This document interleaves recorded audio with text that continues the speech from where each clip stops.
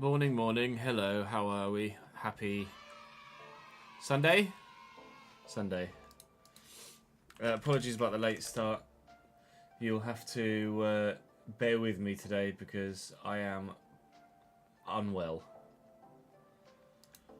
Which is great timing for the start of a brand new F1 and FC Career Mode save, but such is life, such is my luck. So I am going to be not my usual today. Today is going to be a bit more reserved, and probably for a few days as well, unfortunately. I tend not to be able to shake these things off very quickly, do I? So my participation in the iRacing Creator Series on Thursday is very much at risk right now because I physically don't have it in me at the minute. So I might have to. I might have to, unfortunately, step back from being able to participate on Thursday. I hope I'm better by Thursday, but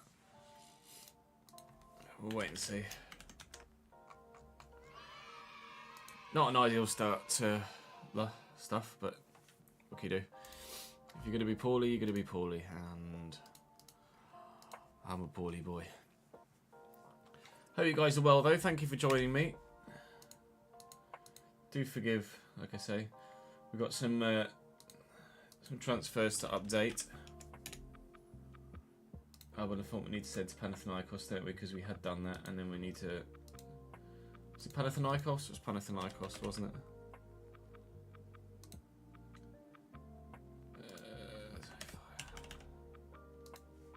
Oh, fuck.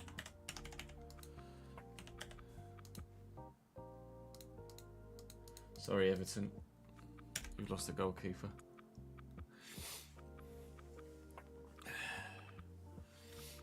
Watching from Perth. Thank you for the support, Jonathan. Appreciate it, mate. Staying up late tonight. Although Perth isn't quite as late as East Coast. So plan for the day is plan for the day is Sunderland Career Mode and a Formula 1 watch along, basically. And then tomorrow will most likely be all Sunderland as well. Before Tuesday, we might well start recording the F1 save. Everton have...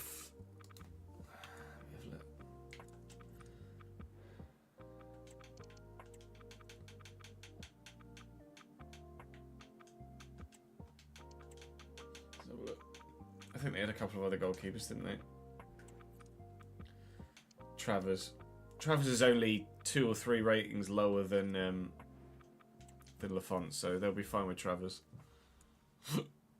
Pardon me.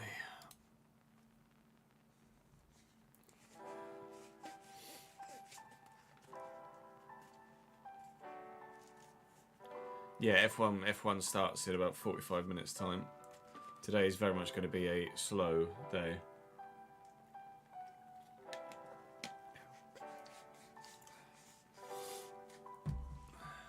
It gives everyone a chance to catch up on the first 3 Sunderland episodes by missing a day, doesn't it? So it's not the end of the world. So we've got some transfers, obviously, to update too, which we can do now. Let me just double check. I don't want to delete that. I do. Fine. So I've just done Albin Lafont because obviously Lafont was somewhere where he shouldn't have been. I can take that off my whitelist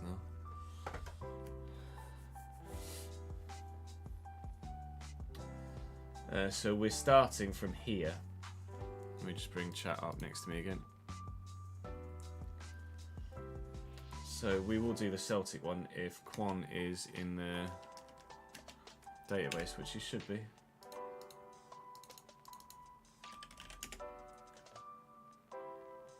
This guy's on loan at Hibs. It's going to Nantes.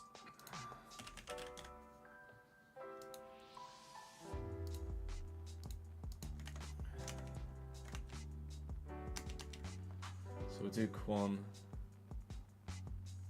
I'll do that. Upon just in case he has decent potential.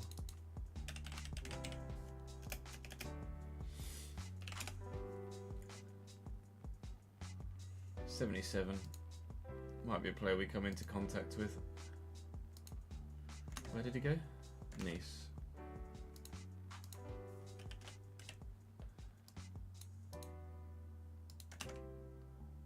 $268.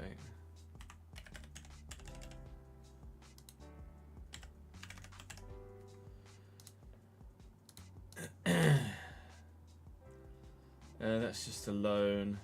That's not that much of an issue. Joao Virginia we were going to do. We'd already moved into the free agents, I think. Oh no. We had done it and he signed someone else, but he's going to Sporting.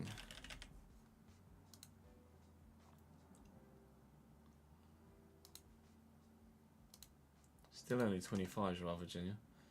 Right, I can't do a Ludogorets one. Ruben Kluivert, let's do was it Casapia? Now move to Lyon. Lyon, yeah, 3.78.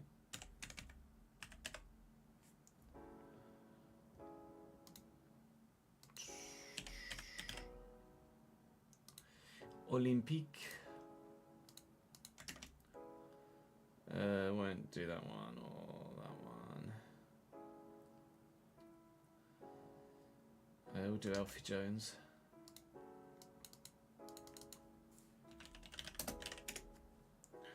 Hull to Middlesbrough. Just in case they get promoted. Middlesbrough there.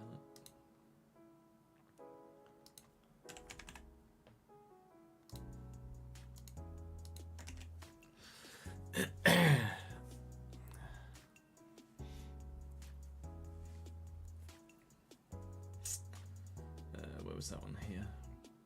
Okay. Pau Victor, Barcelona to Braga. Let's do that one.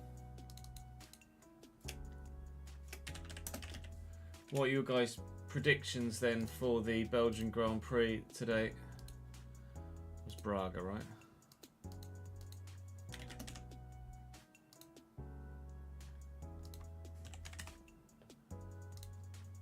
That's Bastich, you absolute fucking helmet.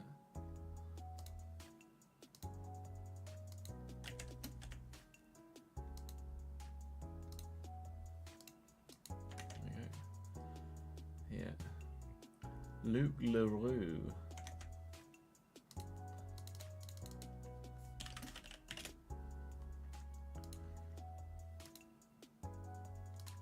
It's Pompey.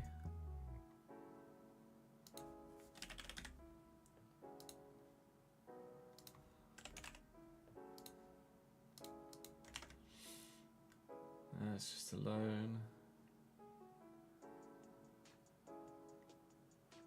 Just a loan. To be fair, they're Premier League, so let's do them.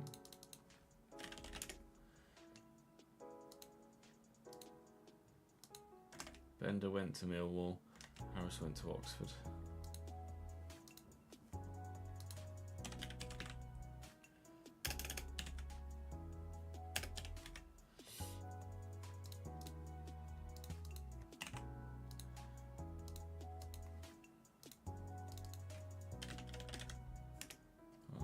There's probably going to be a few Harrisons in here, isn't there? Fulham. No, it's Harrison Reed. Other Fulham. There we go, Luke Harris.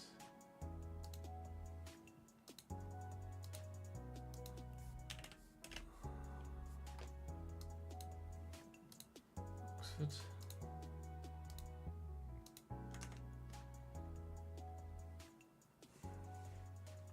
Bolton splashing the cash.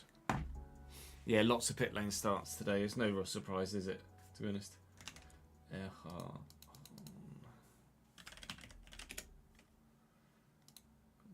Belton.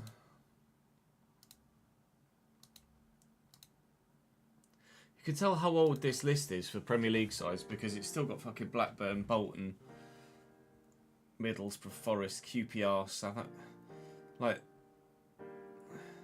that's just a joke. That's how old this database is. Where'd he gone, Bolton?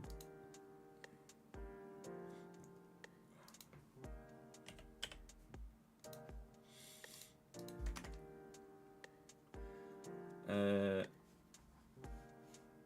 won't bother with the Rodrigo de Paul loan unless that it's just a loan, isn't it? Pit lane to P1. Yeah, okay. Good luck. Is there any more rain forecast, or is that it now? Because it's definitely drying.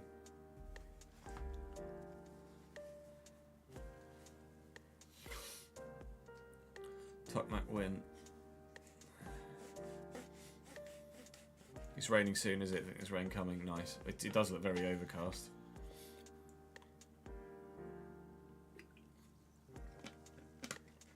Loan with an option or loan with a permanent, Foxes?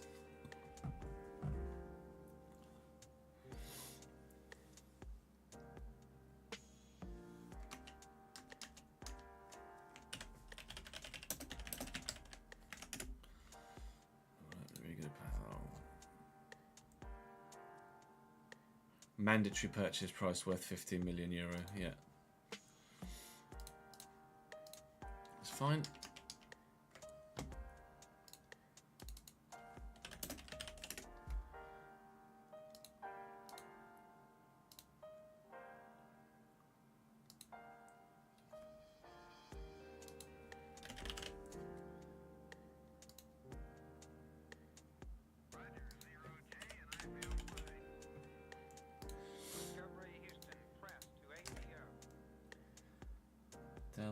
Can't do that one.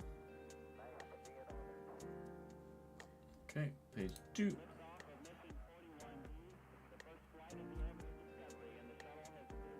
Robin Purple will do that one.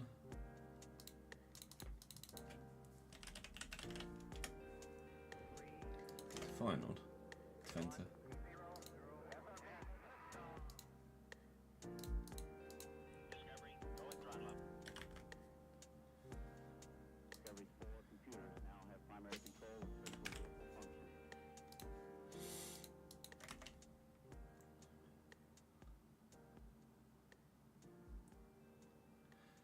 Machine will do that one.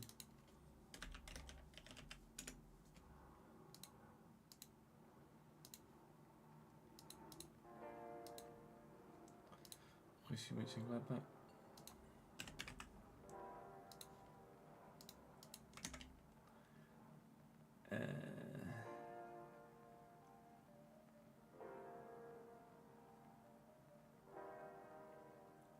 Add a Ramola to Orient on loan.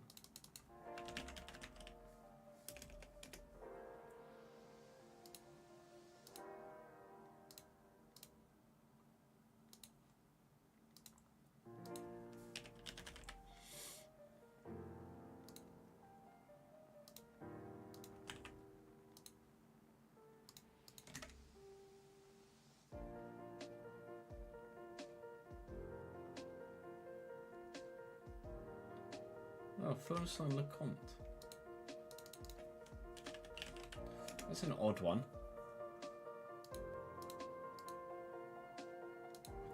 I would have expected anything like that from Fulham.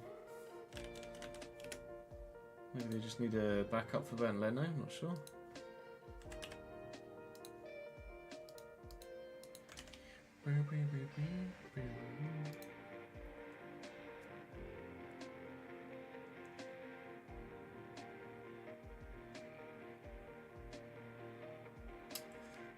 Here's the boy.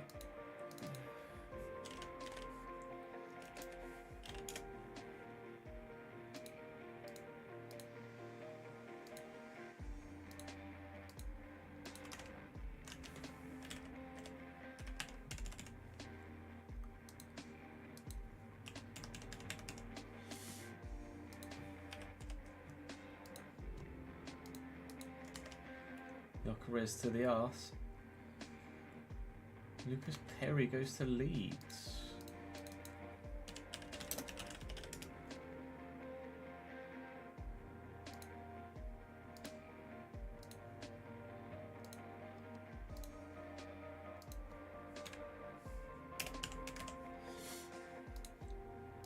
We played Leeds already. No, Leeds are our next game, I think, aren't they?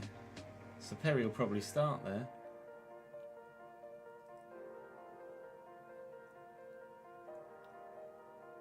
Emerson to Flamengo.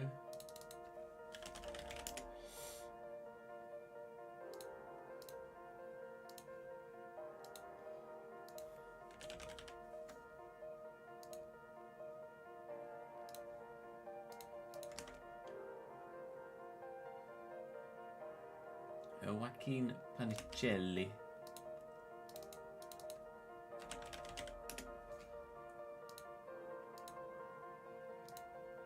So was it Strasbourg? Yeah.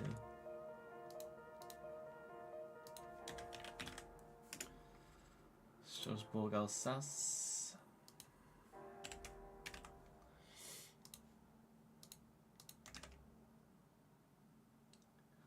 Tremoni will do. Just think. Well, I'll see what his potential is.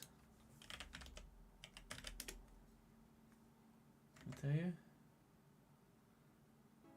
Where'd you go? Tremoni, this is Andrew.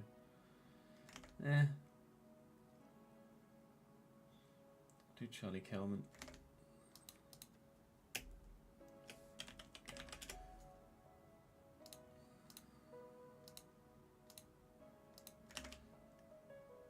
Charlton, 3.5.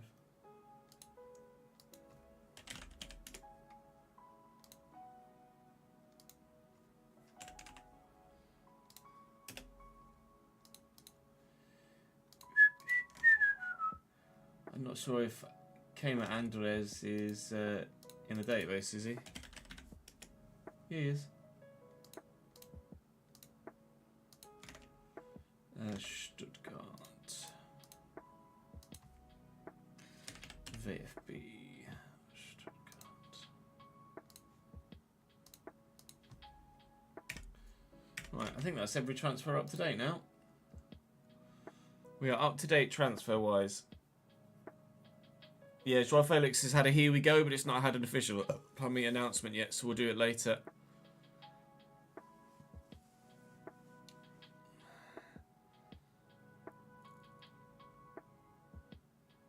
Do you mean Gyökeres, Joe? Because we just did Gyökeres. This is with the live editor on PC, Foxes.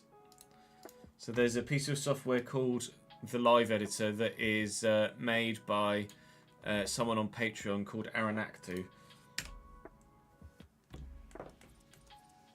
And we use that. I think it costs about £2 or £3 a month to get the latest version of just the live editor. There is also the cheat engine as well that he makes, but we don't utilise that. Yeah, Leeds are our next game, so Perry's probably going to start, isn't it?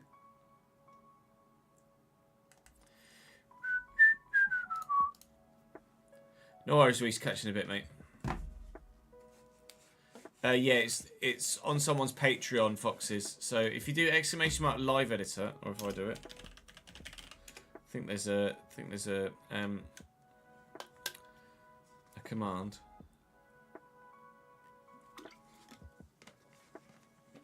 True, stash should start as well.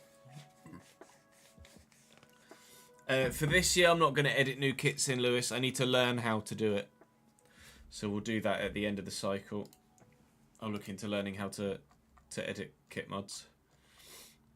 The rain. Williams have just tweeted saying the rain has started to fall again.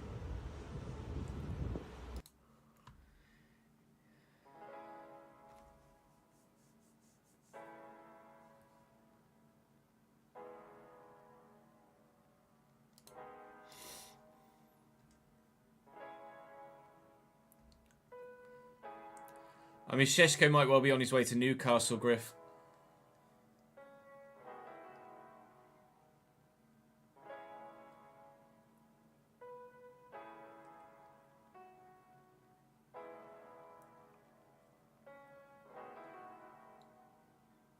Arsenal have had a great window, Murat. Unbelievable window, really.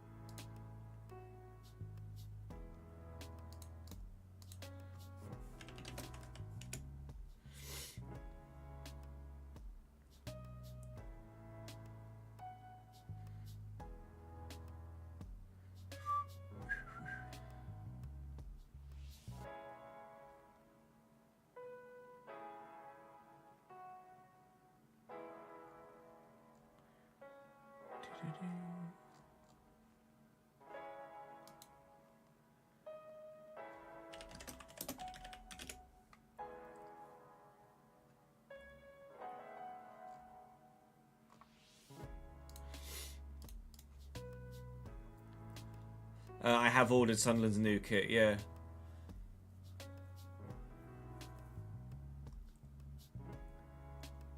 Yeah, good luck, Jay. Not going to happen, I don't think. Unless by United you mean Newcastle. In which case, yeah, maybe. Should call it Morgan Gibbs Red. I see what you did there.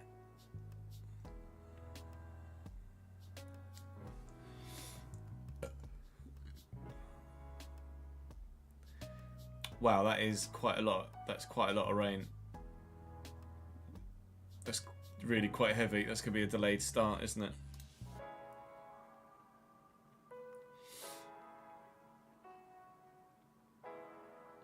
Just spar things.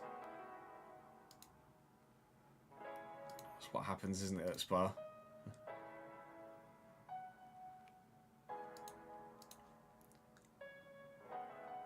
Liverpool have had a very good window as well. Yeah, they've obviously spent big, but it's been really, really good for them. Liverpool and Arsenal both had very strong windows. City done all right.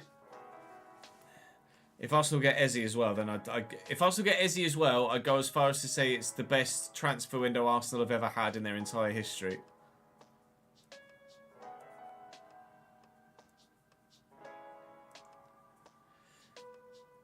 I wouldn't have thought the race would get cancelled, no.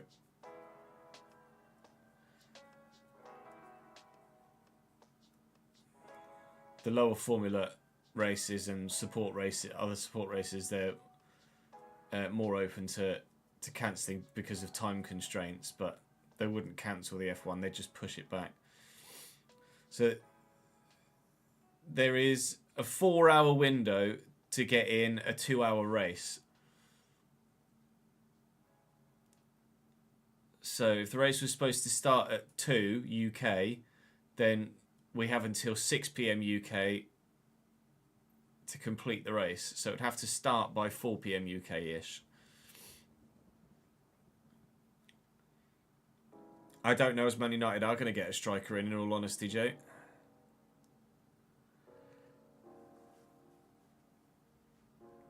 And Burmo and Cunha aren't strikers, are they? They're kind of 10s.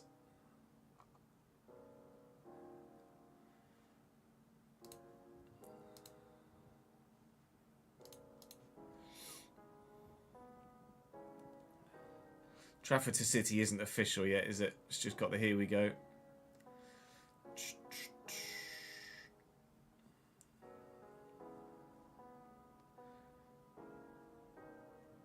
Yeah, United has spent big on Cunha and Burmo, though.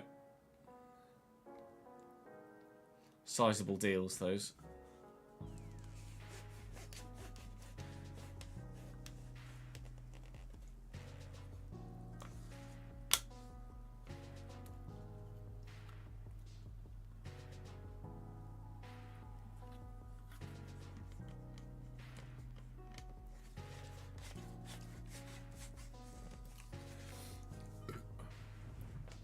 Right. Well, as soon as it looks like the beginning of the race is going to get delayed, probably. We'll have a quick toilet break, and then we will start recording the first episode of the day. So I'll be back in a couple of minutes. BRB.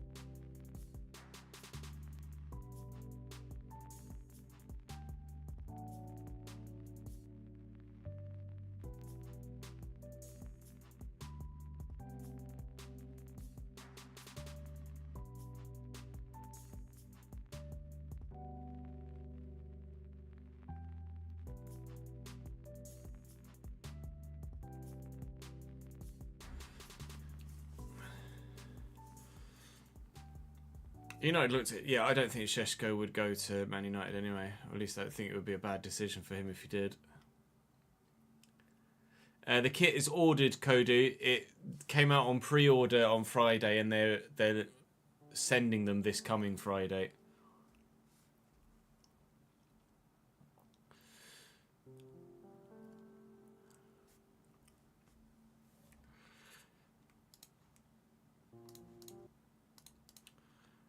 Career Mode has, without doubt, gotten better over the years, Kurt.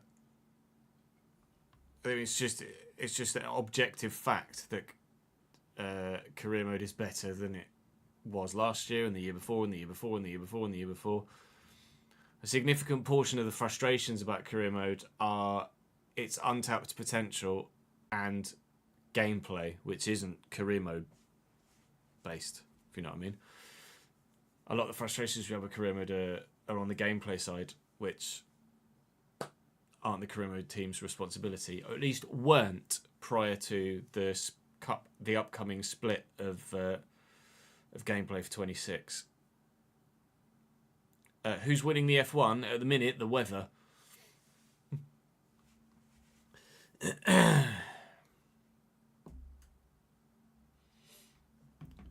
Right, let's start recording, shall we? Again, forgive me for some underwhelming enthusiasm.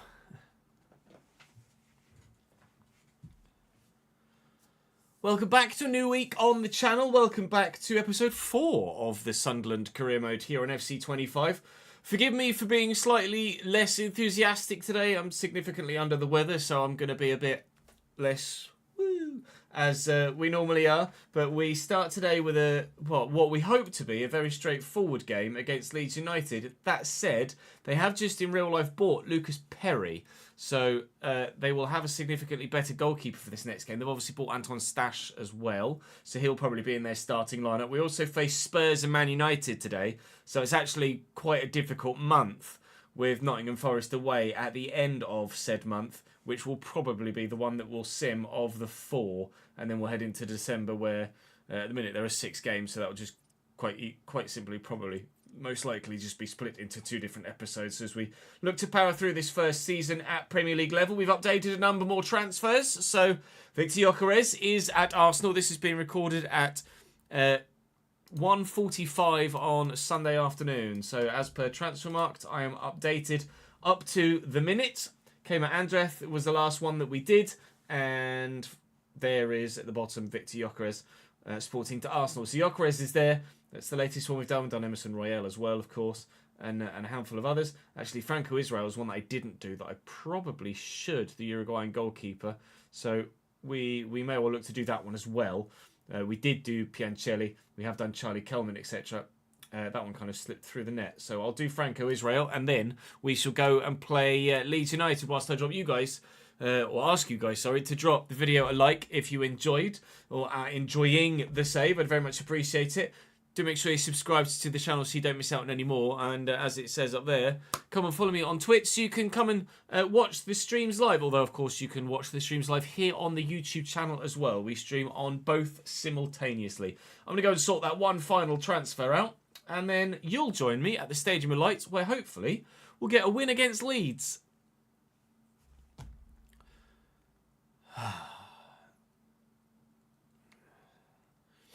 Luis Diaz to Bayern isn't a confirmed deal yet, so it's not getting done till it is.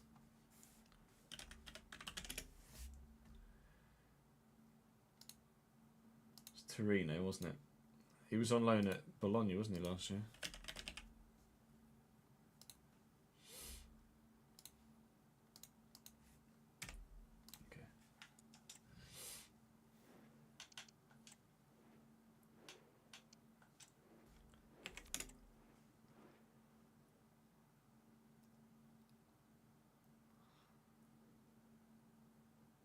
Yes, Alkin. We've done every big transfer, every single one. Peru, yeah, sure. Aronson, yeah. Gacinovic is an intriguing one. I don't know that name. Harrison, Tanaka, and Stash. Could put Dan James out there, but we won't. Bogle, Biol, Strauch, Goodmanson, and Perry does start in goal. Longstaff on the bench. Could start Longstaff ahead of Tanaka. We'll leave him on the bench.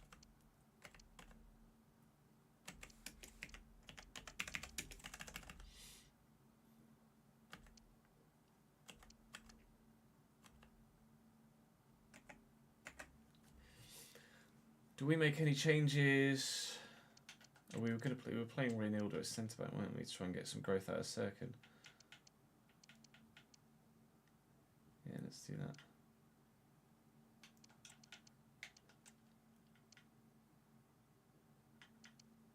Take more off the bench, really.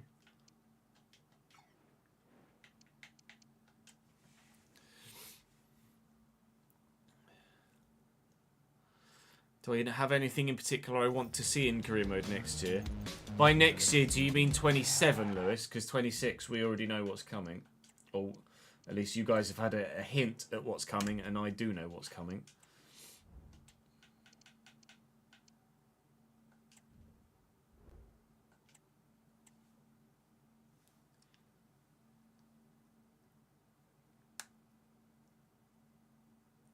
Just showing Lando's crash from 2021, wasn't it?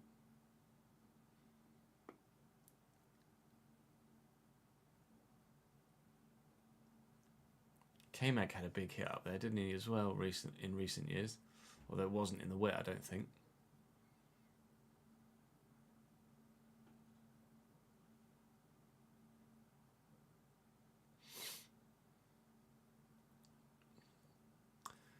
Yeah, I think I prefer safety car starts to delayed starts in this instance, because the only way that you move the water quicker is by having the cars going round.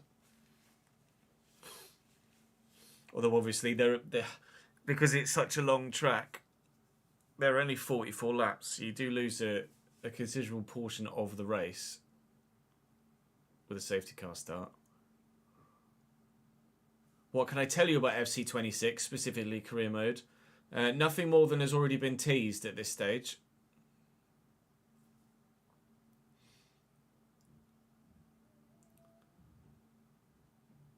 So obviously there is a split in gameplay for 26, so there will be separate gameplay at launch for career mode than there is on online, which is a good step. I haven't played it yet, so I don't know how good it is, but obviously we hope that it's going to be significantly better. We will still obviously have the opportunity to use the sliders to customize the gameplay yet further still, if we wish to. In the launch trailer, you saw teased the managerial market, so that's coming too. There'll be a manager market for FC26. So managers can get hired and fired within your save. Which is what we've been asking for a number of years. As ever, it depends how well implemented something is, but the idea is good. There are a few features that I know about that I can't tell you about, Lewis, yes. I avoid the recording it live and doing it on stream as well. Keep it fresher for me, Beeps.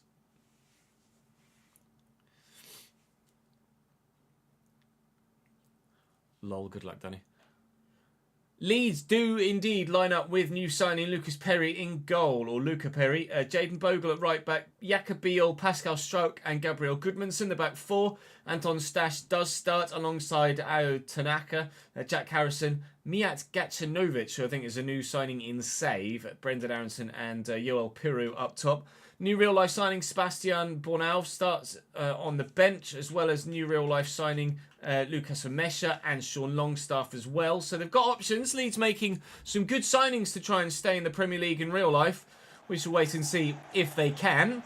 We shall wait and see if Sunderland can. At the minute, we both look likely of surviving in this save, but it is, of course, only November, so there's a long way to go in the Premier League season, but so far so good for us. We do have some more difficult games to come today, though, as we saw through Tottenham and Manchester United. So it might not be as good a day as we've had in the past couple. But hopefully our Premier League wonder kid in Talby, and in general the high-performing new signings, will continue to, well, perform highly. Oh, I could have done that better, though. We could have been 1-0 up, or at least had the chance to be. That's annoying. Well done, Danny.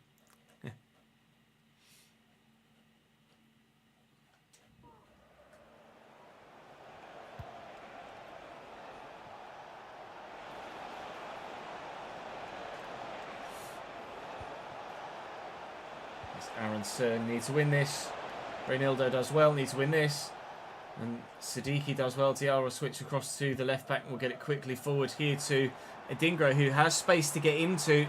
Now, we failed to find Isidore with the ball a moment ago. We have found him this time, and Talby is probably offside. Shit.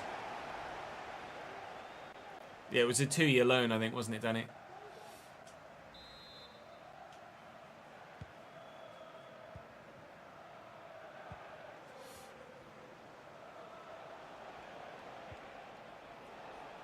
No, read that. Thank you, Mr. Goodmanson. Trey Hume been pretty solid. Everybody really has been solid thus far. I don't think there's been a single player that I've been disappointed with regards to their performance levels so far this season.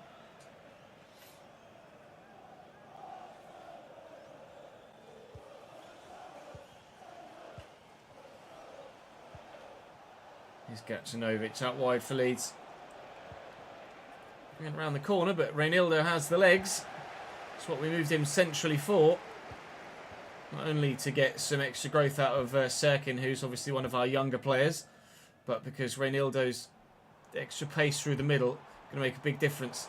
Adingra, his pace out wide is making a big difference, so we'll lift this looking for Isidore, who could volley it first time, and that is offside. Oh, what a goal it would have been for Sunderland here against Leeds. Lovely ball over the top by Adingra, but didn't quite time it well enough. I mean, what was offside there? I could only really see his forearms, so I'm not sure whether that was offside or not. It was a great finish, but it's not going to count. Well, we know we can score then against Leeds. We just need to go and do it again, which we could do immediately. Adingra. Cut it back to Isidore. Talby's through the gap. Talby! We have gone and scored immediately again. And this time it will count. Isidore with the assist on this occasion. And that wonder kid's at it again. Régis Lebris' side playing some very nice football. Oh, his toenail was off, was it? That was borderline off as well, this one, but...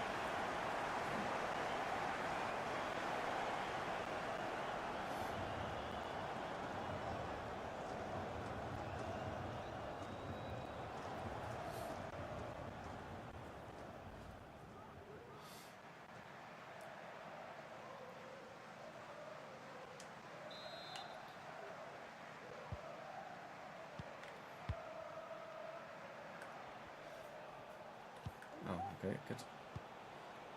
Trey Hume chasing over Goodmanson, who has considerably, oh, that's really poor. Considerably, frequently and continually gotten himself very far forward from fullback. And that's going a long way wide from Jack Harrison. These fans, if he keeps playing like that, will wish he was still out on loan at Everton. Isidore underneath this, but Anton Stash is there. His welcome interview at Leeds was very funny in real life, talking about dirty Leeds. Obviously seen some old school Leeds United footage and was familiar with what the Leeds fans expect from their holding midfielders, which is getting stuck the heck in. Lovely run this from Habib Diarra, and finds Talby, who's going to look to leave Goodmanson for dead, which he has done. Can he return the favour to Isidore? Yes. Post. No goal. If we'd scored every effort that hit the woodwork so far this season, we'd have twice as many goals. It would be twice as far up the Premier League table. Siddiqui, nice little offside trap step there from the Leeds back line, but Habib Diarra is here. Good footwork from him. Isidor's in the middle. I'll float it. Good physicality from Beal. Just to bump Isidore out of the way. Knock him off his stride so he can't get to it. We're going to lead by a goal to nil at half-time. But it could have been more. It might yet still genuinely be more. Reynildo looking for a dinger. Good tackle from the fullback. Well done, Jaden Bogle.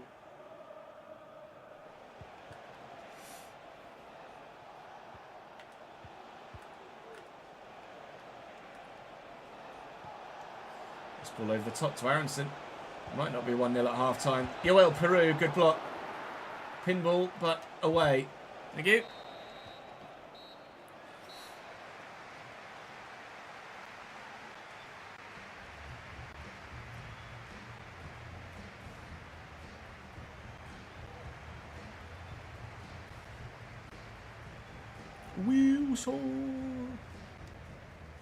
They bought a step softer for Spa this year, haven't they?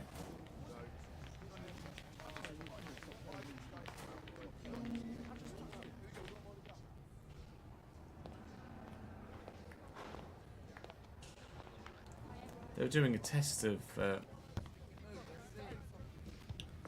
whether it was worth doing. I know obviously it's wet, so we're not going to get the chance.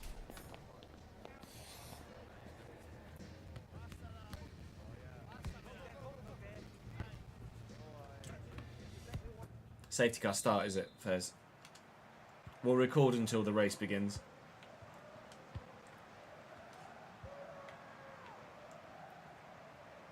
Hume down the line to Talby. Little ball inside to Diarra. Goodmanson cannot deal with Talby's movement. He just is all over the shot. Should maybe have tried to take the effort there with Isidore rather than looking to find a teammate. It's just far too adventurous, their fullback. It's either he's too adventurous or they're just not good enough at retaining possession. So when he does get forward, which is almost every attack, they're losing the ball so quickly that even though he might not be in possession anymore, he's not in a position to be able to recover defensively when we do win the ball back. There's not much room in here now. Adingra run around the corner. I was trying to find Isidore in all fairness, but okay. Aronson. Safe. Daniel Ballard. Ball quickly to Talby. Even when Goodmanson is in position, he still can't deal with Talby. He's out with Talby.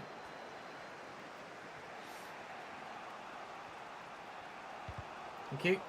It's really poor. Jack Harrison's having a particularly unimpressive game, to say the least here. Adingra around the corner. It's Siddiqui in the box. One of the other new signings that has really hit the ground running. I was trying to pull that to the edge of the box and it tried to get it into the middle towards Isidore when actually I was looking for Diarra on the edge. Daniel in the CDM position has been rock solid here.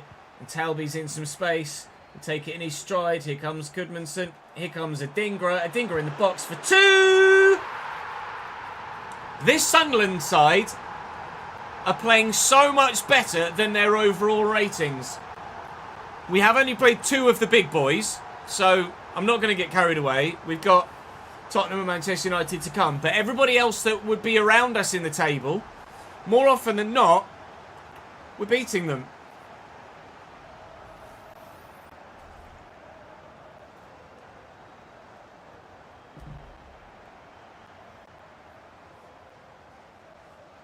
We do have custom sliders, Arhill, yes. If you go !sliders in chat, then the bot will respond with them.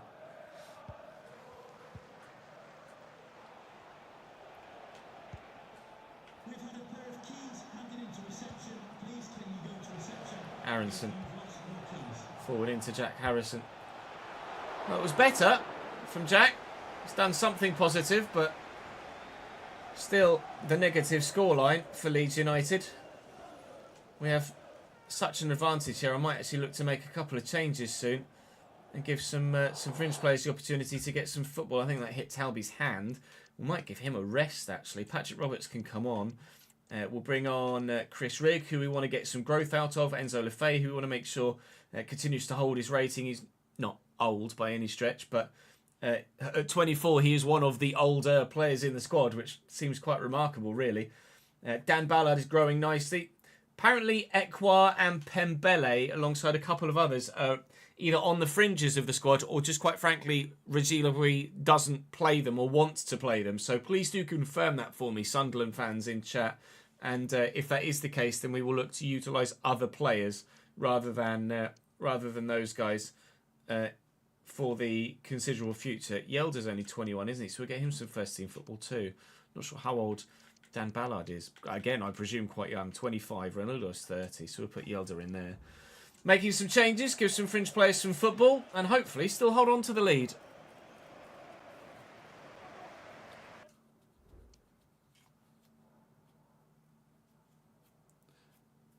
I don't know. If Sunderland do get Xhaka, then I'd say Sunderland have a strong chance of staying up. But overall, I think Leeds probably have the best chance of staying up of the three. But I think all three go straight back down, personally.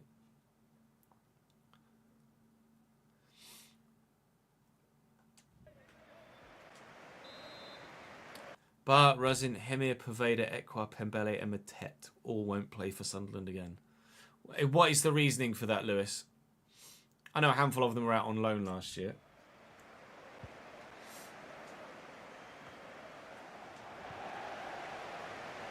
Zola Fate. It's as solid a challenge as they come. Hume with the throw. Zola Fate with a nice sharp turn. Looking for the run. Patrick Roberts. He's looking for the run. Oh, Wilson Isidore.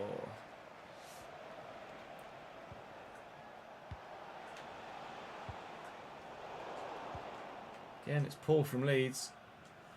They've tried, but they just haven't done it well enough. Patrick Roberts rides that challenge, does he? No. We'll have that back, though. Thank you. Dingra to Rig. Just try to slow it up. Look for some support. Isidore looking for a Dingra. Beautifully done.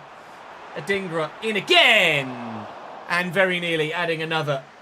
The front three really starting to work very nicely together. Wilson Isidore has grown a little bit since the beginning of the season. He was 69 at the start of the year. He's now 71. And even though it's only a couple of ratings, it has made a significant difference to the way that he plays in game. Either that or I'm getting more used to him. Probably a mixture of the two. And as a result, we are having some rather good football up top, actually. Again, oof, very nearly Leeds back in it. We have been lucky with the fixture list in that we haven't played a lot of the bigger boys yet. But you can only play against what's in front of you. And so far, when we've been playing against some slightly weaker sides, we've made the most of it. We've gotten our results. Adingra is offside here. We could have had a number more goals in this game, but we have not. 88th minute. It's going to be probably 2-0 Sunderland to the end, despite the fact that we've had the ball in the back of the net one more time, and both sides have hit the woodwork as well. Hello. Aronson could have a go. Never mind.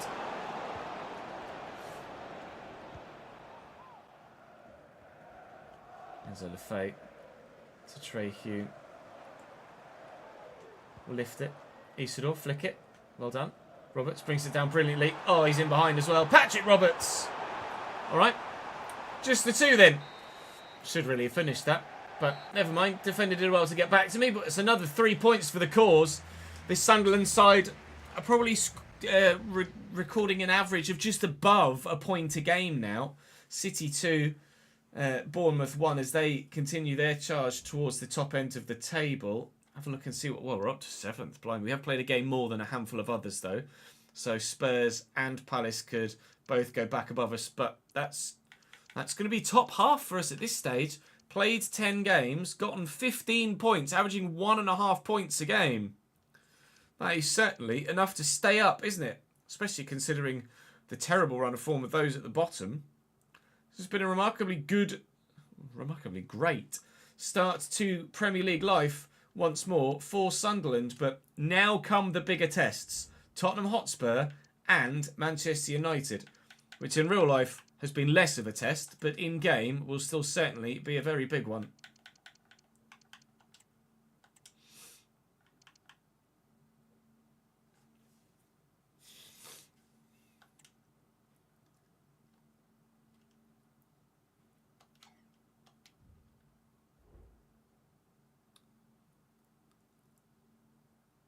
Luis Semedo's not in the game, Lewis, no.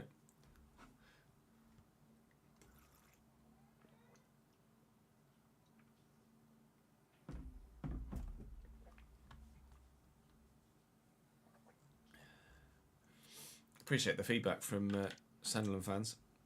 Helps direct the save.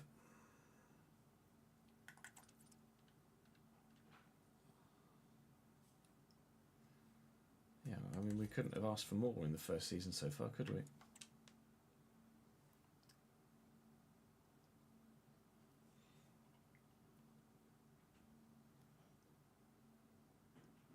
We've just started this new save, Stubo. No need to apologise for being that guy. If you've not been here, you've not been here, mate. Got to ask the question, haven't you?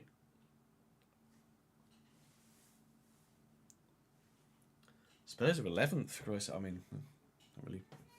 Actually, it's quite good for them, given recent form, isn't it? Jude wants his lunch.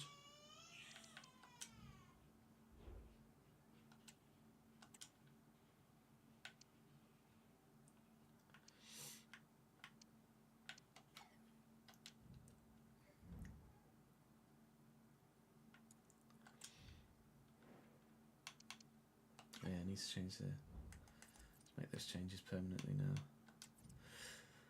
It's not the one you wanted, cheers. That's when you wanted, cheers.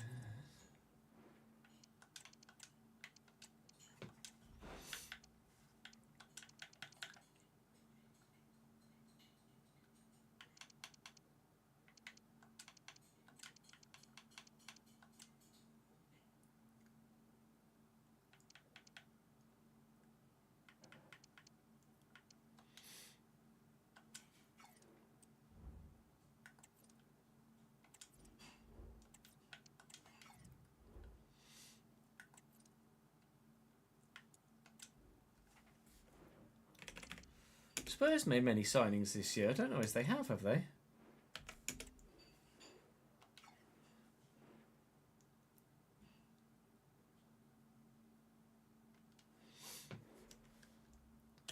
Son, Tell, Solanke probably, Brennan Johnson.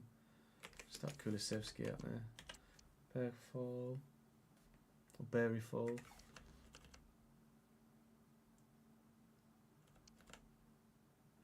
Kudus and Tell are kind of the only two, really, aren't they?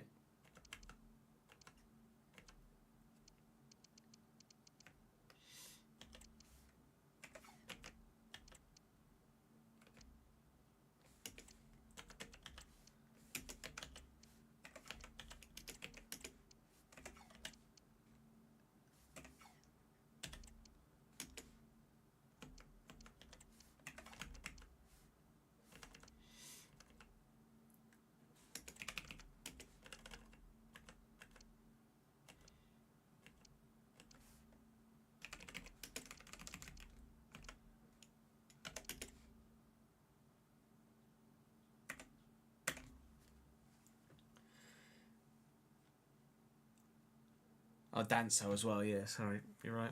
Bad. No, Danso was with Tottenham last season, wasn't he? And Tell, were they just loans that became permanent?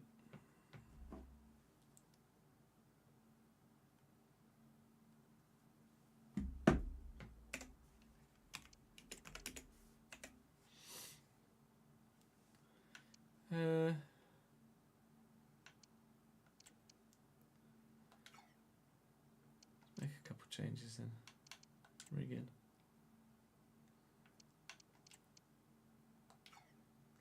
Can't really justify any other changes at the minute. I want to try and play some fringe players, but at the minute everyone's playing so well.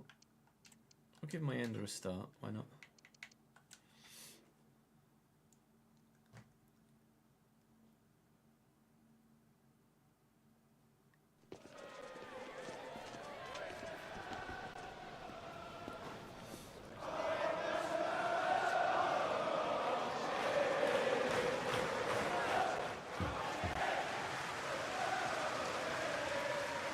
Expecting heavy rain in 9 minutes, they've just said on Albon's radio. Is there going to be a break in the rain at any point? where there's like a window of opportunity.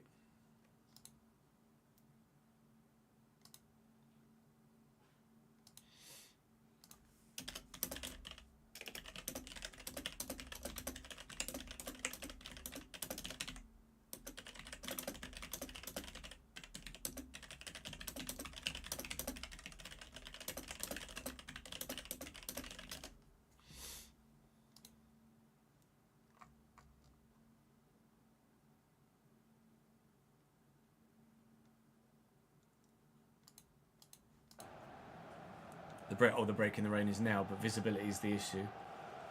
Yikes.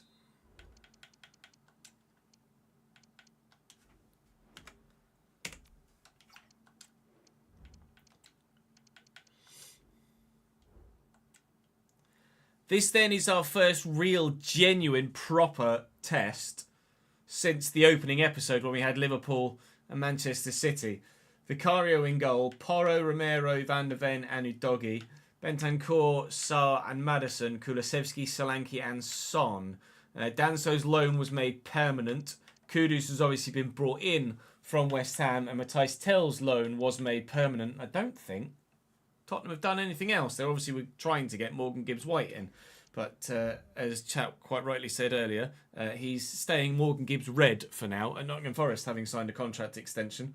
But if we're ever going to lose a game in the next few, it's probably going to be this one and the next, quite frankly. I made a couple of changes of my own, actually. I might point out to you. Mayenda starts, as does Chris Rigg. And that was it.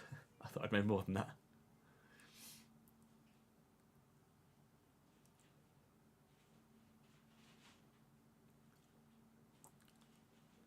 What they need is like a troop of road cars to go out and just disperse water.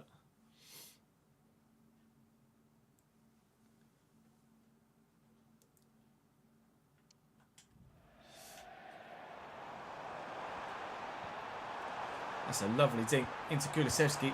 Safe. Oh, not safe. Very not safe.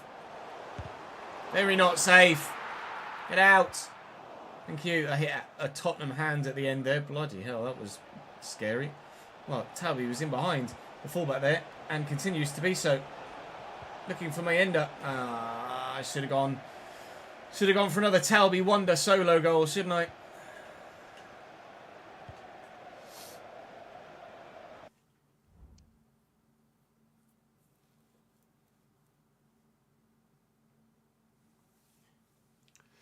Sunderland are rumoured to be signing Xhaka, yeah, but it's not confirmed yet.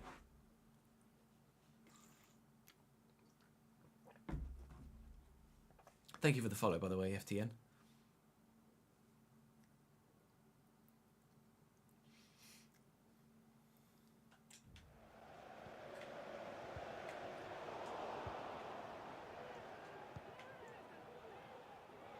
Hume. See you, Mr. Son. You are offside.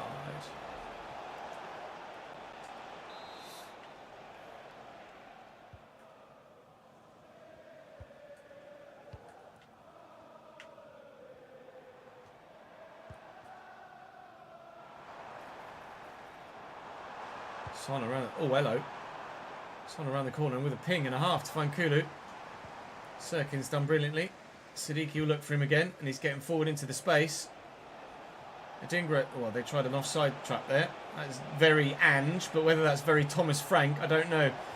Oh, Mayenda can't get the shot away. No pressure here. Let's bring it down. Lovely turn. Apparently there's a foul in there. On me, supposedly. Looking for Talby. Got a bit of space here. Go on, young lad. Van der Ven's in the way, and I bet that's going to be a goal kick too, isn't it? No, it is a corner for Sunderland. Anyway, side pressing. Talby will take the set piece himself. All right, we'll try again then. Thank you, Jimmy. Madison heading it back out for another corner. Talby will deliver again, and we're up, and we're under it, and it's headed wide. Oof, brave from Romero. You say, oh, hello. What in the world? Kulusevski has got options. He's found Heung-min Son. Who's found Solanke, who finds the fans behind the goal. Hey, Sports.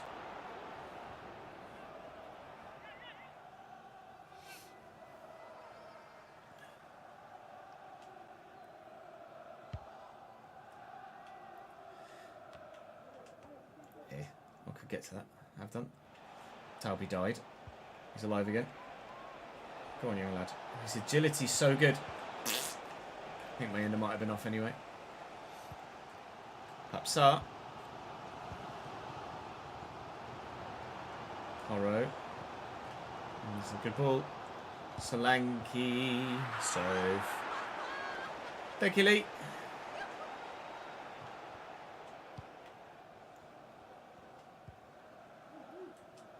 Hume. Talby. Possession play's been decent so far. Talby the wide option again. They end up. Now then, Nicky van der Ven is normally doing exactly that every time you get the ball. That's going to be loose though. Oh, bring on FC26, eh? See if we can still do something. Talby's got loads of space. It's a great ball out to him. Slightly forced him a little bit too far wide, but I'll try and drill this looking for Mayenda, who will hit it first time and spoon it into the stand. Brilliant opportunity. Wasted, unfortunately. Mayenda's left-footed as well, isn't he? I think. Yeah. 4-star weak foot, though. Not that he showed it there.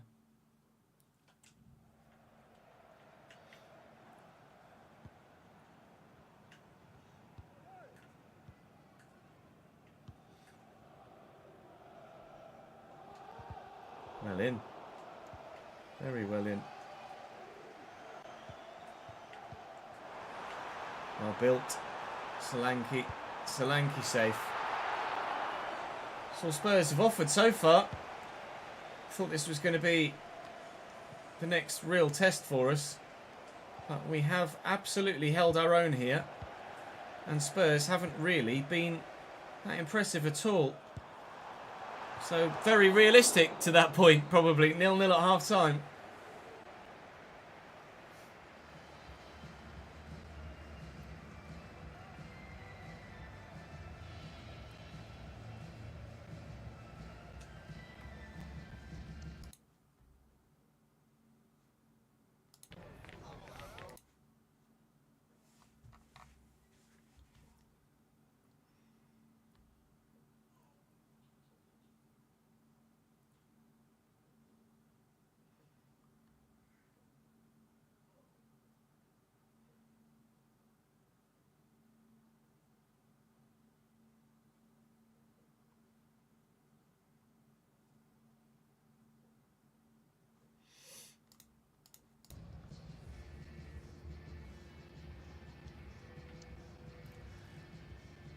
Probably looking like no Grand Prix then at Spa, right? In which case, Lando on pole could be huge. Half points.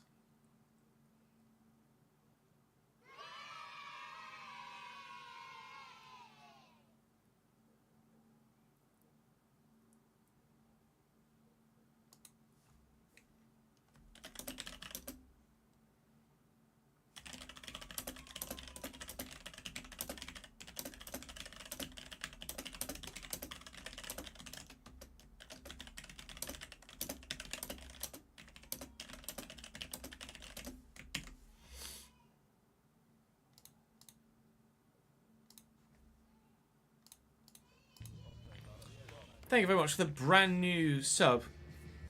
N9. Very good of you. They don't do half points anymore. So what? It would just be a 23 race calendar. Are you not ads? Because when I went through my Patreon recently.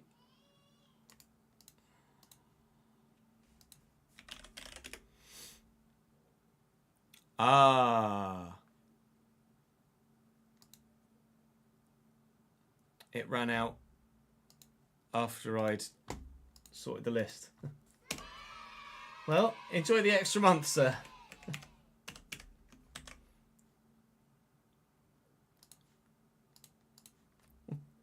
Joe, thank you very much for the 38th month and 11th in a row.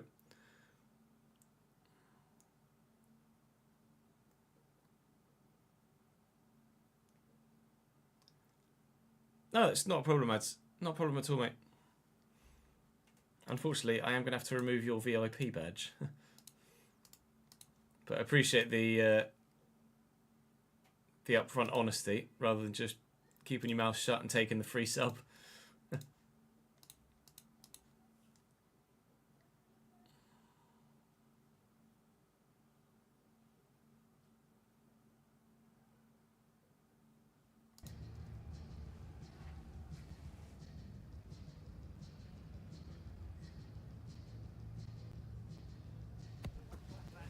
I mean, no race then, isn't there, really?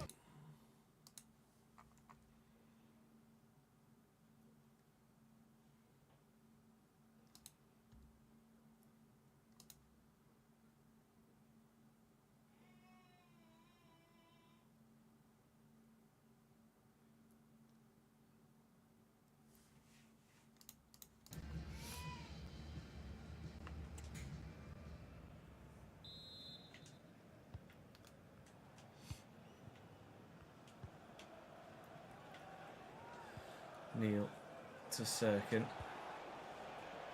And into Siddiqui. I mean, I'd take a point, quite frankly, away from home against Spurs. But given the way that the game is played so far, I wouldn't... Oh, if he takes that under control, we're really in. I wouldn't bet against us. Maybe sneaking a win from this. Son, down the line, into Udogie. Solanke finds only Reynildo. And now they're short on men at the back. Nadinga's going to get to this first, and we'll look for Mayenda. It's not a bad ball at all. He's not found his teammate, though. Who's going to get to that first? Well, Trey Hume comes away with it. And we'll dig out across. And Nadinga is there at the back post, but Pedro Porro wins the header.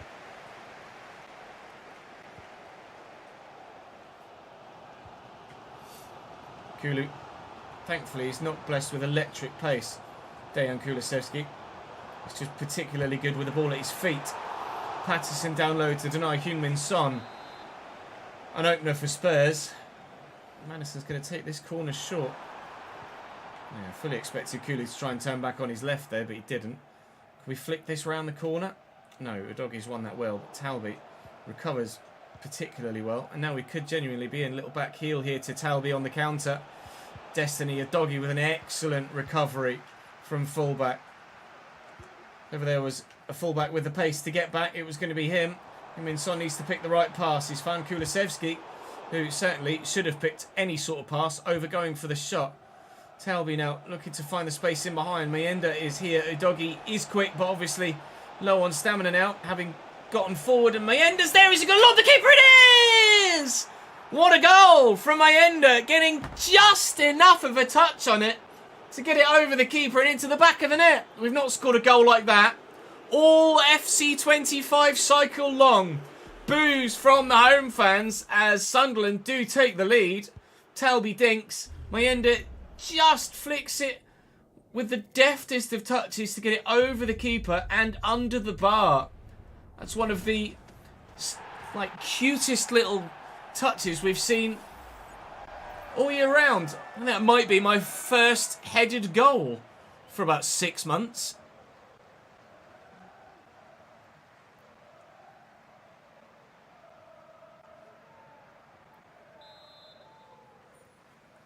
The live editor is basically a database editor, Camel. So you can just kind of edit things that are on the database, like change names, stats, etc, etc. You can't add things in or take things out, but you can just kind of edit what's already there. Are you telling me, Reaper?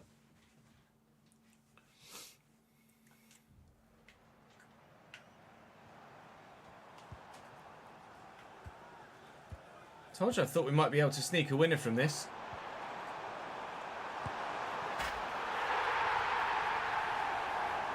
Although, don't know why I open my mouth sometimes. That is a hell of a goal from Mr. Solanke. Low-driven shots are returning on FC26, but on the odd occasion, they still show themselves here on 25 as well. That is a brilliant finish. It's very, very good from Solanke.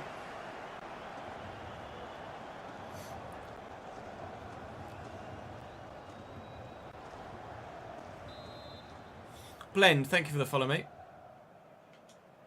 Goal for Tottenham Hotspur. Number 19, Dominic Solanke. Rig, looking for Talby. A reminder that the stadium is a family-friendly environment and only soft drinks can be taken down to your seats. Thank you for your cooperation. Kulusevski. Oh, what a whip, never mind. Keeper's there, would have been brilliant.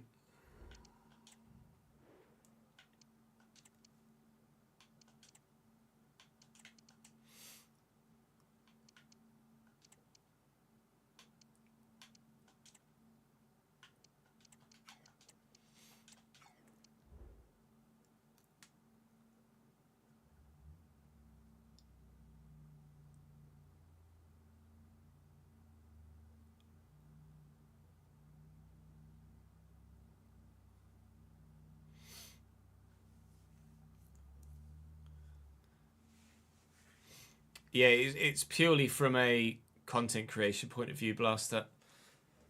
Making as much content as we do.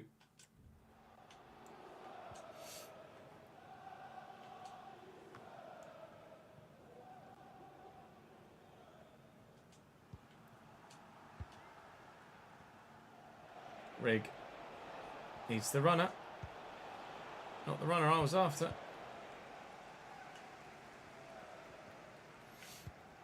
Court. Madison quickly to Solanke.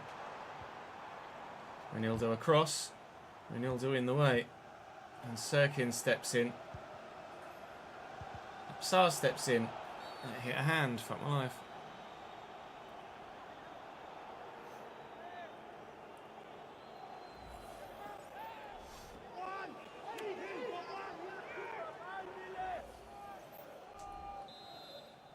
Free kick for Spurs, 10 to go. We made some changes. Don't know as they have themselves, actually. That's Paul. Wonder if the... I don't think, actually, the change of the real-life Serie A sides will be in effect in this save. I might need to redo that with a live editor. That might be save by save rather than game-wide. Ah! Finish from Rodrigo Bentancur to give Tottenham, undoubtedly now with 5 minutes to go, the win.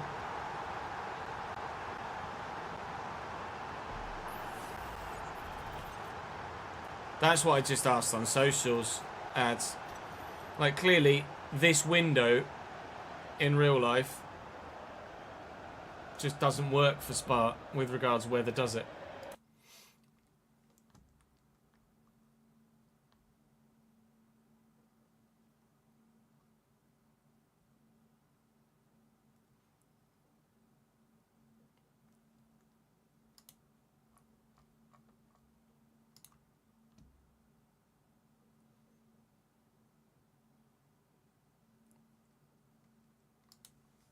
Shit. Forgot it doesn't pause anymore.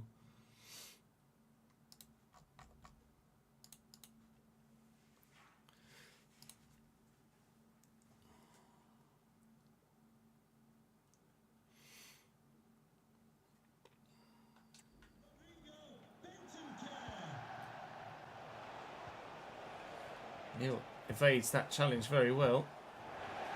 The end are flattened and the referee says play on. Son to Kudus. Hume well out of position now. Very long way out of position now. Spurs might be in for a third. Solanke with the turn. He's got support. He could go solo. He's going to do it. But Patterson with the save. Right, what I could do with here is an electric counter-attack to find an equaliser. We might get it. We need to get that away, please, Mr. Hume. And forward to Adingra. Pedro Porro intercepts. That would have been the electric counter-attack we were after, because we've done that before with Adingra and then just squared it for a simple tap-in. Spurs are going to win, and it might be by 3. It won't. It will be by just the 2-1, but it will be by the 2-1. I don't really feel like I deserved to lose that game on the balance of play, but such is the nature of things sometimes in the Premier League.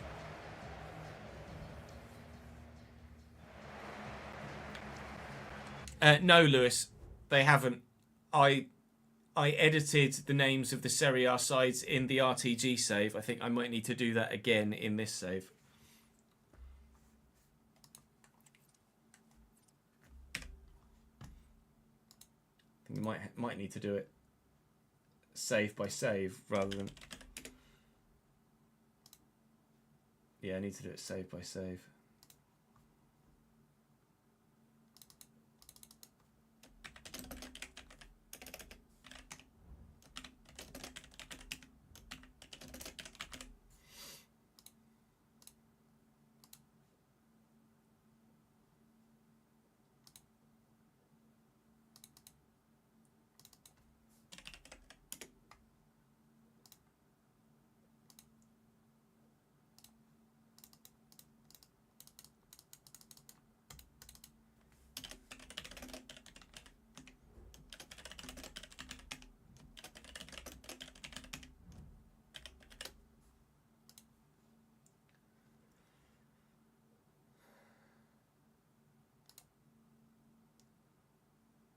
Lazio and Atalanta, isn't it?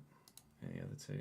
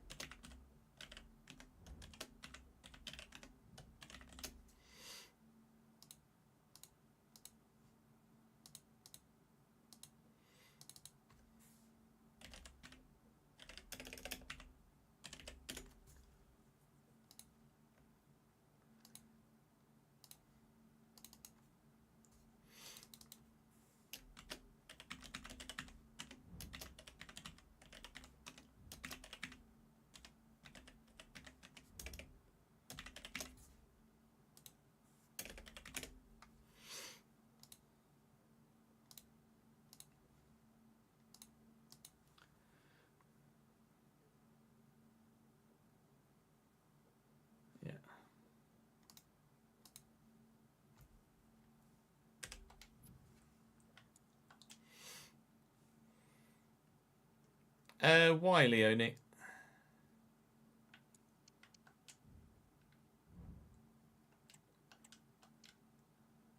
Oh, Euros final. Yeah, I forgot about the Euros final. That makes sense.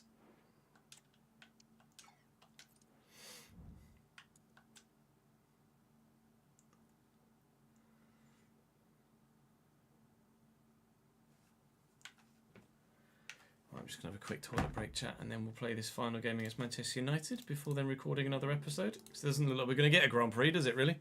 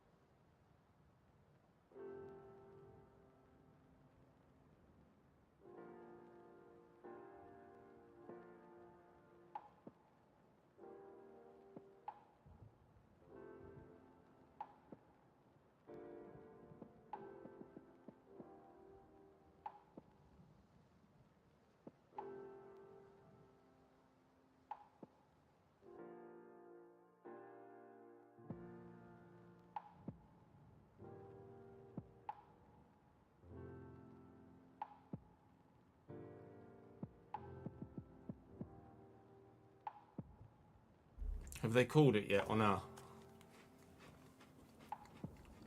Thank you for the follow, gamer.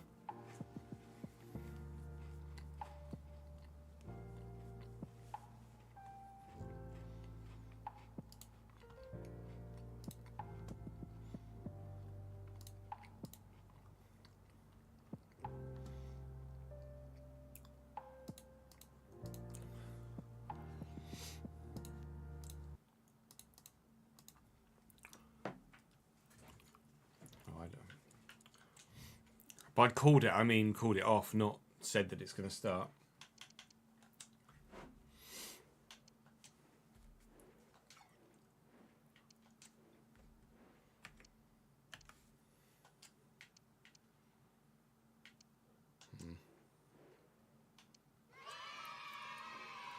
Yeah, I can show you that at the end of this. At the end of this game, Lewis. At the end of the episode, I'll show it for the actual content as well, if you like. Frankie, thank you for the 56th month, mate. That's very good of you indeed. Yeah, all good, thank you, bro. Right, now we're going to change these formations. Let's change this formation.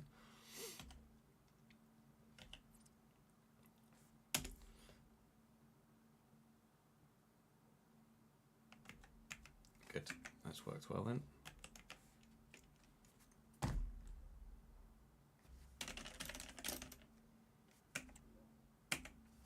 Physically can't change the... Physically can't change their tactic.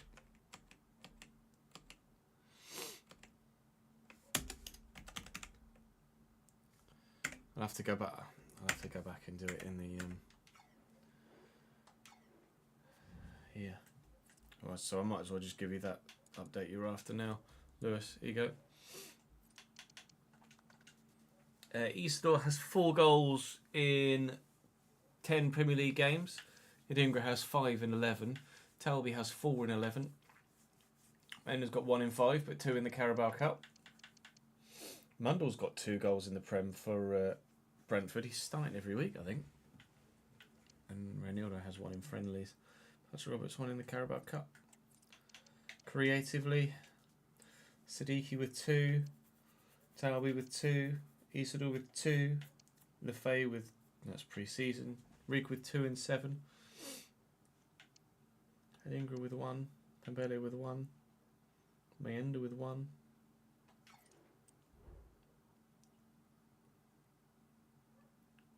Oh, I also have to be changing information for it to work. Okay. Good to know. Let's try that then.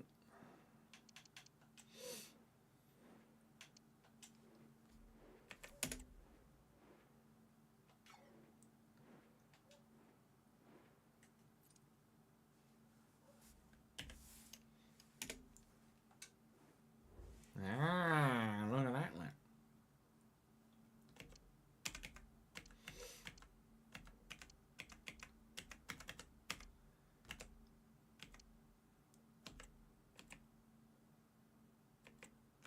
I mean, the formation's not changing.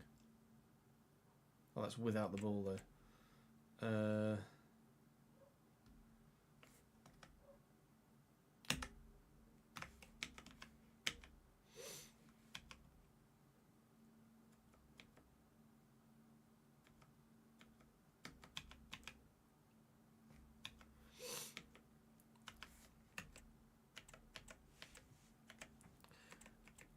It's not. It's literally not doing anything.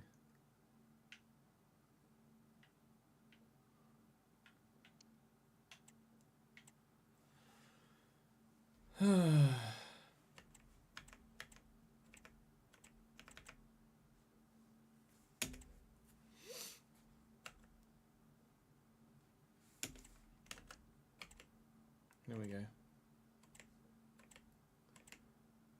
What should they play? 4-2-1-3 maybe? A 4-3-3? Probably a 4-2-3-1, right? Or 4-3-3 attack. Let's do a 4-3-3 attack.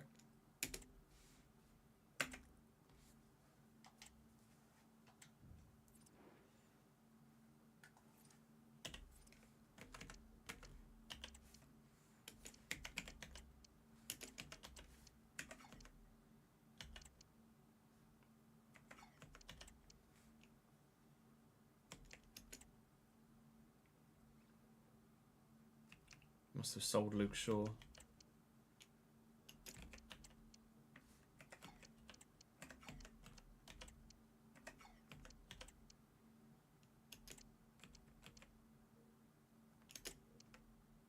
Bruno at Cam and Cunha at striker, or yes, at this summer window, Ancient. We don't normally change the formation of opposite teams, Camel, but the 3-back formations in FC25 play horribly. They play horribly. The back three just super deep and super wide, and it's just impossible. It's impossible to not score at least 5 goals against them most of the times. It's because of a bug, Will. The coding's just not good enough for them to select their best side more often than not.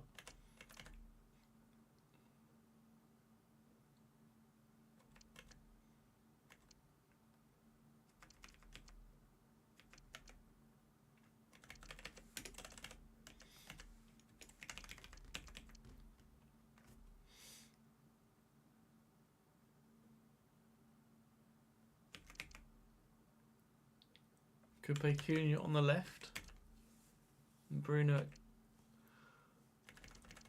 And who do you play? Who do you play alongside Ugarte though? Man United needs so many more players. They sold Manu in the save, yeah.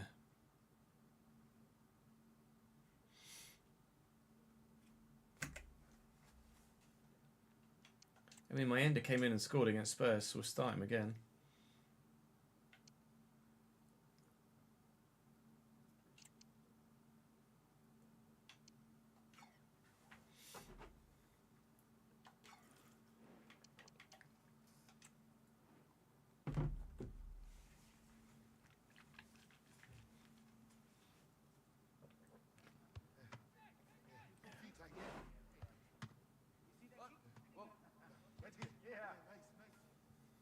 Nice.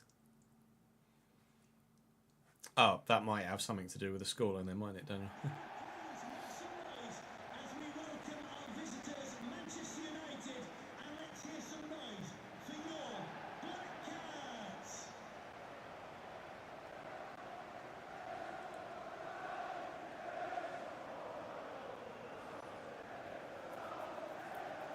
I mean, Ugarte had a great run yesterday for Man United, didn't he? Against Everton. Was it Everton? No, it was Bournemouth.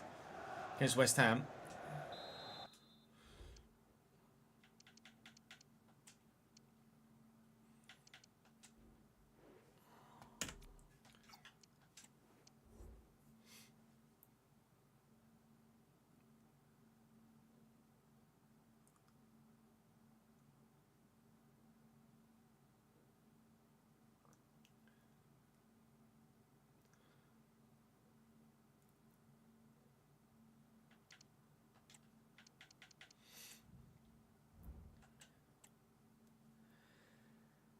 Man United lining up with a manually changed from their usual 3-back 4-3-3.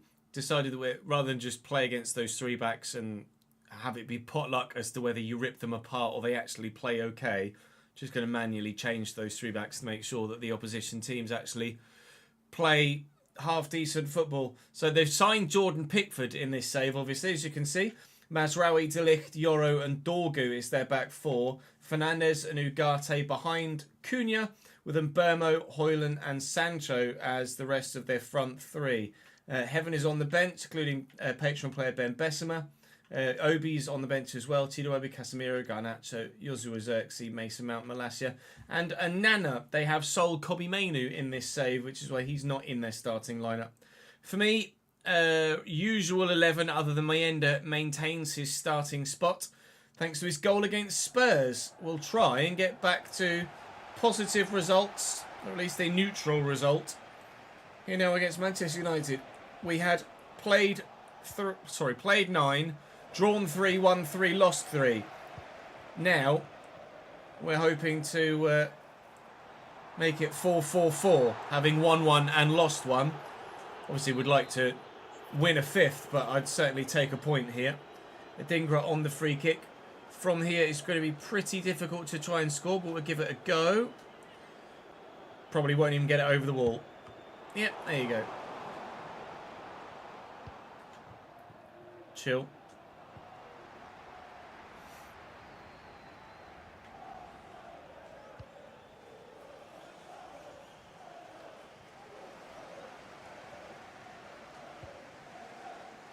Siddiqui. Support close from Diarra. In front to Dan Neal. Dan Neal from 30 yards. Ooh. Probably further away than it looked, but worth a go. I don't know what Dan Neal's shooting is like, to be fair. I think that might even be the first time I've ever actually shot with him, and it really wasn't that far away, was it? Ryan, thank you for the follow, mate. Of course, Sean. If you have any feedback, do let me know.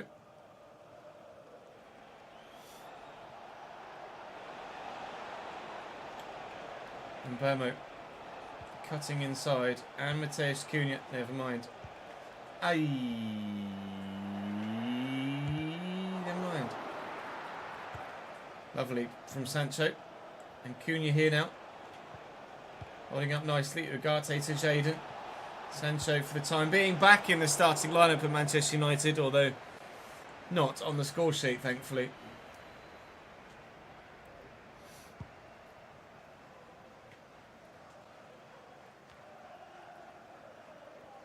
Dingra with the runner. Oh, Talik, it's brilliantly done. Keep that in play if we can. Deliver the ball looking for Mayenda, or even maybe Talby at the back post. Never mind.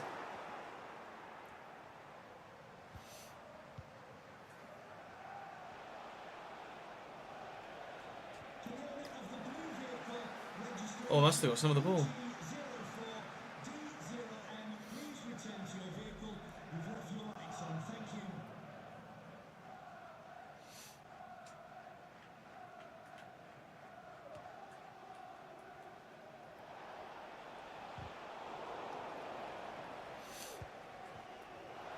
Sancho.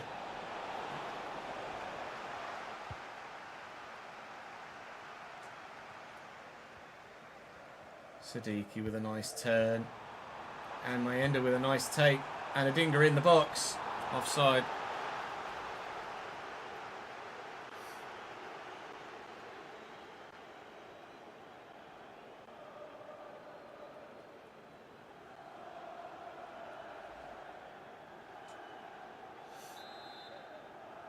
Diallo scored a good goal yesterday that was obviously offside in the end.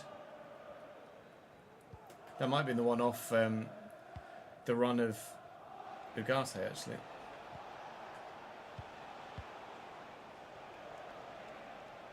That's Rowie. 1-2. Cunha waiting for the ball inside off from Burmo. Gets it. Gosh. Hoyland, he's on his left. Oh, when he's not far away at all. It's wide of the post from Rasmus, but it really wasn't that far wide. Keeper tried, didn't get near it. Thankfully, didn't need to get near it. It's realistic to a point, Gary. Yeah, it's not going to be. We're not going to be hyper realistic with it like the RTG. So I like that save to have its own place, but we're going to try and be quite realistic with this. Oh my God, he's just swished at it. Hoyland. Past Dan Neal. Cunha to Rasmus again. Dan Ballard stands firm. Says, no dice, sir. Right, try with Dan Neal instead. They end up looking for a dinger. He's going to get there. He's going to bring it down. He's trying to go across goal. Pickford is ever the good shot stopper and stops the shot well. It's annoying. If I'd have gone across goal as I'd intended, then maybe. Might well have snuck in the far post. Here's Mbama now on the counter-attack, looking for Hoyland. Pinball in the box, but pinball that sees us come away with the ball in the end. Adingra in behind, maybe? No.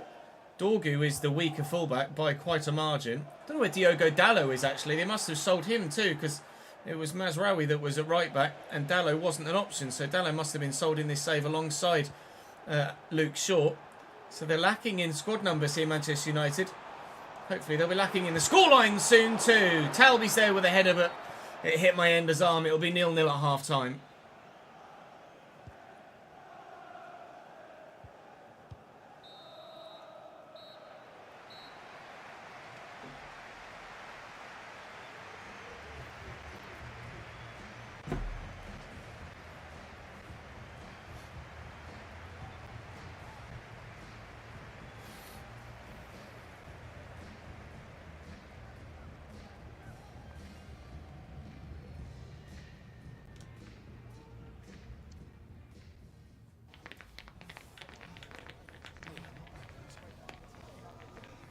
Oh, I don't feel well, chat.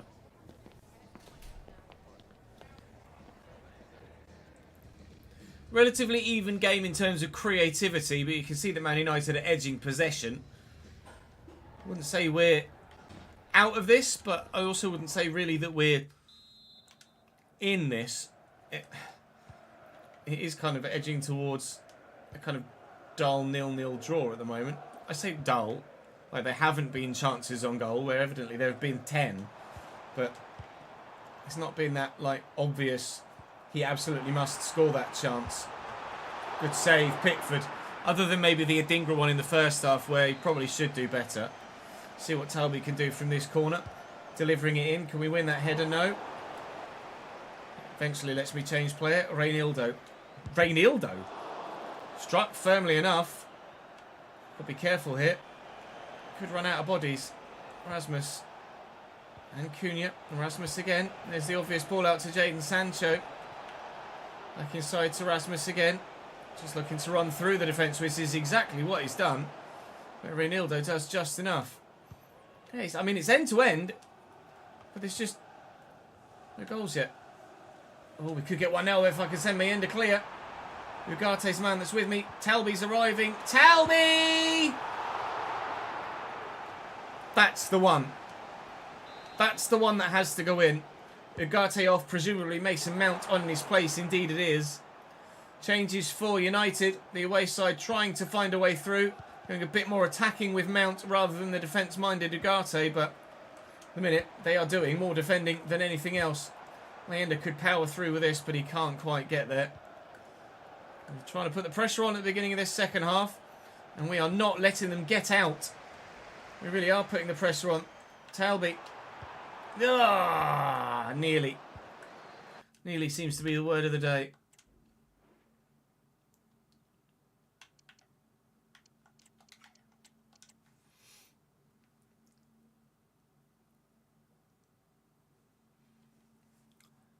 Sancho has not gone to Juventus in real life, no. Pretty sure.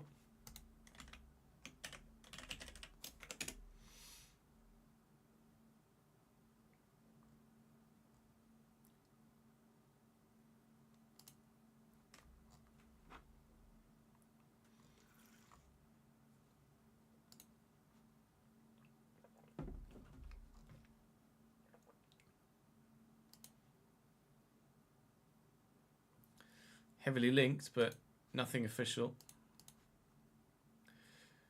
No, I'm just under the weather, Camel.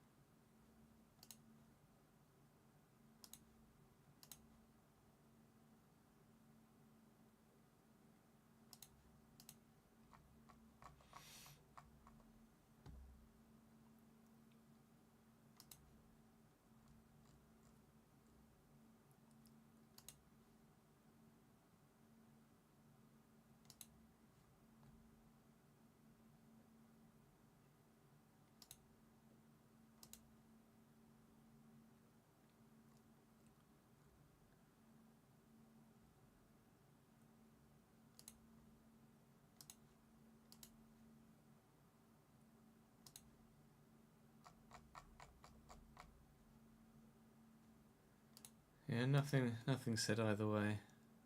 Medical car is out on track now.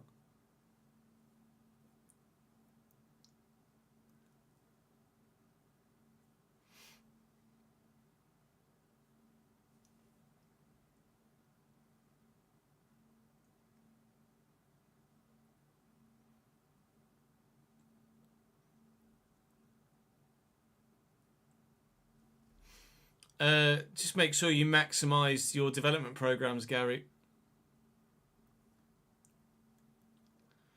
All the fans are like, oh my god, a car on track.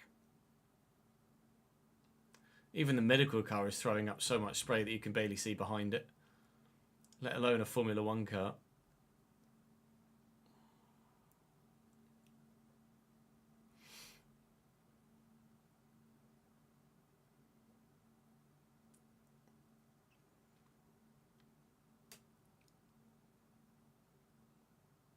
Yeah, let's hope that doesn't happen, shall we, Jord? Bloody hell.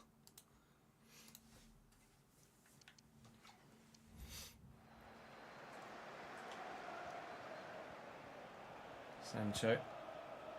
Back to Mason Mount. Down the line looking for Rasmus. Back to Sancho again. And Mount again. And Højlund. Don't like this. Ah! Oh, that didn't make it out. Oh my god. Does he give a pen? You what, mate? What's that for?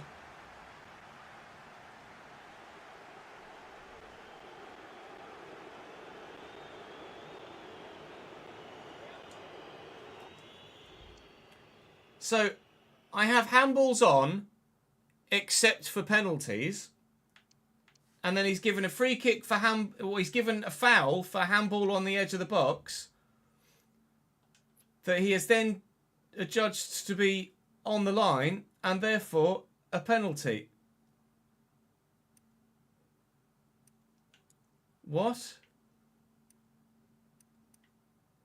That strikes his arm there, which is objectively not even on the line, which could be adjudged a pen.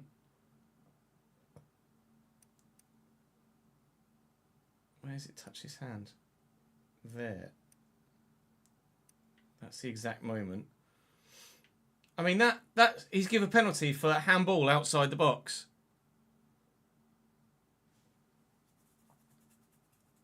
What? He's given a penalty for handball outside the box. I don't even know how to react to that. Bruno Fernandes makes it Manchester United 1, Sunderland 0, and that is as corrupt as it comes. Unsurprisingly, boos from the home fans.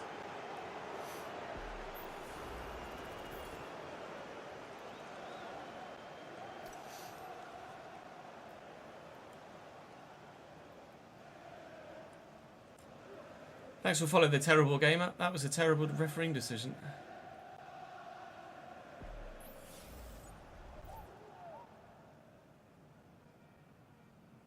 Do you mean Amarim? Ancient. You had one like that last night as well, did you, Lee?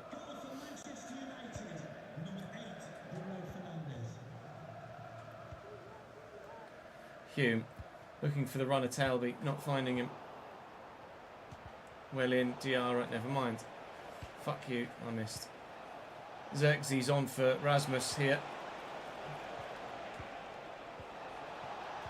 Nice tackle. Nice tackle. Good save offside.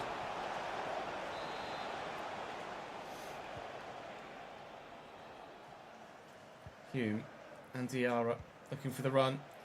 Here's Talby. Can we? Surely. Wilson Isidore. We deserve at least a point. I won't harp on about the penalty, but I'm sure you know exactly how everybody feels about it. Isidore equalises. Another assist for Talby.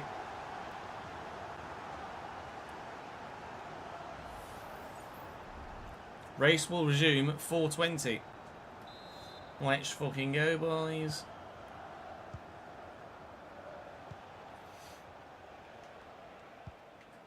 Under the safety car, obviously. Mount. Dinking. Xerxes up. Very well. Mateus Cunha. Absolutely has to do better. That's embarrassing from Cunha, quite frankly, in that sort of situation. Speaking of embarrassing, Mr. Sirkin, what was that from you, mate? Xerxes safe. It's getting a bit scrappy, this, isn't it? Yeah, 4:20 local time.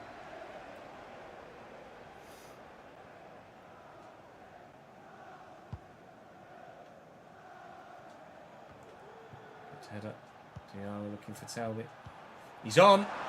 It's a Dingra.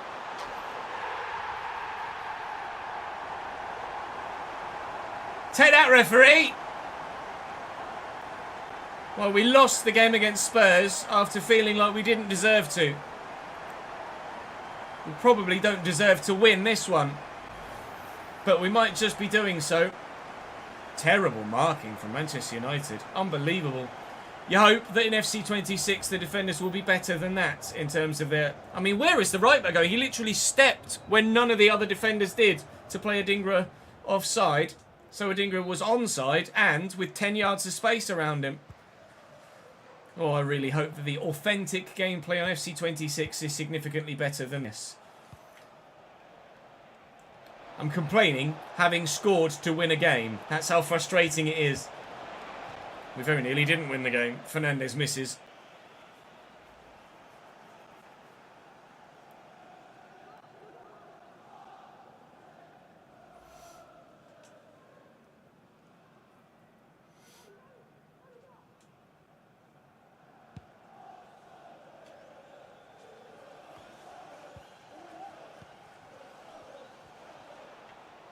Well in the way. Diarra with support. Just don't lose it now.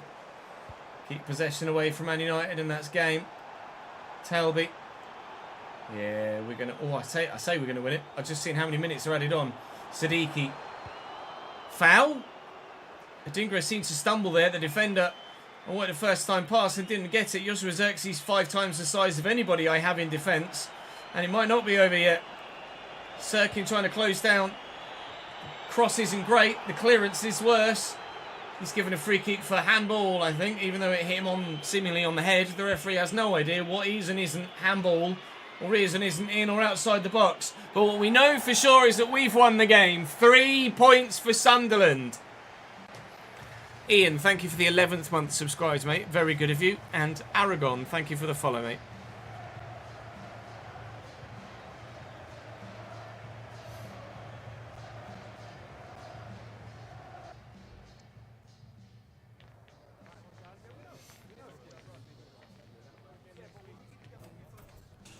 We changed the formation, Rob, to play a 4-back for them, not the 3-back.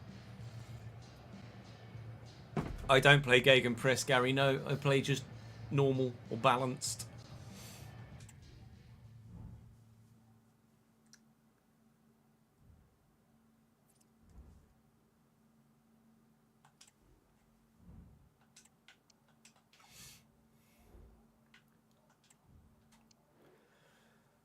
So from 3-3-3, and now it's 5-3-4. We have done more winning than we have done drawing or losing. But combined, we are not winning more games than we are winning. But it's our first season at the level with a lowly rated side that is growing very well, might we add.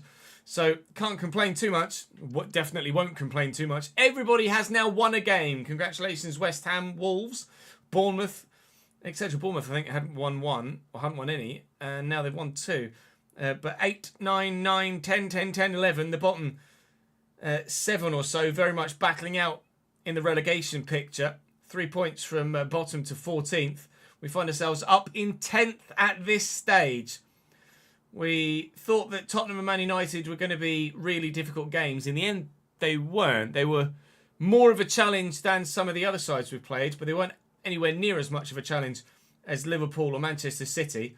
Certainly, I expect Chelsea, Arsenal, probably Newcastle too, to be the next big tests for us. But it's Nottingham Forest that we face in the first game of the next episode, who are up in 7th and having a good season. So we'll be, in fact, no, sorry, we're going to sim that at the end of the day, aren't we? Palace, Bournemouth, Wolves, then, whoa, over Christmas, Newcastle, Arsenal, Chelsea. Yeah, that one's going to be a bit more. That one's going to be a bit more testing, isn't it? Okay, well, we'll be simulating this one against 5th place Forest then at the end of the day. I'd forgotten that we had 4 games in this month. Expecting to lose this one, given the nature of Forest's season thus far. But, I mean, look, we started the season with lots of 70, 71 rated players, and now we're in the 76, 75, 6, 7, 8s and 9s. It's a 2-2 draw. I scored. Chris Wood with the 86th minute equaliser for 10 men Forest after Jota got a red card. Diarra and Isidore with the goals for us. We'll take the point against a side that were performing better than us so far this season on paper. They were 7th. We were 10th. 75 rated now for Patterson, who's going to go up again in 2 weeks' time. Do I change? Yeah, let's get his positioning up. That's going to be a big help to us as well, certainly. We're up to 8th now. Sunderland in 8th place in the Premier League. I mean, let's be honest, Alan. You're not getting much football, but I don't know why he's saying thank you. Enzo Lefebvre has quite rightly come to me and been like, I'm not getting enough football, boss. And I understand Enzo's frustrations, but at the minute, the midfield trio of Siddiqui, Diarra and Neil have been as good as we could possibly have hoped for. Everybody has played. I haven't been able to isolate a single player that hasn't either performed at least to the standard that we would have expected at the beginning of the save, if not above said standard. We'll have a quick look at the squad hub to show you who our top goal scorers are so far this season. And Isidore has 6 in 12 in the Premier League, plus 2 assists. Forget the friendly matches, of course. Adingra also with 6 in 13 in the Premier League and 2 assists. Talby with 4 and 4 in 13. Mayenda with 1 and 1 in 6. Mundell's actually getting a decent amount of football seemingly at Brentford, although he hasn't grown. And Reynaldo with 1 goal in pre-season, but that's kind of it. Diarra with a goal in the league. Creatively, it's Talby from Siddiqui and Isidore and Adingra. The front 3, definitely the key standouts for us thus far this season, but the main striker and 2 inside forwards working as, quite frankly, the arrowhead of the team. And we are making some impact on the Premier League. We're already dropped to 9th as we've advanced further towards the game against Crystal Palace, but that's not a problem. You bite your hand off for 9th in real life, wouldn't you, Sunderland fans, in this upcoming season? That's all for today. Thank you very much for watching. Appreciate your support continually on this save. Thumbs up if you're enjoying. Subscribe to the channel if you haven't already. Do please keep the real-life transfers coming in the comment section as and when they come. I will be recording a handful of episodes ahead of time, but I assure you, every episode will be as up-to-date as it possibly can be as of the real-life time of its recording. So I'm going to go and make sure that I'm even more up-to-date, if anything else has gone through in the last 2 hours since we started recording this, for the next episode that I'm going to record next. Which you will see, words in the right order, tomorrow.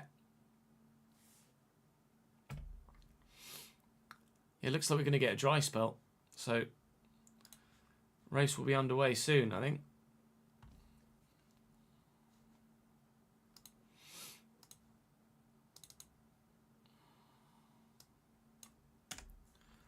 Let me save that. That is Sunderland 4.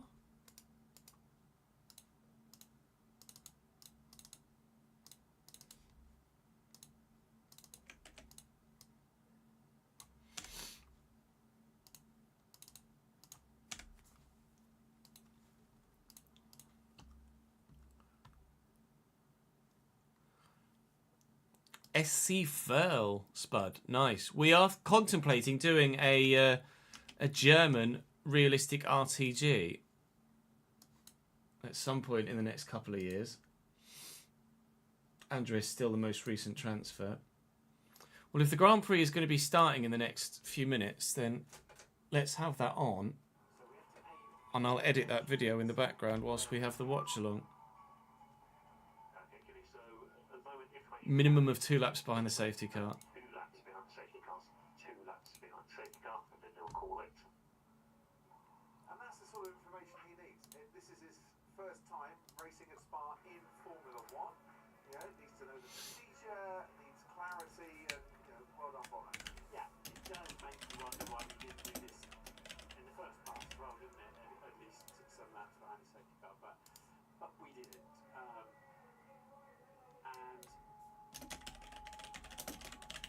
yeah, it's looking beautiful out there now, isn't it? And then There you go. it stays like that within. Yeah, according to Transmark, no more deals since we last updated. But that It is Sunday, so wouldn't expect too much, really. 35 litres per second into the sky at 190 miles an hour. The full wets lift 85 litres per second into the sky from where the rain came at 30 kilometres an hour, 190 miles an hour. The quickest way to run a bath is to use a set of Formula One extreme wet weather tyres. It's the best way to put that one right. Just over 3 minutes to go here. And to remind you, if you were just joining us, or you weren't with us for the build-up, we haven't seen the action over this weekend, we've got 4 drivers starting in the pit lane. Lewis Hamilton and Kimi Antonelli, and also Carlos Sainz and Fernando Alonso as well. And they will join the back of the pack behind the safety car. So that disadvantage of starting the pit lane has gone by the time we'll get the race started. You think the McLarens will dominate? I tend to agree, J-Posts, to be honest. Wise decision, I think, for each and every one. With regards, actually, what you guys were voting on for what comes next for the F1 content Antonelli and Fernando Alonso and Lewis Hamilton for us, you have voted needed another engine in the for a Jaguar My Team. very much the best time without too much of a penalty to take those So power units. that will be the plan, I think. At McLaren, I need to get a thumbnail made, and then we will do a Jaguar My Team. Norris and his exits in Canada after clashing with his teammate. The team consistently finishing the points as well. They're on a 50 race streak of consecutive point scoring finishes. That's the plan for F1 content when it returns. Points and they finish well. Yes, they got more than twice as many points as Ferrari, who are second in the championship. So McLaren looking very strong on that front. As you pointed out yesterday, the end of the sprint, the third sprint, that was actually the halfway point of the season. There's a lot of racing and a lot of World Championship points to play for at the moment. It certainly is. Smart one is that certainly Lando Norris chasing down the title. McLaren going on for a second consecutive constructors title, but just 2 weeks ago, Lando Norris in fact is certainly not a threat in this World Championship. And on any given Sunday, the full-time champion is often there or thereabouts. The Argentine fans cheering their man on. Franco Colapinto's future remains a little unclear at Alpine as to how long he'll be in that seat. It's a performance business, Formula One. His performance will carry on, but will decisions taken after the summer break for his future. George Russell starting 6th on the grid. Happy Norfolk Day to George Russell, to Martin Brundle, and all those celebrating the great county of Norfolk. It's Norfolk Day, is it, apparently? It is a great county. It's the best, actually, I would say. And you notice I've waited until the sun's come out to wish you a happy Norfolk Day. I didn't want to do it in the rain. That's not Norfolk, right? I tell you what, it's the driest part of the UK. It's beautiful over there. Palm trees and everything. Is there really in the Fens? I don't make thumbnails, Lewis, or graphics. No, I outsource those. Well, for thumbnails, I outsource the making of a template, and then I alter the one background image and an episode number. Welcome back to a new week on the channel. Join me at the Stadium of Lights, where hopefully we'll get a win against Leeds. Let me mute desktop audio so you don't hear me talking to myself. We're on lap 1 of 44, so this is the first lap of the race, as it were now. We've had the formation. We'll see what, see what visibility is like. Laps behind the safety car. It's down the Kemmel Straight, I think it's going to be pretty. I mean, it's not great on the run down to Pillon in stages. Of course, the cars are fueled for a certain amount of laps here, and they haven't added extra fuel while it's sat in the pit lane. So whatever we do here has to count against the 44 race total. Why didn't the first lap then count? What's the difference? But anyway, If a race procedure is suspended, the race as an entity must have started. You know, the formation lap counts as part of the race procedure. Fuel won't be a problem today now because obviously you use less fuel in wet Yeah, they're on inters. The wet weather tyre just doesn't work, does it? per lap. By Pirelli's own admission, the wet weather tyre is not fit for purpose. On a racing, But hasn't been for a number of years now, and they've not really done anything about it, and I don't know why that might be. it does feel like this could have happened 10 minutes ago, doesn't it? 10, 15 minutes ago, but it didn't, and here we are, and so we've still got a race to look forward to. It's much better. Look out at the visibility. Bueno, number 4, the Career Rouge. The Rouge is still quite bad. Yeah, the straight's still pretty bad. Luckily, that clears away quite quickly. What are your drivers saying, Aya Komatsu, on the house pit wall? Have they radioed it to you? Not yet, but I expect the visibility is still a bit of a challenge. Are you as excited as us? Now we've got cars on track. We can go racing, please. Absolutely, yeah. And it's going to be judging this, how quickly this track condition changes. Hopefully the track condition will improve quite quickly. There's a little bit of standing water that we've seen, not a lot, but that can clear up in 2, 3, 4 laps maybe. Yeah, I don't know exact number of laps, but I expect it to drive pretty quickly, yes. Aya, thank you. We'll be back with you in a little while. You did a new save, 2 races on, Max hasn't won either. He even got chased down by Piastri first race.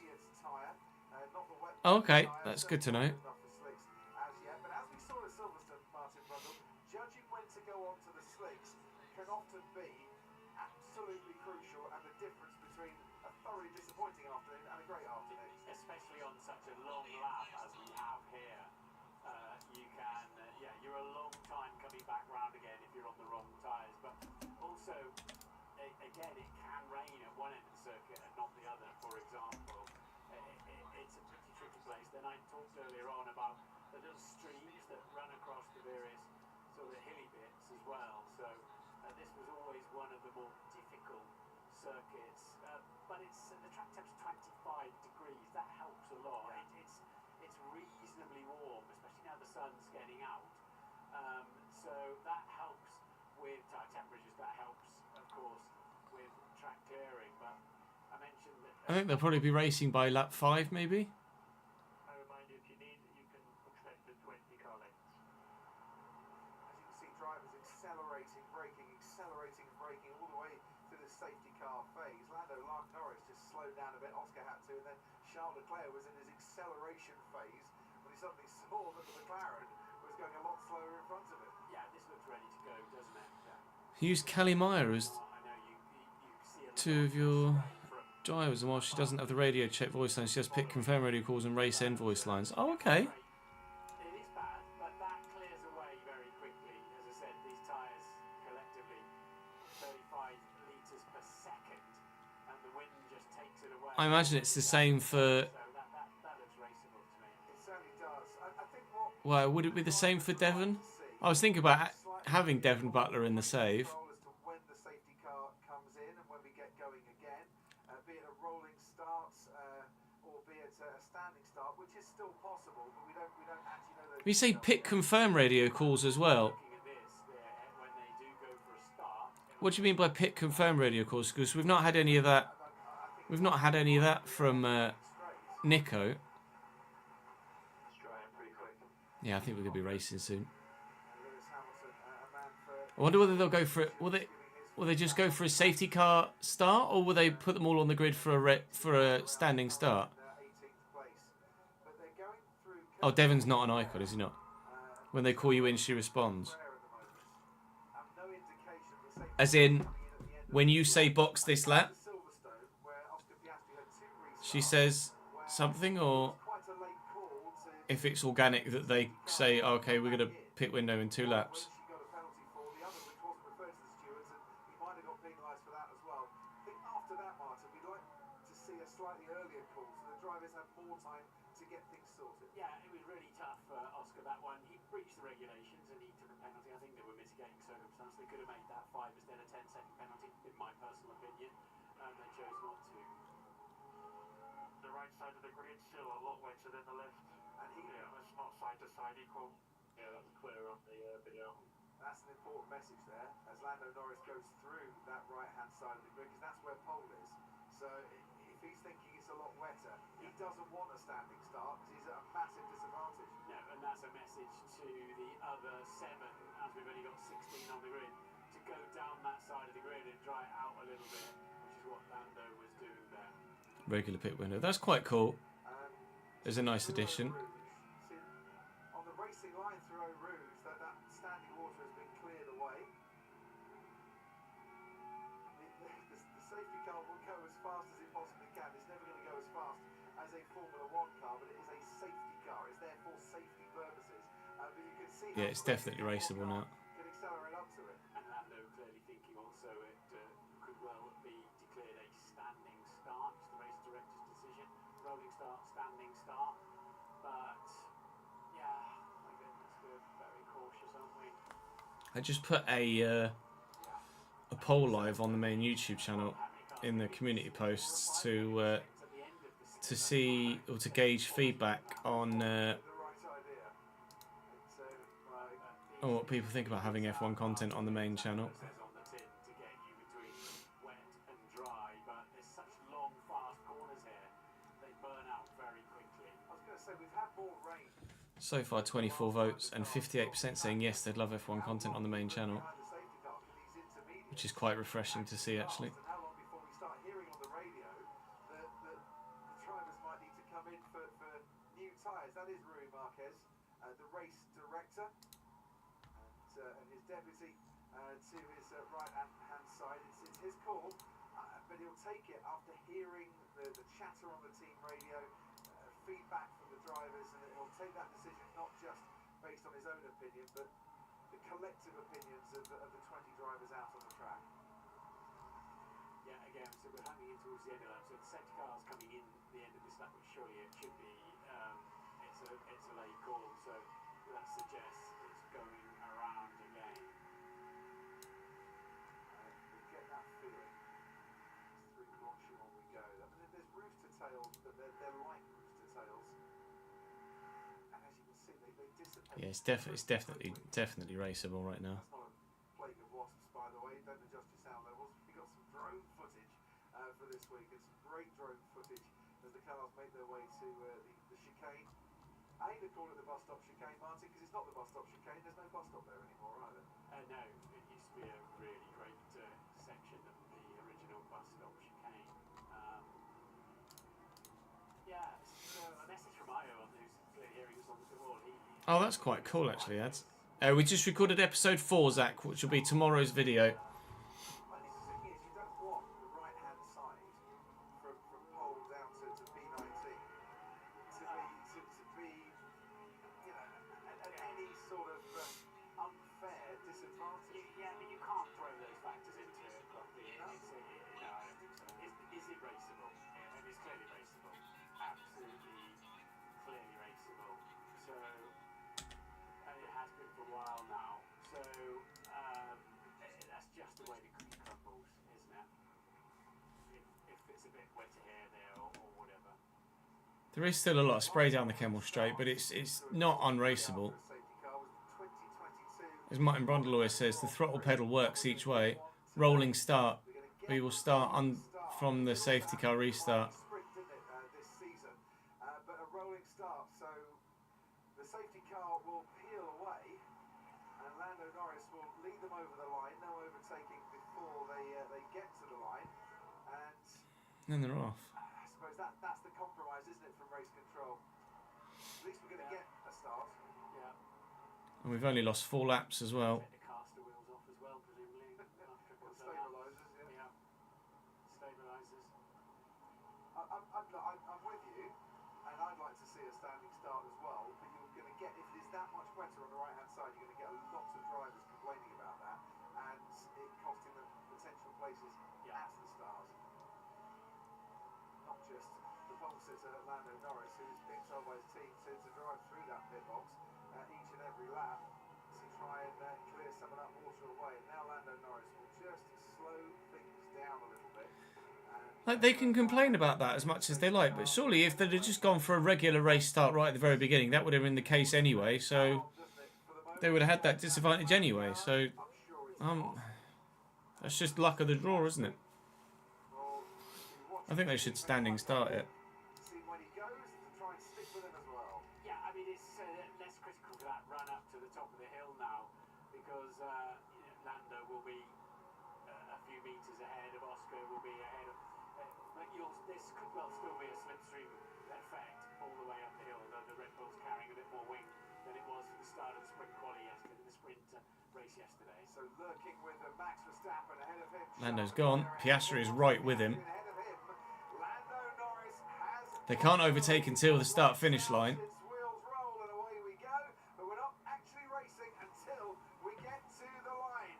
And after some frustrating delays for the rain and some laps behind the We're off. safety car, here we Alright, go for the only 4 laps under the safety car is fine by me. Lando Norris Although, like I say, I would have preferred a standing start. You can just see his teammate, Oscar Piastri on the inside.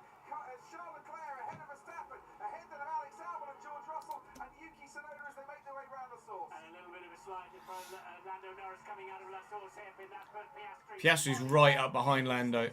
Lando could lose the lead by the end of the Kemmel Straight. Lovely slipstream up the hill. Where Piastri I think Piastri will take the lead by the end of the straight. He's right behind him. He's passed him already. to Oscar Piastri, who has swept past him before they get to Les Comtes chicane.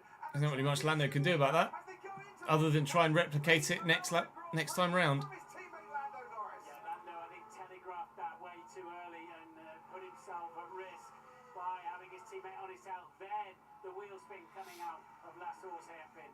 Leclerc looking pretty feisty there in third base. And Carlos Yeah, he's quite wet on the main straight, but P16 and really twitchy on board. it's such a short run to La Source that I think it would have been fine to have a normal race start. Look, it's quite dry in places on the run to Pouon. This fast left-hander, and you can see just how far down in front Oscar Piastri's just going. grip, finding pace. Mate, Piastri's going to win this championship, isn't he?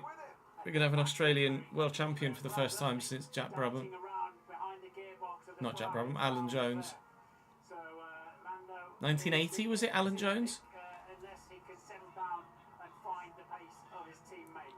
But Yeah, I'll put this and tried to get audio it in the into background. towards Isidore when actually I was looking for I have been Dan thinking Neil that in for the past CDM few minutes position actually. has been rock solid here. And Talby's in some space. Take it in his stride. Here comes Goodmanson. Here comes Adingra. Adingra in the box for 2. This Sunderland side are playing so much better than their overall not. We're beating them. Aronson. Forward into Jack Harrison. That was better. Aronson. Forward into Jack Harrison. There won't be any DRS for a Was while. better from Jack. He's done Is something. there any more rain forecast, or is it just going to get drier and drier for the rest of the race? If it does get drier and drier for the rest of the race with no more rain, we should see dry tyres before the end and DRS. Behind Alex Albon, George Russell is picking up a slipstream in the battle for fifth. You can't see it, it's behind the spray at the moment. Here comes George Russell though, and he'll have the That's like the inside of Albon. chicane. George Russell manages to get past Alex Albon. Was 1980, thank you, Ranga. Up into fifth. Something positive, but still the negative scoreline for Leeds United.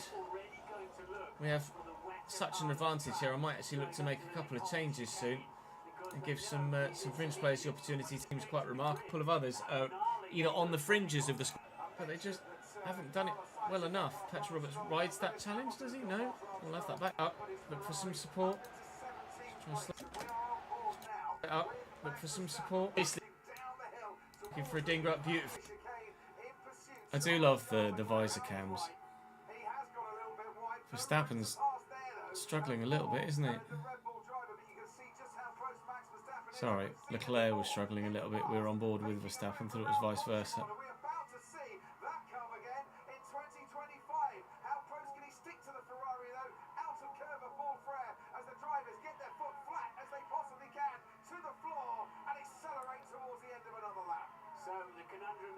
Very bumpy out of the exit off the curb, isn't it?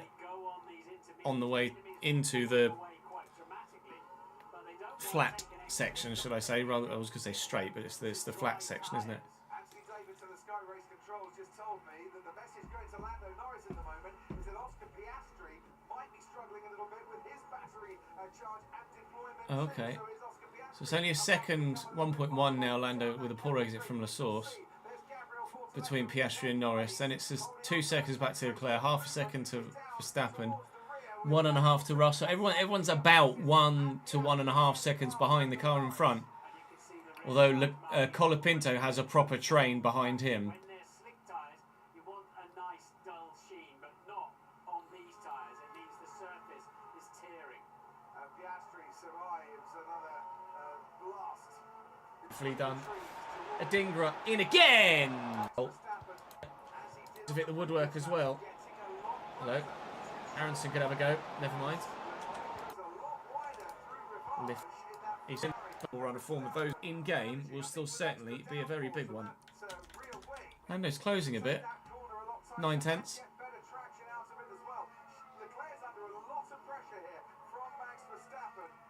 Yeah, it's really quite a dry line showing through the second half of P1 now. Where the F1 cars are most loaded, of course, with aerodynamic downforce, and that is why they're starting to burn a racing line. Yeah, it was what my thought pattern was as well, actually, mine, to be honest. They've got to hang on to these. This then is our first But it's real still very genuine wet. Well, not very proper wet, but it's still test. significally wet enough in Since some the areas opening where the episode Inters, when we had like the Kemmel Liverpool, Straight. There's nowhere near Manchester a dry tyre there. Vicario in goal. You'd never stop Porro, into Romero, the Van Ven, Lecombe and chicane. Doggy. Bentancur, Saar and Madison, Kulusevski, Solanke and Son. Danso's loan was made permanent. Are there any- Kudus has obviously been brought in from West Ham, and Matthijs Tel's loan was made permanent. I don't think Tottenham have done anything else. They obviously were trying to get Morgan Gibbs-White in, but as Chap quite rightly said earlier, he's staying Morgan Gibbs-Red for now at Nottingham Forest, having signed a contract extension.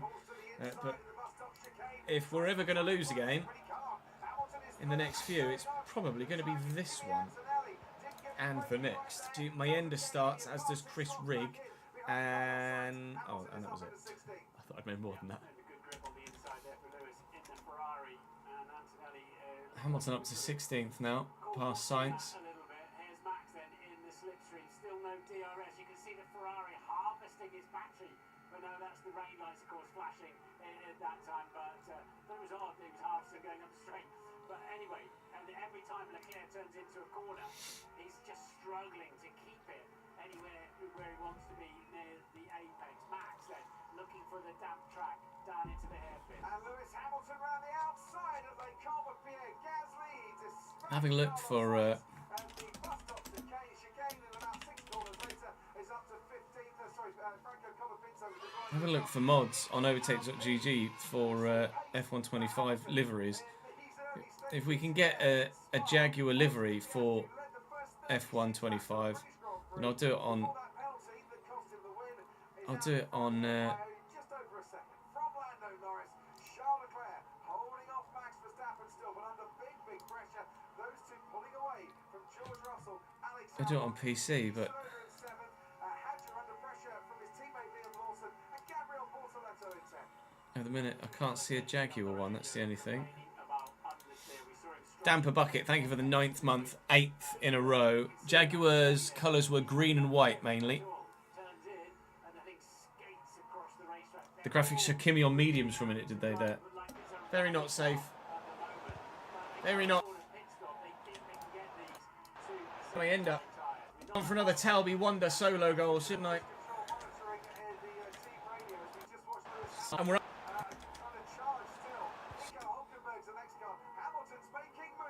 Lewis on his way through the field up to 14th. British Racing Green, yeah, like Aston Martin. It's gone around the corner with a ping and a half to find Kulu. Serkin's done brilliantly. Siddiqui will look for him again, and he's getting forward into the space. Adingra, well, they tried an offside trap there. That's very Ange, but whether that's very Thomas Frank, I don't know. Oh, Mayenda can't get this shot away. No pressure here. Let's bring it down. Lovely turn. Apparently there's a foul in there. on me, supposedly. Looking for Talby. Got a bit of space here.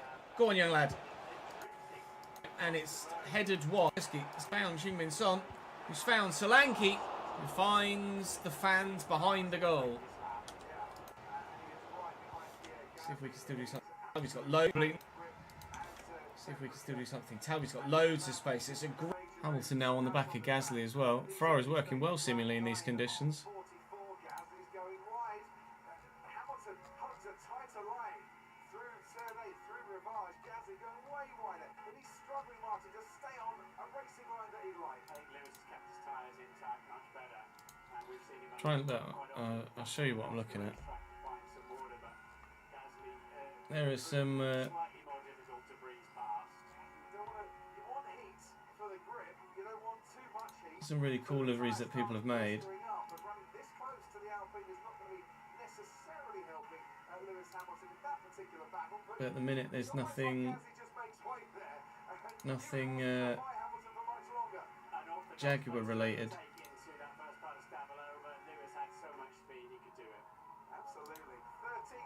Toyota Gazoo. I've added that to the Haas, haven't they?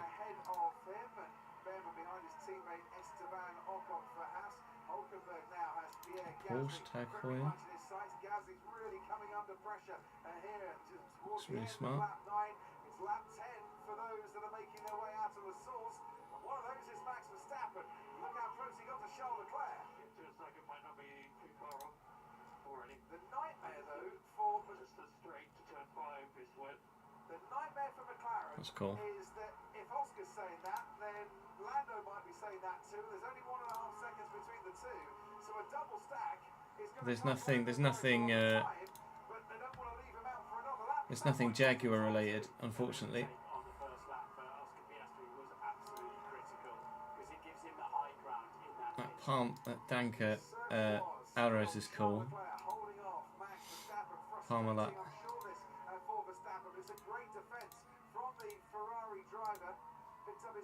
Looks super smart. Ferrari and in Formula 1 in 2019. Look how close Verstappen is here. We saw in F2 today. Alex Dunn go round the outside of P1. Not going to happen for Verstappen. On Charles Leclerc, Leclerc just slams the door shut for the time Prost. being. He got so little grip. That Prost. That blue Prost is my childhood. There. Round the outside of P1. Bravo. Absolutely superb overtake that was for a man creating The Benetton looks really smart as well. Old Sky F1. Now it's 18.6 seconds roughly for a pit stop. You know, you don't want to be carrying these around too long, otherwise you're just wasting a pit stop every 2 or 3 laps if you're that slow. So nobody wants to blink first. You kind of almost want Stewart. The Stewart team is what became Jaguar. trying to gain something from the back of the field onto the slick tyres. Do you think maybe that's what the leading, say, 4 cars are hoping as well? That maybe someone in the midfield thinks, right, I'll try and undercut here. Go There's a on. Manor, a Lamborghini. And then for others to pit into. Verstappen under braking towards the source and no way past on this particular occasion. Wide though. He has. Went very wide. It looked like he had that covered, but just about under traction. Max is going to have such a slipstream run though. Surely Verstappen takes third here. As the cars go through Eau Rouge, just climbing up the top towards Radion, and now Verstappen will pick up the slipstream of the Ferrari in front of him and hope that that will enable him to Yeah, that looks smart. Verstappen about to take third place in the Belgian No, I'm surprised he hasn't taken it there. DRS enabled at this time still. So he didn't, and of course he put more rear wing on that car. And I'm not going to stop forward. My God, my tire's not gone. But this is my point. They're so slow. You get a pit stop. Even if you put a set of inters on it, you get your pit stop back in 3 laps. Ollie Behrman gets past Esteban Ocon and up into 11th place. The gap out in front, Piastri over Norris has grown now to over 2 seconds. Charles Leclerc has got his hands full, and at the start of lap 11 found himself over 9 seconds behind the race leader with Max Verstappen on his tail.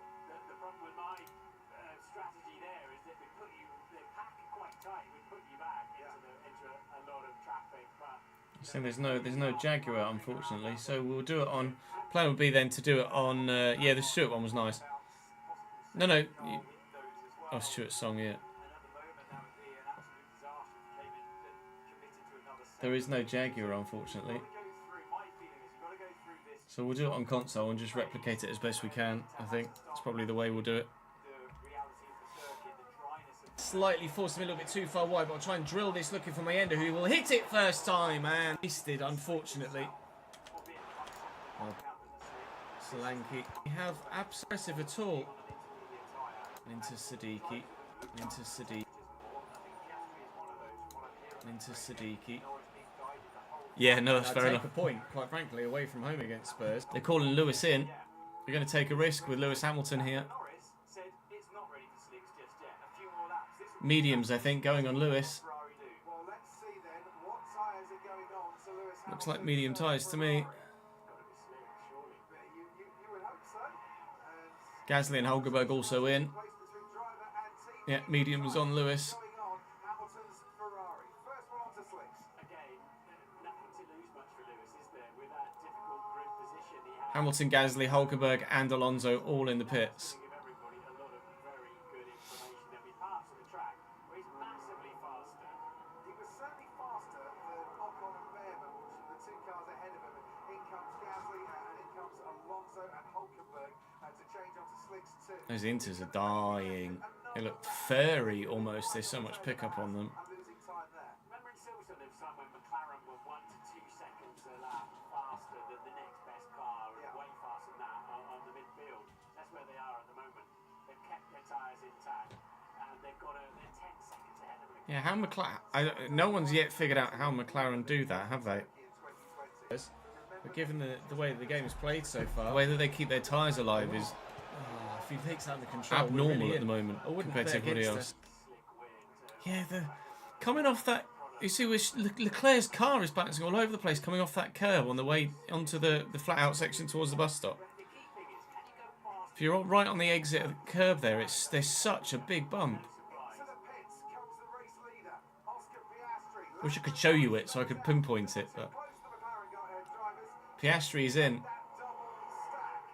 DRS has now been DRS enabled, huge. going on. Mediums then for Oscar Piastri. Slightly slow stop, but still under 3. Called in as well. So this is Leclerc and Verstappen both in. Back to the pit stop crew now. make sure they get 4 tyres put on and the driver sent back out in time.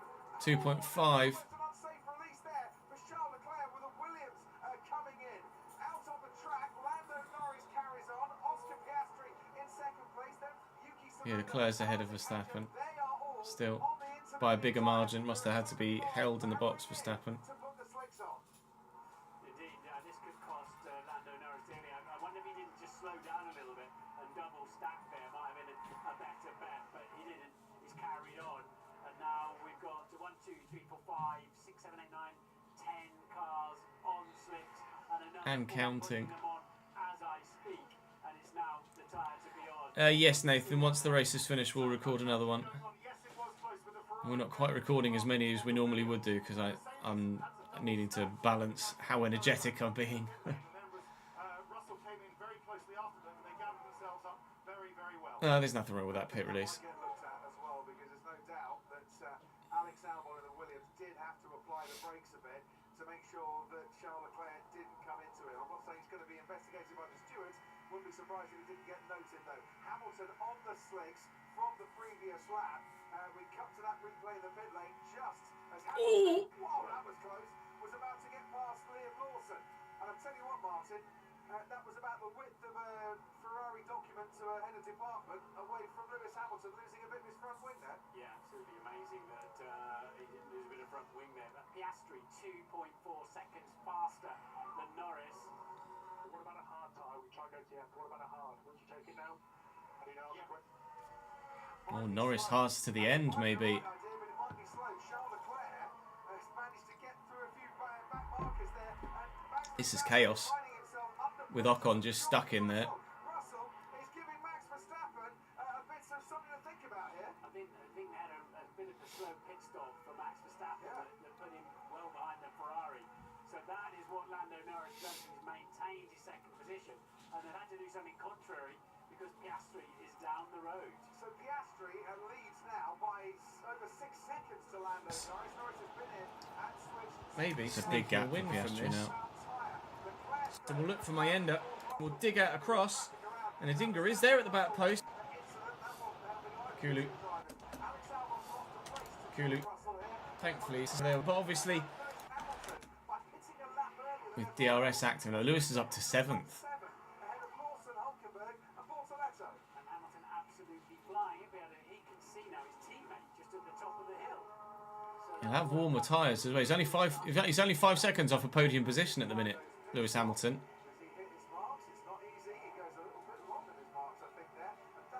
Oh, really slow front left.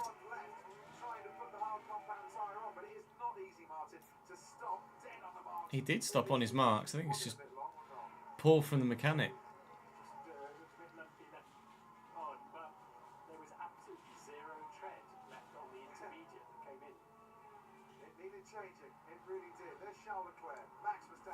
Through the switching of the pit stops, Davidenki, Lewis was the first one to put the mediums on and just gained that much time through a lap. Whilst everybody else did another lap to then put the mediums on. Yeah, but Lando can't take it that easy. Because if he takes it too easy, then he'll lose a pit stop to Piastri, and Piastri will still win. Yeah, fully expected Cooley to try and turn back on his left there, but he didn't. We flick this round the corner. No, Udogi's won that well, but Talby recovers particularly well. And now we could genuinely be in a little back heel here to Talby on the counter. Destiny Udogi. Last time I went out for a toilet break, she snuck in the door and has been sat on the seat of the rig for a little while. But look, she's just... There's a roly-poly. Hi. Roly-poly. Hello. Hi, roly-poly. Lol. Choice out that it isn't sequential. George Russell has a look. On Max Verstappen, nothing doing there. Into the chicane. Lewis Hamilton absolutely flying here. Fastest man on track by far. And on the last lap, he was, what, 7/10 of a second quicker than Alexander. Yeah, Lewis is literally like in the hunt for a podium now. And he is really making gains. And he's now got DRS range. From fullback. Over there was a fullback with gotten forward, and Mayenda's there. He's going to lob the keeper in! Goal for about 6 months.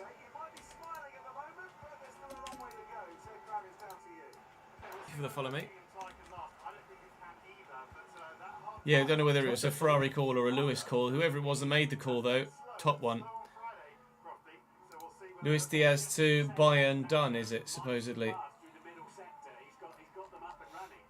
Where are you seeing that?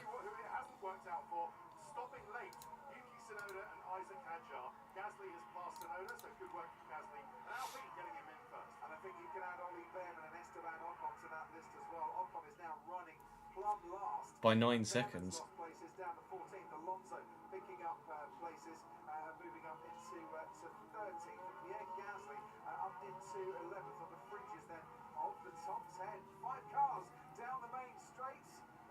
I mean, Piastri could make the mediums go to the end, but it is going to be a tough ask. The hards will do it, but it's a case of whether Lando can do it fast enough. The gouges in the surface of the track there, where the compression comes in going through a rouge, is mad, isn't it? Be able to sneak a winner from this. Hulkenberg 9th at the minute. Although it's very, very good from Solanke. Wonder if I don't think actually the change of the real life Serie A sides will be in effect in this save. And in Premier League, I think actually this is another instance where actually the change of the it will be different in 26. Serie A just takes a touch and then immediately loses the ball.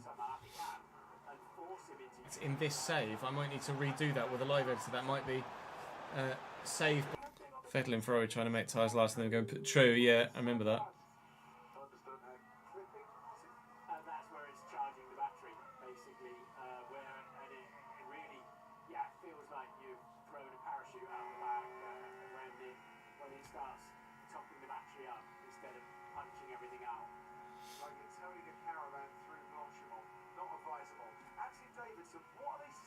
to Oscar Piastri in terms of how his race strategy might pan out. Based on what they said to Lando, actually, they were saying that, just for an update, that both cars are going to try and make it to the end, and that they think that the other car, Do you want to i.e. go out? Piastri, is going to try and make it in as well, and having to make sure that he has time management. So Piastri's probably going to, on the medium tyre, manage the tyres more, and that's kind of like, in a way, to G Lando up. By save rather than game wide. Ah, fit to go. The win. Evades that. 3. But Patterson with the save finds an equaliser. Adingra will be the nature of things sometimes in the Premier League. The nature of things sometimes in the Premier League.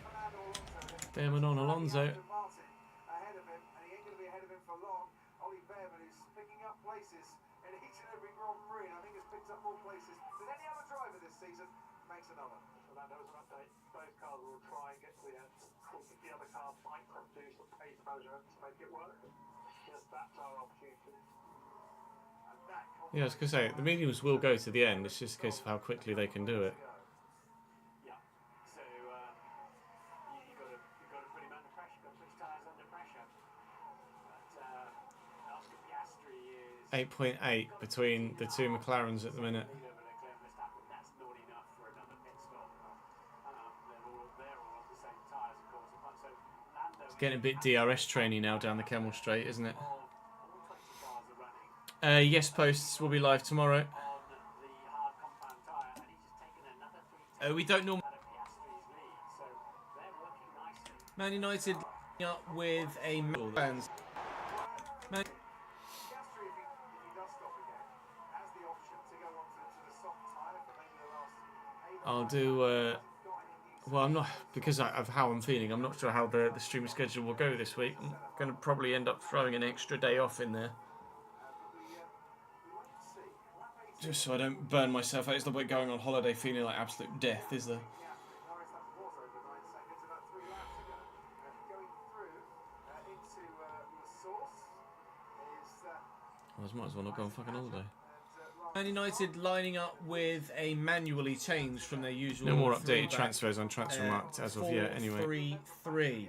Decided that we're, rather than just play against those three backs and have it be potluck as to whether you rip them apart or they actually play okay, just going to manually change those three backs to make sure that the opposition teams actually play half decent football. So they've signed Jordan Pickford in this save, obviously, as you can see.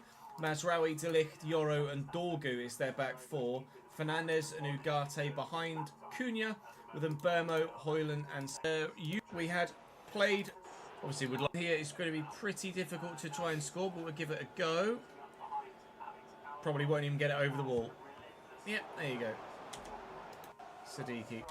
I think that wasn't, I don't know what Daniel's, I mean, it really wasn't that far away, was it? Holding up nicely, Ugarte to Jaden. Sancho for the time. Never mind. Lovely. Thankfully. Talby at the back post. Never mind. Hoyland, he's on his left. That's right. That's right. Didn't need a long. That's right. 1-2. Cunha waiting for the ball inside off from Bermo. Gets it. Gosh. Hoyland, he's on his left. Hopefully he didn't need to get near it. Hoyland. Past Dan Nick. Stops the shot. Is Mbermo now on the capping in the scoreline soon too. Talby's there with a header, but it hit my ender's arm. It'll be 0-0 at half time. Relatively even game in creativity. We really are putting the pressure on. Talby. Ah, nearly. Nearly seems to be the word of the day.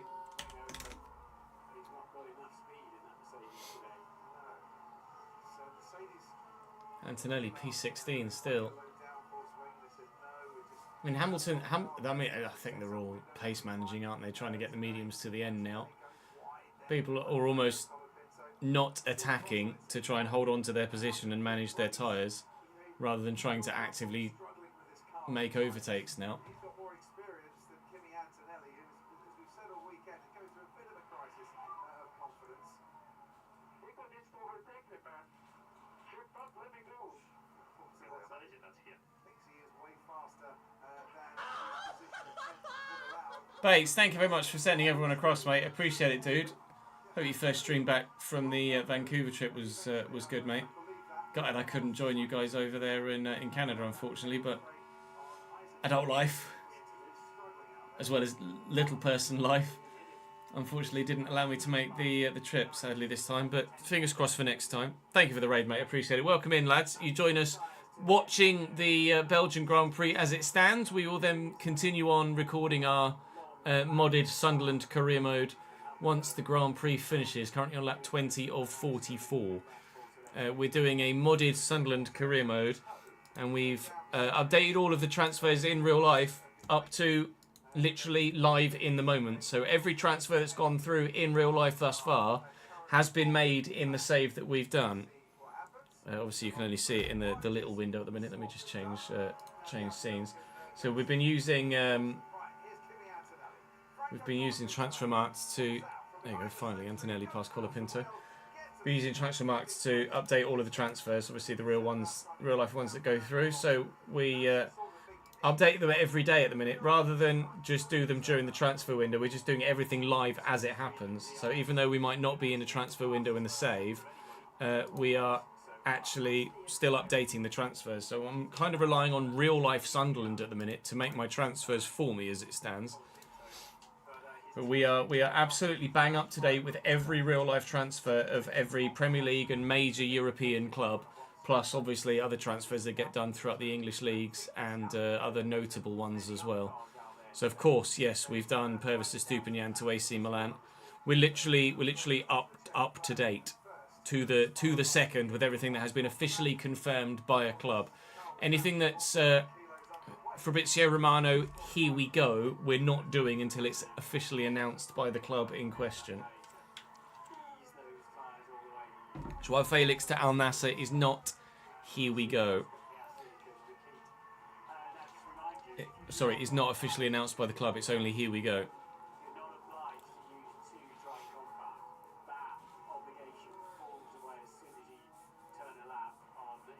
So I'm not sure what we're going to do in January, Davidenko. Probably won't make any transfers in this first season. Out, as in personal transfers made by me.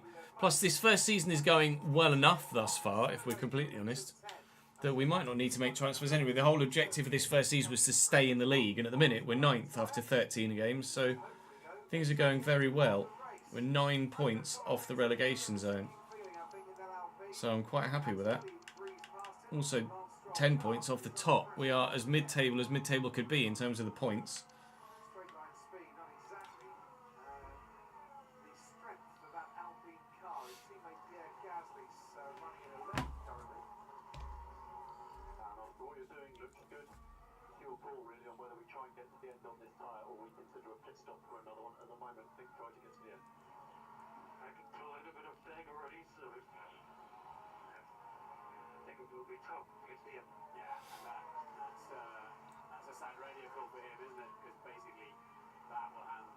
The win to Lando.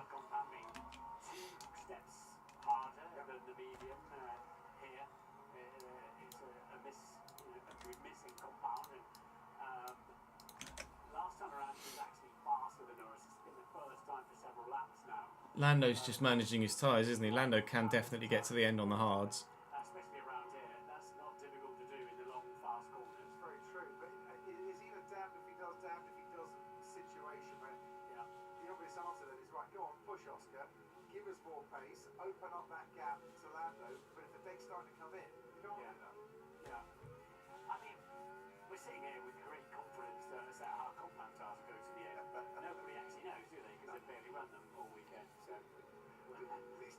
Stroll at the minute. Where is he running right now? Stroll, 17th. Oh. I mean, Stroll surely should get past Colapinto here, then through Eau Rouge, and then we'll have DRS down the straight. Mate, Rouge and Radion at 190 miles an hour is just mental.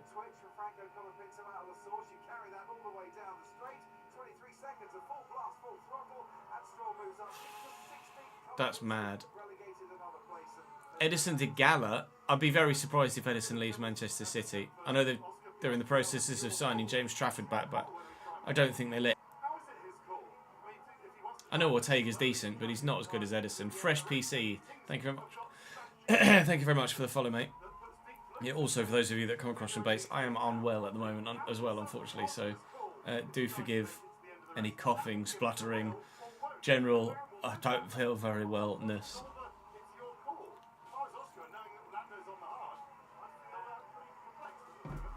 It's a championship battle, isn't it, with his teammate? And they're basically saying, it's up to you if you want to take that risk or not, because nobody actually knows the answer, whether they go to the end or not. Like, nobody thought George Russell would get to the end of the race last year, and he did. Sadly disqualified, as you said. But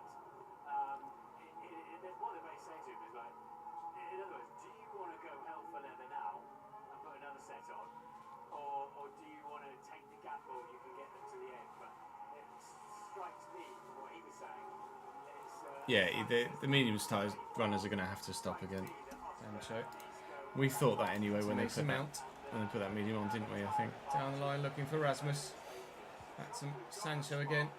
And Mount again. And Højlund. Don't like this. Ah! Hajar's already on a hard tie now. They've boxed him again. Make it out. Oh my god. Does he give a pen? What's that for? So I have handballs on. Well, he's given a free kick for he's given a foul for handball on the edge of the box. That he has then adjudged to be on the line and therefore a penalty. What? I mean that. What? There. Where does it touch his hand? There. See, 1-0, and that is as corrupt as it comes. Unsurprisingly, boos from the home fans. Glad we won this game in the end, because I'd have been pissed if I'd have lost it from that penalty. Hume and Diarra looking for the run. Here's Tail. Yeah, DRS either works really well in unlocking a race, or it just, like, it is, I don't know what the word is I'm looking for. It, like, it's the same as if it wasn't there.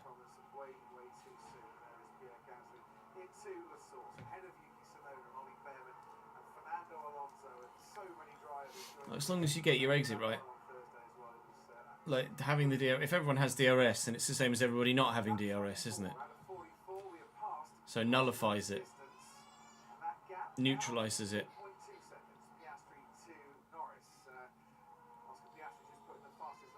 How does the IndyCar push to pass work? Is it effectively an extra battery?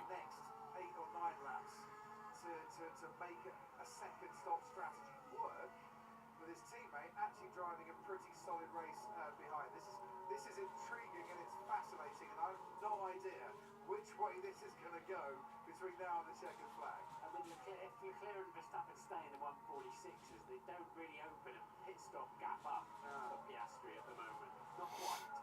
So that's what McLaren will be looking for if they're going to do that, of absolutely ensuring that, as Norris does the new fastest lap of the race, absolutely ensuring that...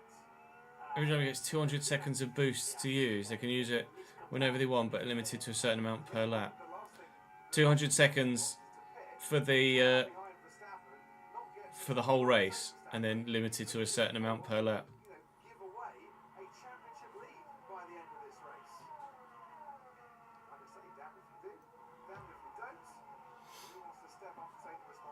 I mean,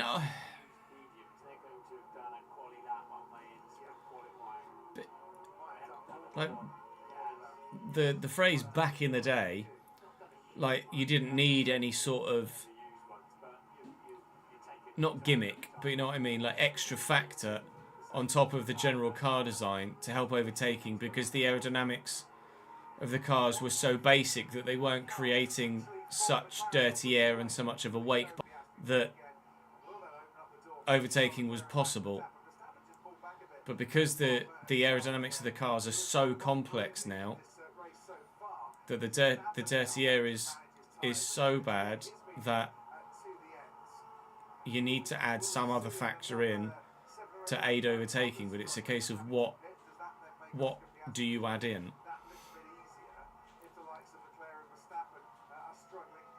The push to pass does sound decent, as then it's like an extra tactical factor as to when to use it, where to use it, how to use it.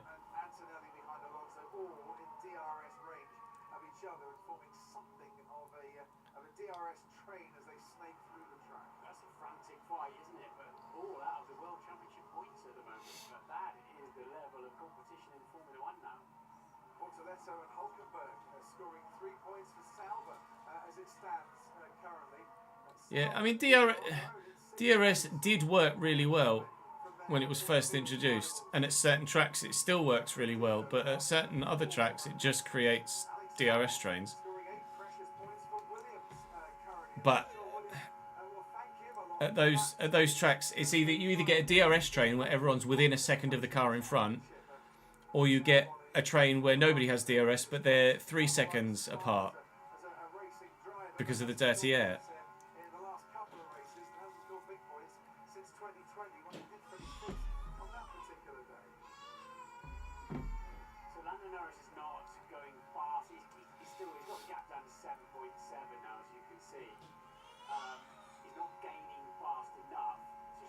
But Lando's just his time well, isn't he? Can we? Wilson Isidore equalises. Mateus Cunha. Safe. And I think Jude wants his tea, don't you? If that was safety car, obviously. Dropped a toy on his foot or something. Dinking. Very well. Mateus Cunha. Cunha's got to do better with that chance as well. That's embarrassing. Cunha, quite frankly, in that sort of situation.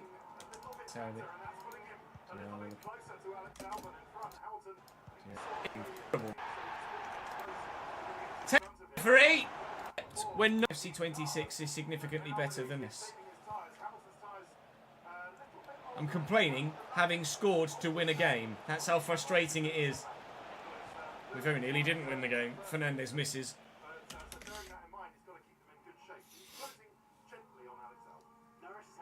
Norris has had a... Yeah, I just noticed that. Norris has gone from 7.6 to 9.1 seconds behind. He's lost a second and a half somewhere.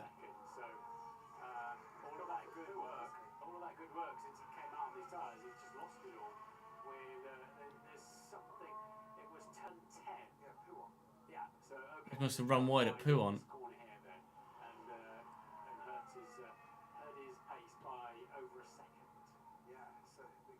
Wait for a replay of that. Archiemo or Archiemo, thank you for the follow, mate. Welcome to the gang, pal. Appreciate it, dude. Intrigued to see what happened to Lando there.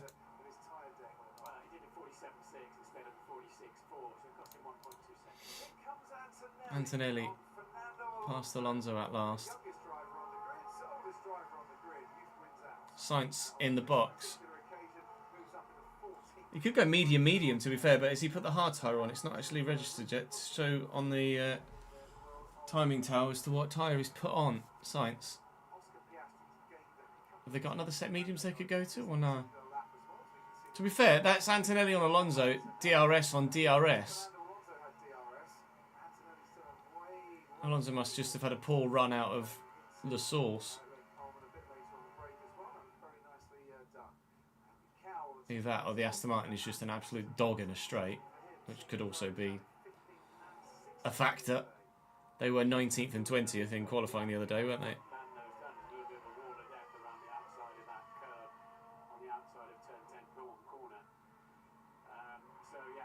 How did the Everton save in 2017 finish? I have no idea, Tom. That was a long time ago. I don't know what we ended up winning in that save, to be honest. Albon's still P6. Lewis still P7. Science has gone to hards.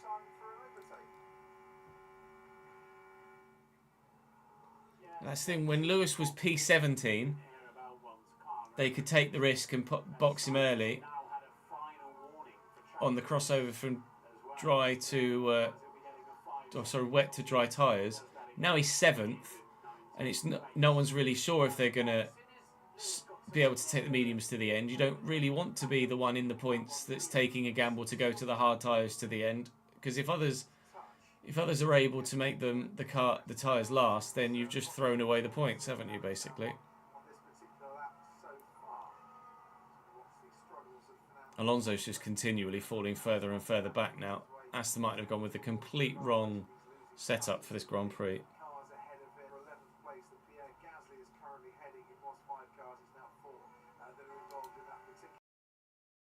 That as well, Tom.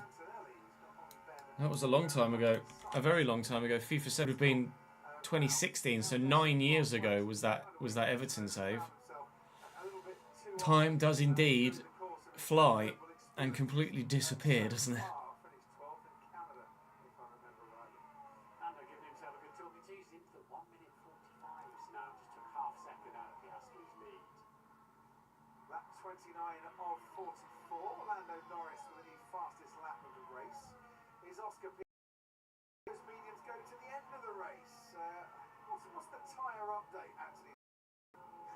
Quite interesting because they're saying from our side that good. This is to Piastri. Tyres look good. What's your feeling? And he just I think he's in his yeah, good. That's what it says. Yeah, I can't believe how calm he can be whilst leading a Grand Prix. It's quite remarkable stuff. So he feels good on those medium tyres. He's just classic Aussie, isn't he? Hasn't said much about the wear. Piastri. He's definitely still performing well, and yeah, that you feel like it really swung the confidence towards the Piastri's side. Well, in the way. This thing is just a really intriguing one at the minute. Support. I'm surprised that Tsunoda can't get near Gasly. Keep possession away from Man United, and that's game. Sauber looked decent. Colapinto's gone medium. That's intriguing. I say we're going to win. Sauber I've just seen how many minutes are added on. Siddiqui. 2-point double points finish here. Sunderland. Ian. Sunderland. So from 3-3. So 3-3 and now insides. Certainly. Words in the right order. Tomorrow. Well, that's that video edited then, and we can just concentrate on the watch along now. Yeah, and quite clearly, unless something dramatic happens, this race will go to its full 44 laps. Still got over an hour left on the official clock. I need to make a thumbnail. Who do I want to win? I don't really have. I'm never really like, I really want insert driver to win. I just want entertaining racing. I don't have like a favourite driver or a favourite team.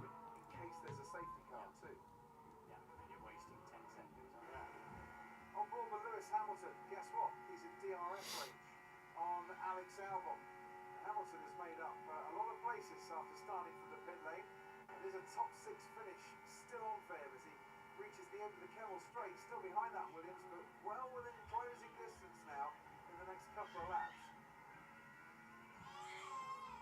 Just don't look that bad actually. Alonso's now off one set onto another set. Create a thumbnail for that video as well, can't we? Yeah, I saw a picture of Bruno Fernandes earlier actually from that friend. Yeah.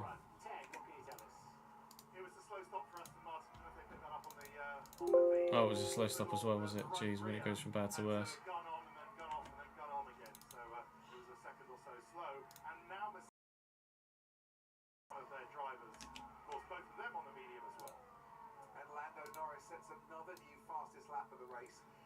Yeah, but he's still... Oh, he had a big old wobble. Not big, not dramatic, but it cost him half a second. 1.2 it cost him. He did a 47.6, and he'd been doing 46.4s before that. So It took a little wobble on the way in. He had to counter steer and correct the slide. And that, without that, it would now be 6-7, into the sixes behind Piastri and starting to. If he wants any chance to win this Grand Prix, he's got to make Piastri punish his tyres hard. That 1.2 seconds. Watch that by the end of this race. That could be the margin. The way that the gap's coming down could quite easily be the margin. 13 laps to go. Lewis Hamilton. Yeah, 13 laps is a long way at Spa, though. Norris keeps taking 3 or 4 tenths out of a lap. That 1.2 It's a really long way at Spa. crucial. Antonelli of tyres. Yeah, he's got his medium sensors as well. So the midfield are not getting their tyres anywhere near as far as Oscar Piastri needs to. But the difference between how the midfield team's tyres are performing and the man who's out clear in space with air coming. Yeah, pit loss time is about 24 seconds, Gemini. They're roughly there or thereabouts. Handling car that's and you always look after your tyres and you've got more downforce. Very true. Fernando Alonso now a lot closer to Kimi Antonelli. Both have stopped twice in this. As it stands, I'm just going to have a quick toilet break, chat. And we'll be back in a sec. I will mute the mic so that I don't right strike BRB.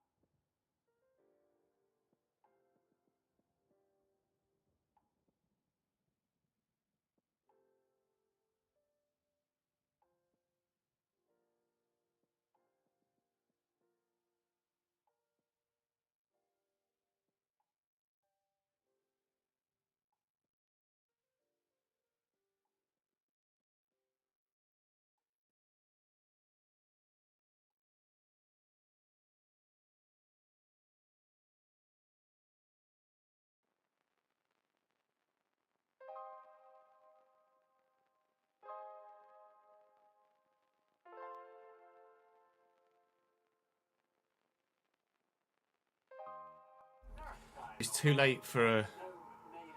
Surely it's too late for a stop now. Pit lane losses around 18 seconds. They were spending 25 seconds in the box according to the timers. But I guess you've got to factor in missing out the last bit of the chicane, although he's still got a tight left. And then Lassource.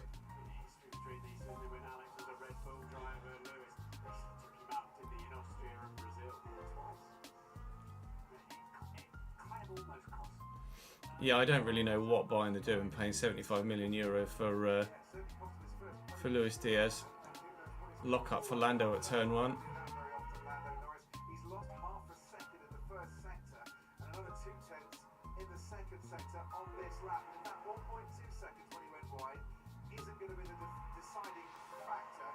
That 0.7 might just compound it and be the deciding factor. Hulkenberg on Ocon. Hulkenberg on Esteban Ocon going wheel to wheel up the Kemmel Straight. Hulkenberg looks over to see that he's through at the Haas and moves up into 14th. Well, a fifth of the field started in the pit lane. We've had rain, we've had all sorts of conditions, haven't we? They're all still Oh yeah, 100% would rather Rodrigo. crazy over small places. If Bayern are going for Diaz, why aren't Bayern going for Rodrigo? Would Rodrigo not go there, do you think? Now Kimi Antonelli is right on the back of Esteban Ocon's head certainty. The Haas drivers are going to be looking over their shoulders a little bit. And Oscar Piastri has spent much of this race trying to... Now it might be that. Hang on. These tyres are getting tricky. You need to keep the focus. Don't push the brake as hard as you have been. You'll naturally quicker. Coaching that Nancy Davison was alluding to a little early on. Yeah, basically your hard compound tyres are beginning to give up a bit of grip. It's costing you time now. It cost him 8 tenths of a second on the previous lap with that mistake. If you see, Liverpool were going to sell Diaz and spend the money on What is not hampering the Isak, but now they've bought Ekitike. And now, if they want to buy Isak as well, then can they afford Rodrigo? Is it a case of it's either Alexander or Rodrigo? Adger is close-ish to Oscar Piastri, but he's not going to have to come up a load of back markers to try and navigate round and slow him down. Piastri almost has a free stop now to come out in second. Thing that Verstappen's been able to throw at him, hasn't he? And that gap at 2.2 has almost been static for the last few laps. Kimi Antonelli behind Esteban Ocon. Ocon's tyres are dying. Safe, but not a huge amount longer. Picking up the slipstream, Ocon forces him round the outside, but Antonelli had Good overtake from Antonelli, that. expected it. Ocon's going to fight this back and retake the place. Oh, fair play. By the time the exit of chicane GG's. from both drivers on both counts there, but it's Ocon who wins out. Yeah, Antonelli got a little bit hot into the left hand and had to sort it out and lost a lot of momentum. Flavy in the back of the garage, Savvy on the track from Esteban Ocon. So let's just have a quick look here at what happens. In goes Kimi Antonelli, and then just, yes, on the exit, onto a little wet patch, maybe, taking a bit of curb. And the serrations of the curb just rattled the car wide. And Toto Wolff will put that in the memory bank for the next debrief. Antonelli will come back on the next lap and have another Just go, setting I'm that sure. Right. video we just recorded to go live tomorrow. Previous lap, another 0.6 of a second. Lando Norris takes out of Piastri's advantage. But in effect, with those We won't get a full, once the race is finished, we won't get a full video recorded, I don't think, but we can get most of one done. He has, but he's pushing so hard. But you're right, those mistakes have cost him.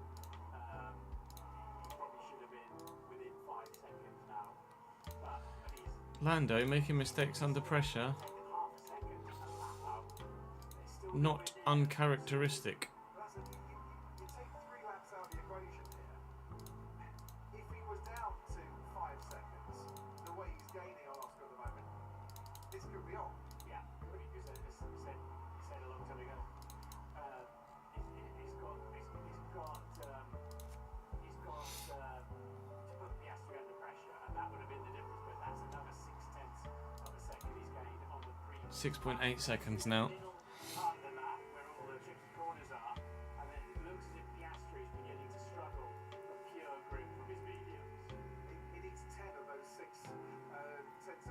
And there's not 10 laps left. Got 10 laps to go.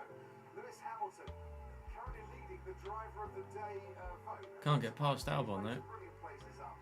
But is he starting to struggle a bit behind Alex Albon? Because he's getting If he can get past Albon, there's no reason why he can't catch Russell, but About half the race or more, he's been asked by his team to be lifting coasting. And now I know other drivers get asked the same thing, but I think he's plagued him this entire race. I can't work out exactly why he's had to do so much. And he even asked them at one point, do I still need to be doing this? And they said, yes, we definitely need lifting coast. Sounds like all the way to the end of the race. So I think that's thwarted him and his potential attack here on Alex Albon. Thanks ever so much, Anthony. And once again, he emerges out of that McCombs chicane behind Alex Albon, and we'll head down to Ted.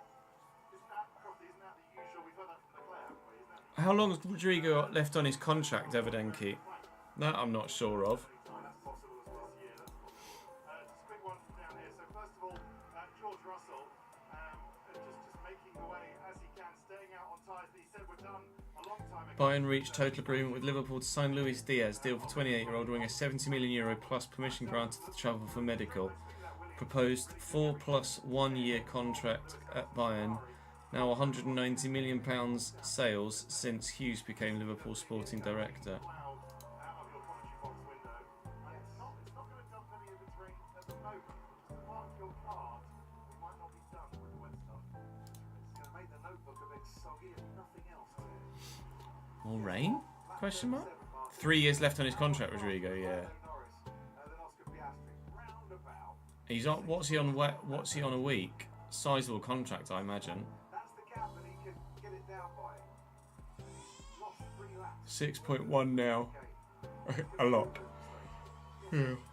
6.1 the gap, Norris to Piastri, but it could be less than 4 if he hadn't made the mistakes. I'd imagine he's reasonably calm out front. He's just coming up to Isaac Hadjar. There's Oscar Piastri who's obliged to get out of the way. Then there's really nobody in front of Hadjar because Colin Vincent Sainz is actually going along quite nicely in the 147. The gap now 5.7 seconds between 240k. Yes, it's a lot of money. Oh, it's a lot of money a year, let alone a week. Big lock up from Leclerc. I'm not sure he lost 8/10 because of it though. Piastri's going to get a lovely slipstream behind Hadjar going up through Blanchimont in a minute. Oh, I don't know, he might have done actually. Verstappen's only a second behind now. Yeah, I think Leclerc on this lap is a couple of tenths faster than Max Verstappen. Yeah,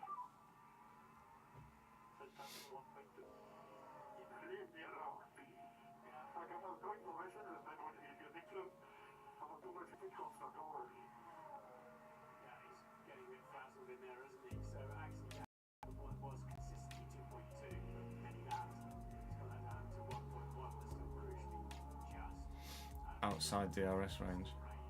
Right, Hadjar is still ahead of Piastri down the Campbell Straight. Piastri will be getting 5.5 Norris now. lap. Isaac Hadjar, I would have thought. Mendy and Ceballos are on 200 grand a week. Who gave them those contracts? That is a yikes. Middle sector, Piastri is going to start to seems to be slowed up a little bit, I think, by the back marker, but he's now through. He's now through at These are really yikes. how much time that's cost him on this lap. But the gap now 5 seconds between Piastri and Norris. and it's the middle part of the lap still where Norris has got the speed. Give transfer marks a quick refresh, see if there's been anything else we can do. There's been one more official transfer. Enver Kulasin from a Bosnian Premier League side to Gaziantep in Turkey. 21-year-old winger. Doing a super job holding off Yuki Tsunoda and Ollie. Do you think EA would ever add actual staff members onto the benches? Would you mean like you'd actually see an assistant manager or a set piece coach or something like that? NT. Maybe. I don't know as it's a priority. If Ollie Ben can just get past Yuki Tsunoda, he might finish 11th in this race. It's been the 4th race in a row that he's finished 11th. He joined a lot of people with the record for the most consecutive finishes in a single place Mbappe's on 600 grand a week. Yeah, but it's Mbappe. 7 seconds now. Norris is catching Piastri very quickly. The 5 to go, including this. Yeah, too little, too late for Lando though with those mistakes. If Lando hadn't gone wide at Pouon and hadn't locked up at the source, I'd have said Lando would win this race right now. But with it as it is, I don't think he will.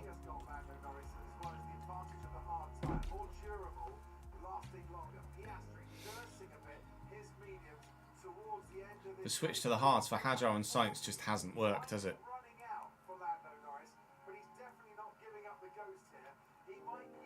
Yeah, it's more for the that's more for the presentation team, I think, NT, than the career mode team.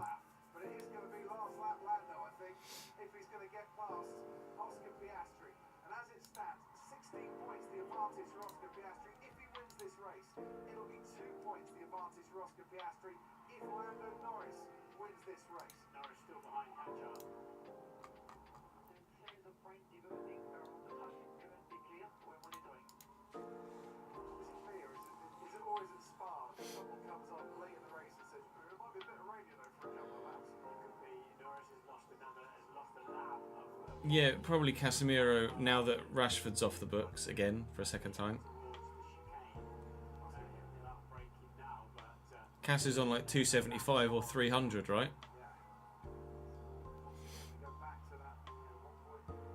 350, wow.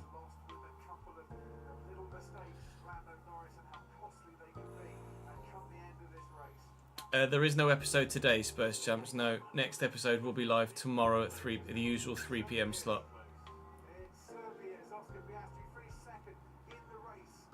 We recorded it earlier today. It's just finishing uploading now, and then when the Grand Prix is over in 4 laps time, we will start recording Tuesday's episode.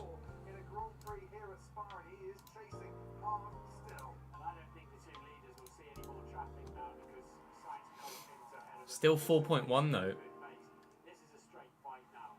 That's not a fight. Piastri's got it. Piastri's got it on lot.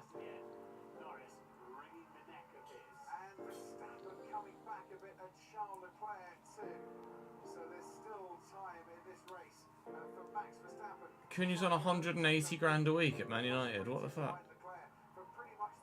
How can Man United be like sacking staff and cutting perks for staff whilst giving average players 180 grand a week?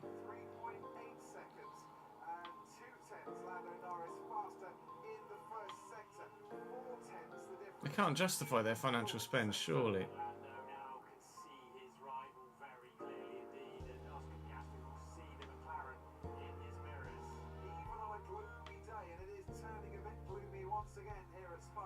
.7 Lando to Oscar.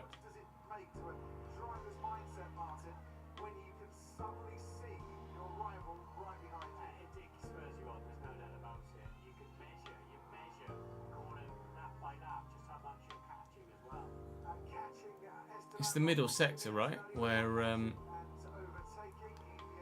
Lando's making the most of the encroachment, presumably because of the lack of grip that Piastri will have.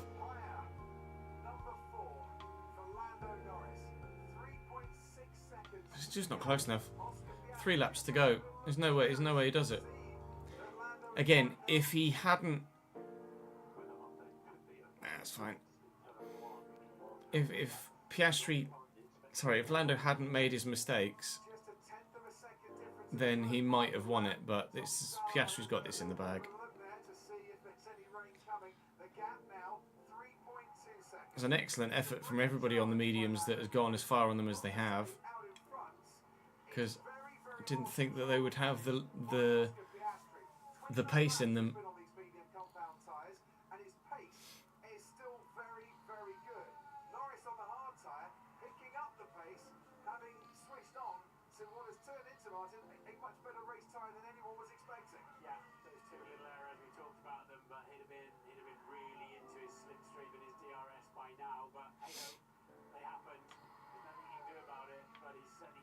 Hey Sid, how are you, mate?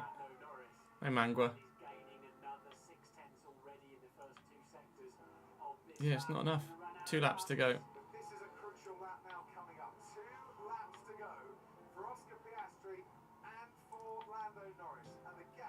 they cross the line is 3.1 seconds. Could have been 1.4. Landon needs 5 laps to take the lead here, really, and there are 2 to go. And he's made another mistake. That's gone. Yep. Now 4.2 rather than 3.1.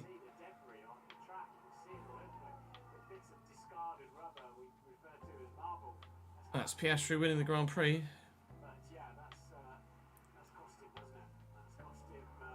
I don't have a team that I support in F1, Mango. I just enjoy the sport. Too many errors from Lando today. Hey, Captain Rex, thank you for the follow, mate. Welcome to the channel, dude.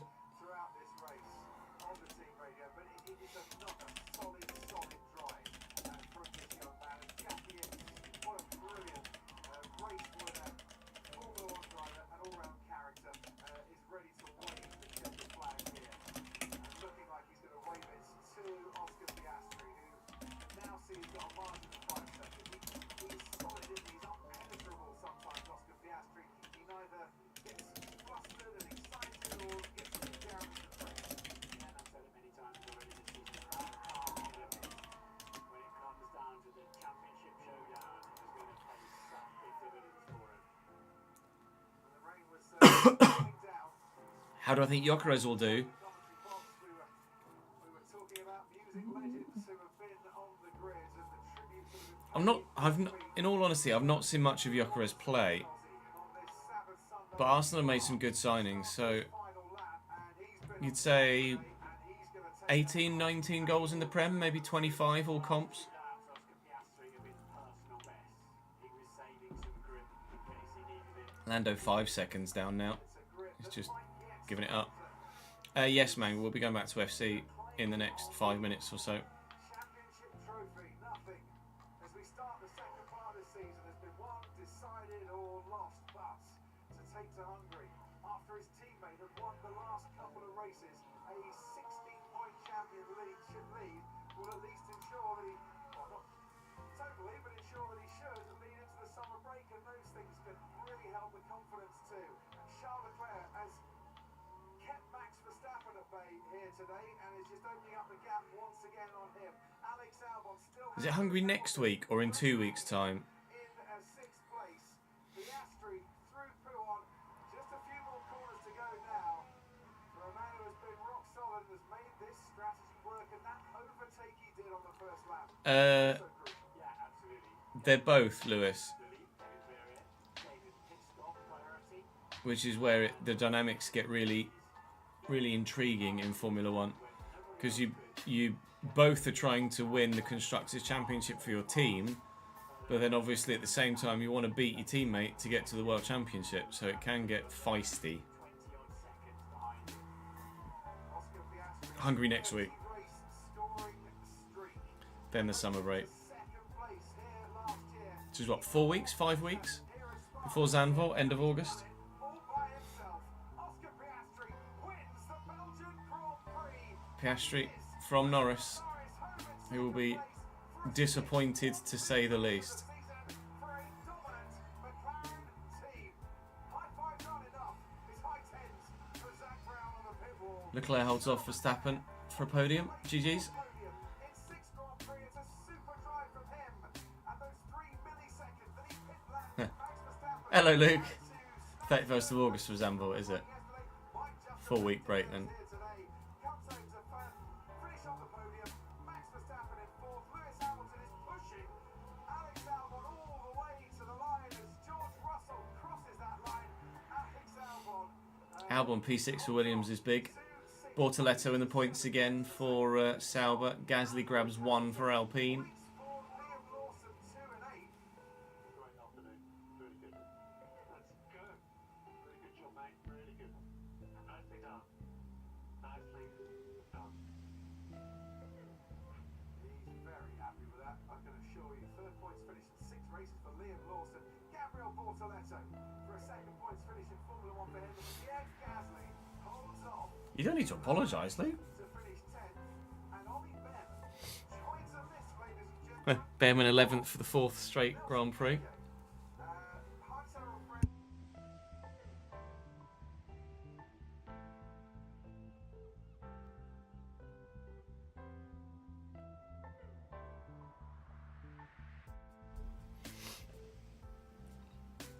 McLaren are currently at the best, yes.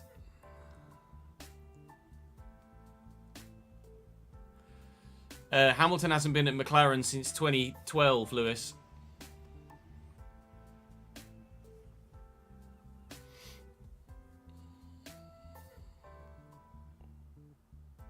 You were watching a stray cat outside, exciting stuff.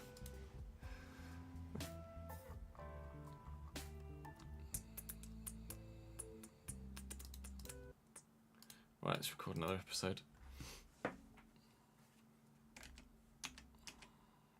Just double check again. Transfer marked. Any further transfers confirmed? None as of yet.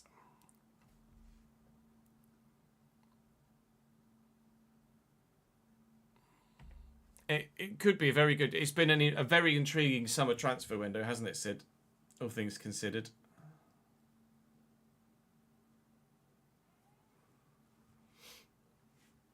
And it's not over yet.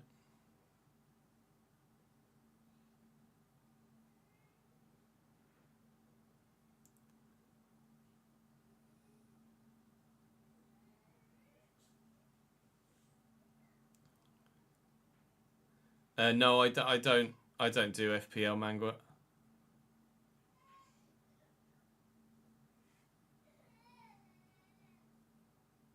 Jude wants his tea. Which specific ones, Luke, are you referring to? Lewis and Antonelli having a debrief.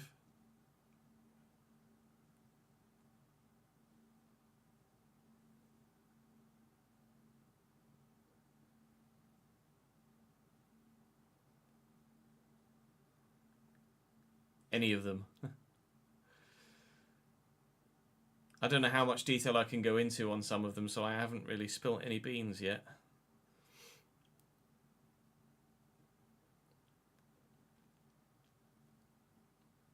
Yeah, manager market coming. The details of which I can't tell you yet, unfortunately, but we will find out in due course. Joao Felix to Al Nassr hasn't been confirmed by Al Nassr. It's only been here we go'd by Fab, so it's not getting done yet, Mangua. Anything that's a here we go is not done. Case in point, Morgan Gibbs-White got a here we go to Tottenham and has signed a contract extension at Nottingham Forest. Yep, if the manager market works as it should do, as we hope it will, then it should be good. But we'll wait and see. More than that for me, Luke. Begging for a manager market for fucking 15 years. Right. Welcome back to the Sunderland FC modded career mode here on FC25. We haven't updated any transfers between the last episode and this one because it's been about an hour since I finished recording the last one to recording this one, and nothing has gone through in real life in that time. So we start in 9th place in the Premier League, about to take on 10th placed Crystal Palace after an episode last time out that saw us get a couple of results we weren't expecting. We very much hoped to get something from Man United or Spurs, but actually ended up with a win against United. Defeat to Spurs was frustrating, the manner in which it came about, but is what it is. Then we drew 2-2 with Forest at the end of the day. So we've Palace, Bournemouth and Wolves today, and then Newcastle, Arsenal and Chelsea after that for tomorrow.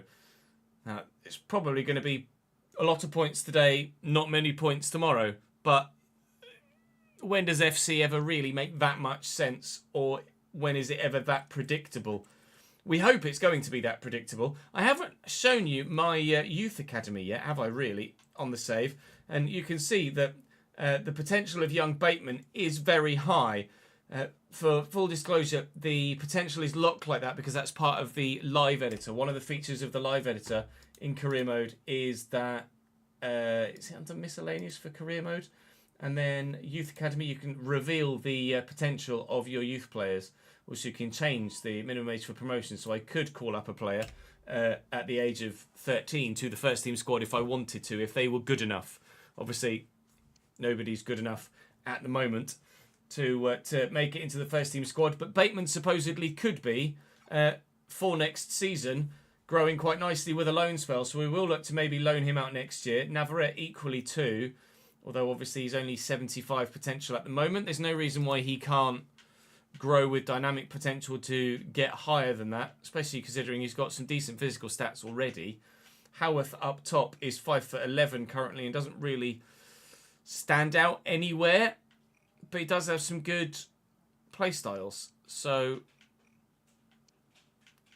is he maybe going to be worthwhile later down the line? Not sure. We'll wait and see. One thing for sure we know at the moment, though, is that we're headed straight into this game against Crystal Palace. Well, so I'll say drop the video a like if you're enjoying, of course. Make sure you're subscribed to the channel so you don't miss out on any more. Going to have to make some changes here for stamina, as you can see. But that's not a problem at the moment with the way the squad is currently set out.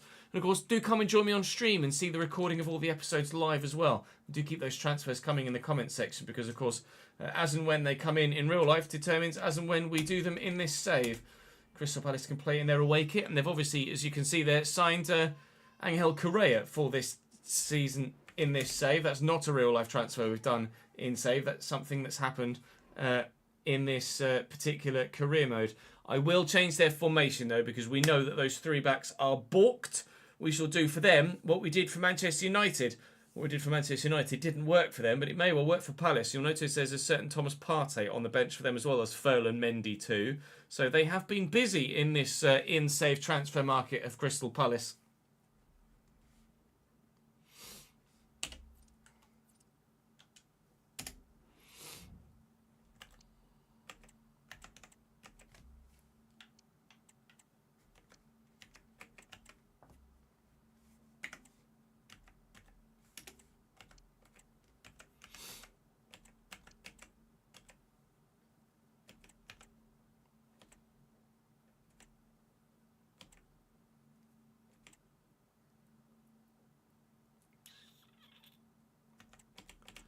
We go 4-2-3-1 for Palace.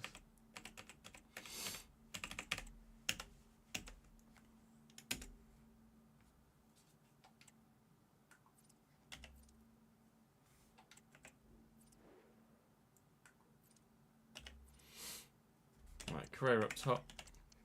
They've got Julian Brandt in the team. So we'll put wide right. Esser there, put Brandt out wide.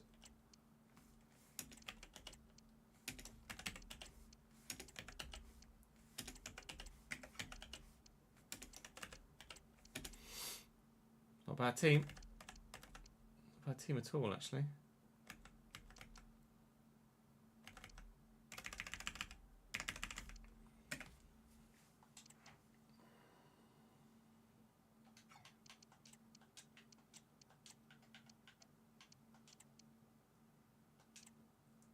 And I was right-footed, right? Yeah.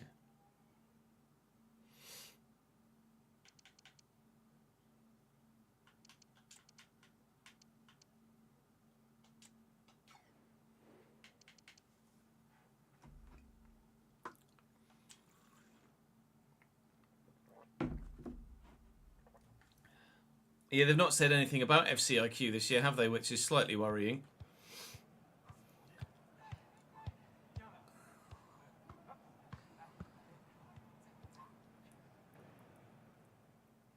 The manager market just means that it's more realistic in that other clubs will hire and fire managers, Lewis, depending on performance.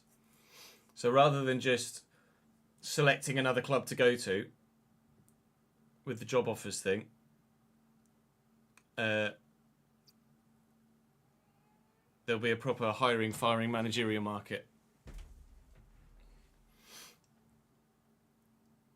And yeah, where have you seen that, Luke? Is that in a pitch note somewhere?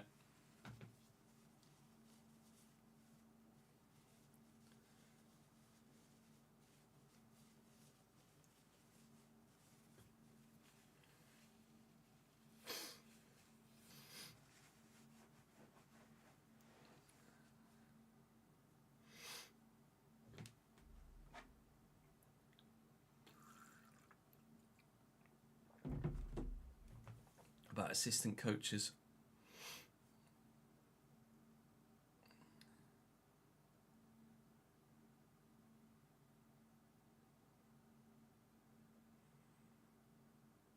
CM Tracker Net on Instagram just posted a bunch of slides with the new features.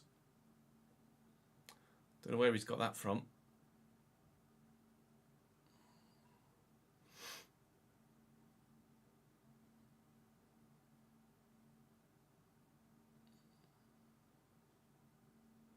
We have done DePaul to Inter. We're up to date, Mangwa. Any transfer that's been announced in real life has been done. We are on it. Don't worry.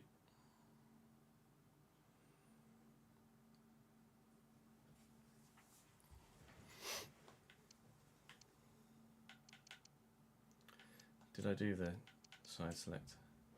No.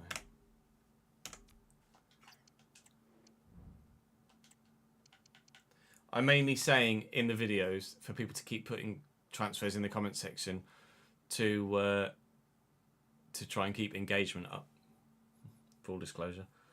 It's unconfirmed, Luke. I'm not saying anything's false. I'm not saying anything's true. It's just nothing's been made official by EA yet.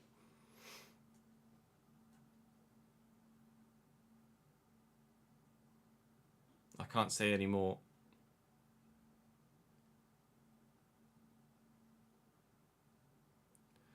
Yes, correct, Lewis. That's how it's exactly how the real life managerial market works.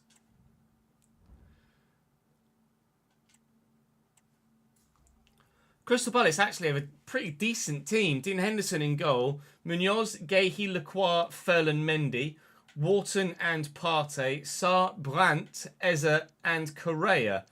Certainly improved from their real life side of the past season.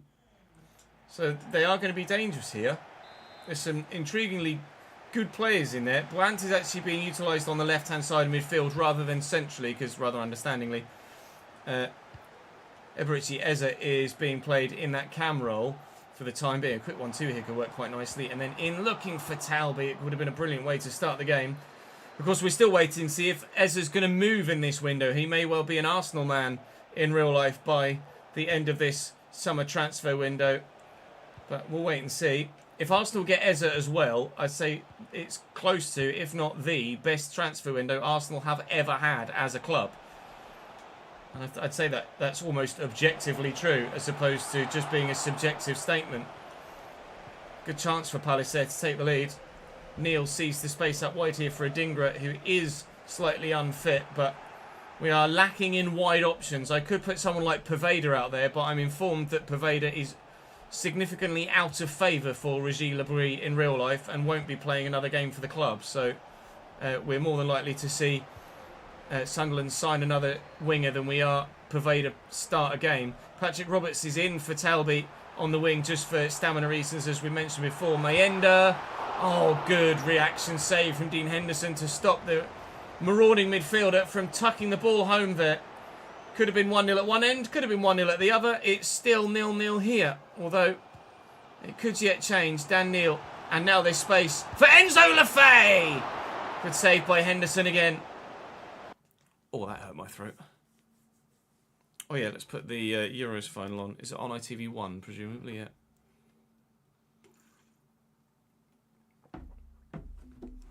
Yeah, I can't go into specifics about anything that hasn't been announced by EA officially yet, I'm afraid. NDAs, etc. Oh, it's on BBC as well, is it? Yeah, BBC probably have better commentators, but it doesn't matter for me because it's on mute anyway, so. Not sure about that England kit, by the way. Not a fan, I don't think. Spain favourites for this, right? Especially with the way England have made their way through the tournament. Feels very much like Euro 2024 for the men's team, doesn't it, really? Sonny, thank you for the follow, mate. Welcome to the channel.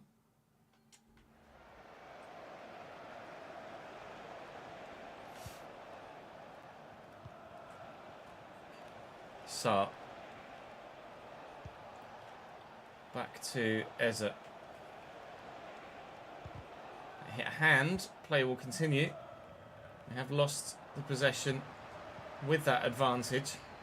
Again, Adingra is in some space out here. Again, the ball's not great towards him, but He's done well there. And Siddiqui will look for Mayenda, who is left-footed, so it's on his favoured side. Henderson with another good stop for his team. We are the side in the ascendancy here, looking to take the lead, but we can't do it.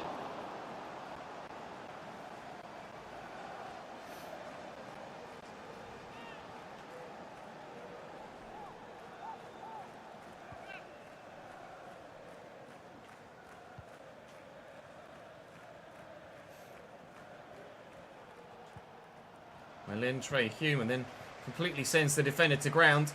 Oh, it's not a great pass to Adingra. Nor is the finish very good either. That's frustratingly poor. If that's as I envisaged it in my head, with both pass and finish, then that's 1-0 Sunderland. We're very much on top here though, aren't we? They can't cope with us right now. Munoz has done well there though. Now they're going to have an overlap on this right-hand side with Ismail Assar. Take Reynaldo out to deal with it. Serkin is still trying to get back in position and seems more concerned with getting in position than he was with actually closing the player down. That's something I certainly hope is tweaked with the authentic gameplay for 26. By the time you take control of that fullback there, he's more concerned with actually getting into the left-back spot than he is actually stopping the man that's running in on goal. So you take control of him and his momentum is completely going the wrong way there. Little ball back round the corner would have been beautiful there to give us the through ball to Patrick Roberts, but no such luck for anyone so far to take the lead in this game. Still 0-0 after 40 minutes here. Big mid-table battle this one at this stage of the season.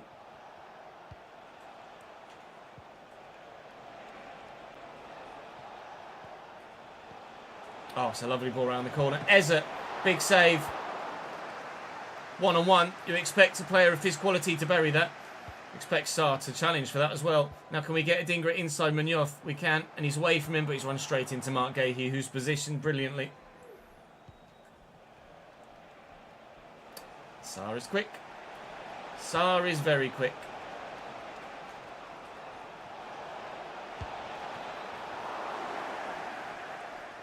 That'll be half-time. Exclamation mark camera gunned.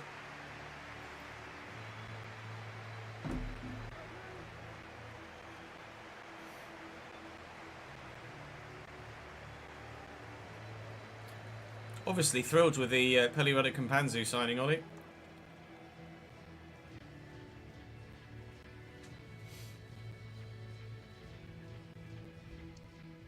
I think any club in League 2 would be thrilled with Pelirada Kampanzu signing.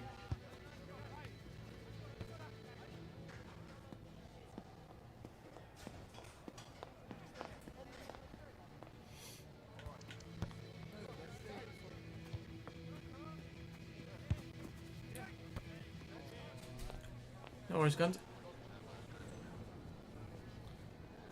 Bot will respond in due course. Takes a little while on YouTube. On Twitch it's instant. Oh, there you go. On YouTube it takes a few seconds.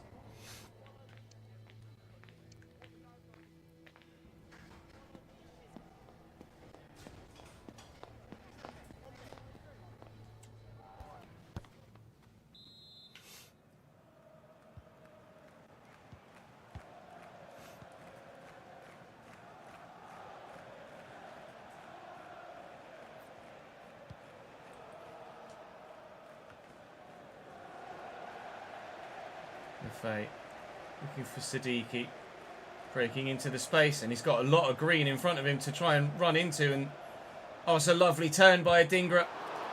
The defender does really well. Maybe he should have taken the shot slightly earlier. Good movement from Adingra. Poor from Palace to let me have that much space in the middle and just pick a pass.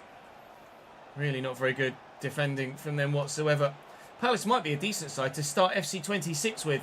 The team that we're going to start next year with in the main save is very much up for grabs at the minute. I've absolutely no idea, really, who I'm going to be starting FC26 with. It's a good finish by Angel Correa there, though.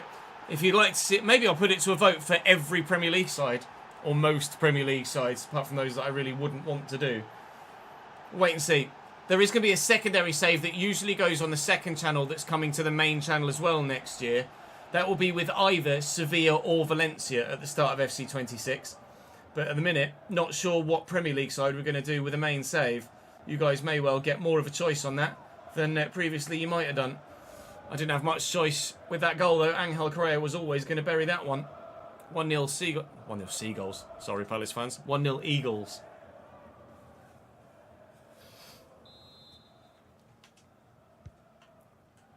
It's a faux pas for Palace fans, isn't it? Wrong bloody bird, Ches. Enzo Lefebvre, Siddiqui. Patrick Roberts in some space.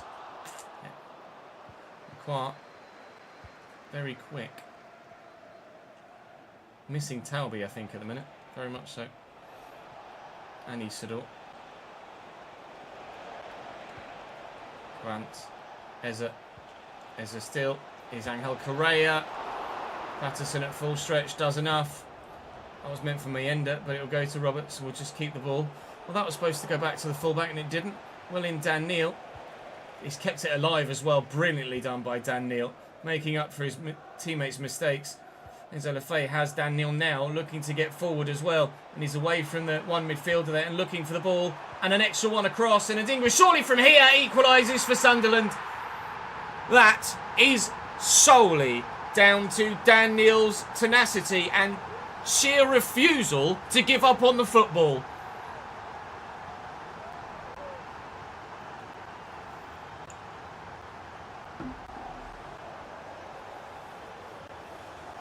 Yeah, Osimhen's not confirmed yet, is it?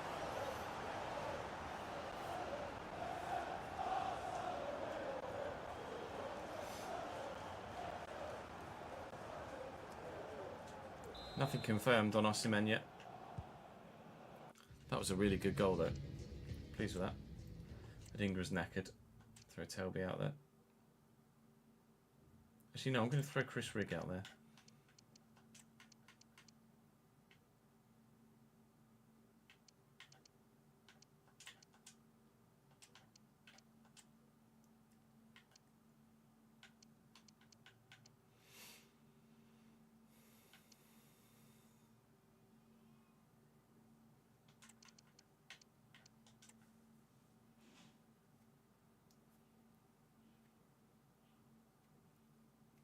Yeah, there've been a lot of good signings by the Turkish trio, haven't there, this window? Very impressed.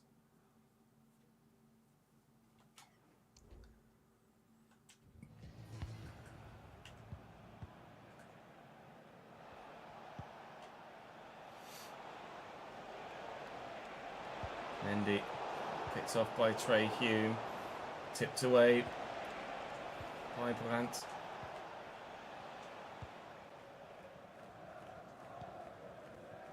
Enzo Lefebvre down the line to Patrick Roberts. Mendy will have him for pace and strength, so we've got to stay away from him. Lovely trickery from Patrick Roberts, though, looking for the ball through, and Maxence Lacroix does just enough to stop us from squeezing that through to Mayenda. He hasn't dealt well with Brandt there. I thought we'd be able to get a toe in to get the ball. Oh, it's a great cross. If he's on, he's off. I just saw, you won't have seen it underneath me, but I just saw the offside advantage flag come up. It's a brilliant finish. It's an excellent cross. It's just a poorly timed run. How tight was it? Not even remotely.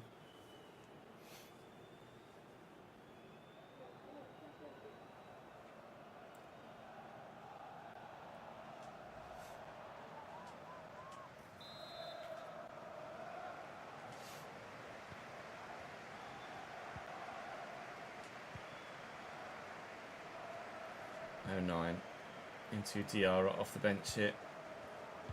Neil and Lefebvre.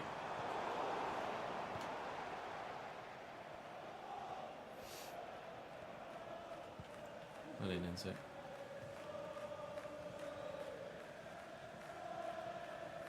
Good chance for England this.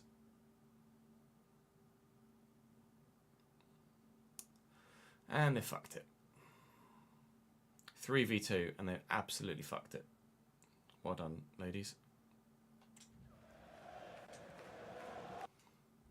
I cannot believe, like, the striker that's next to the one in possession just needs to make the other run.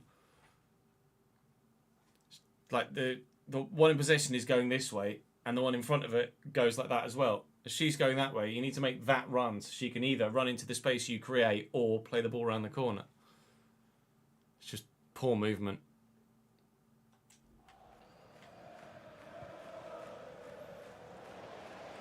Enzo Lefebvre fighting hard and winning the challenge. Winning the foul at least. Partey off for Palace for Hughes. Patrick Roberts trying to find some space here. Finding Dan Neil. Here comes Habib Diarra.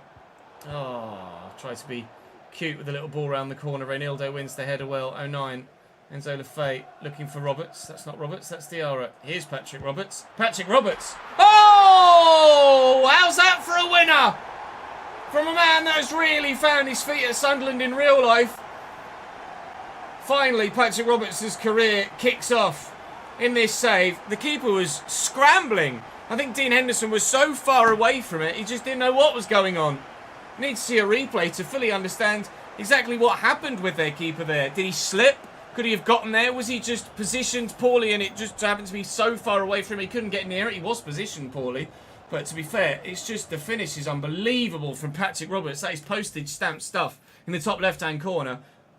After Palace took the lead, we have won it right back again. Yeah, nothing Henderson could do about that.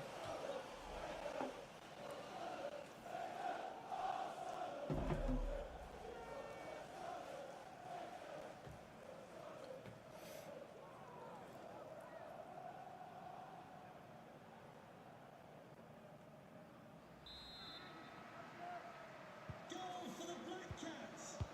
Number 10, Patrick Roberts.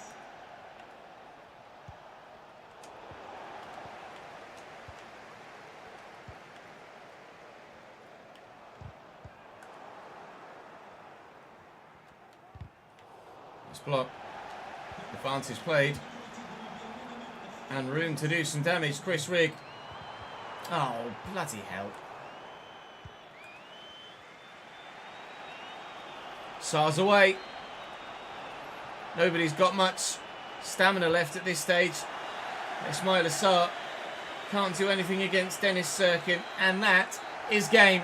Head in hands for Ismaila. He knows what could have been there at the end. Just as we snuck a late winner, they could have snuck an even later equaliser.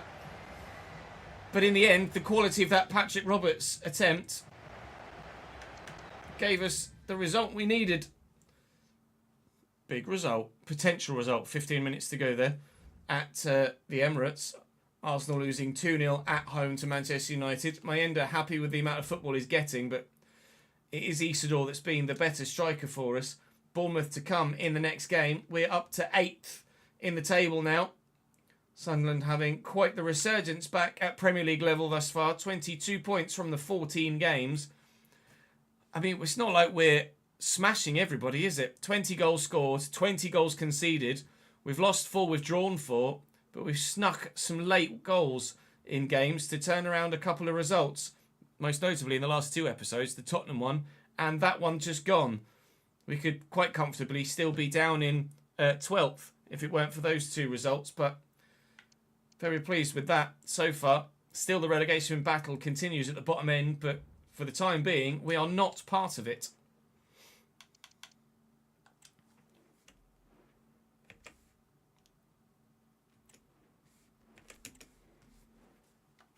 Yeah, England have started well, but making poor individual decisions at the minute.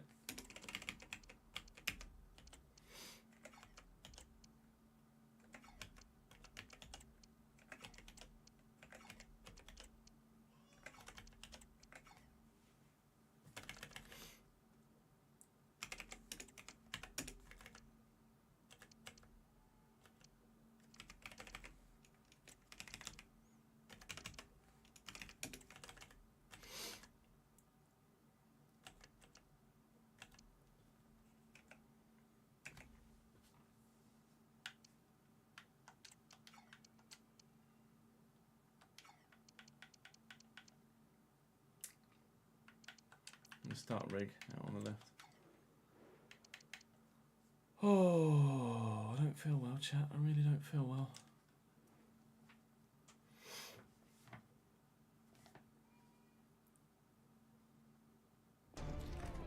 I don't know what time lights out is in the Indy Cup.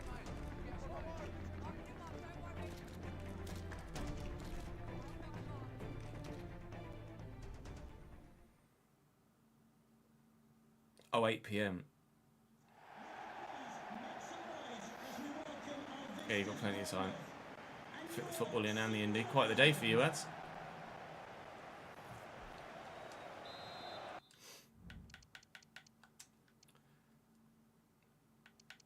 Even with extra time and pens, the football will definitely be done by 8 PM, I would have thought.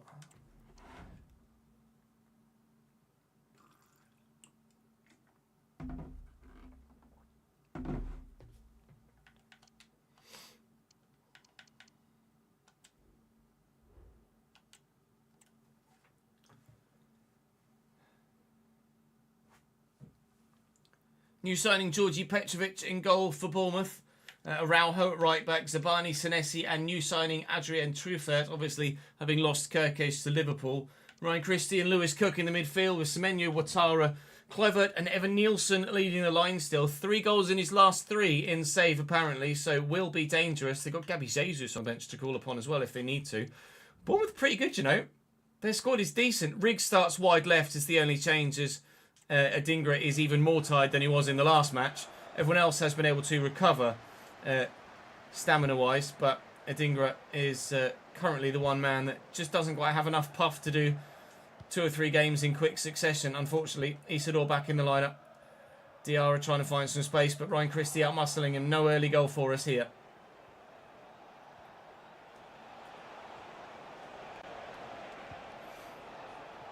Kluivert, that's a good ball out of his feet.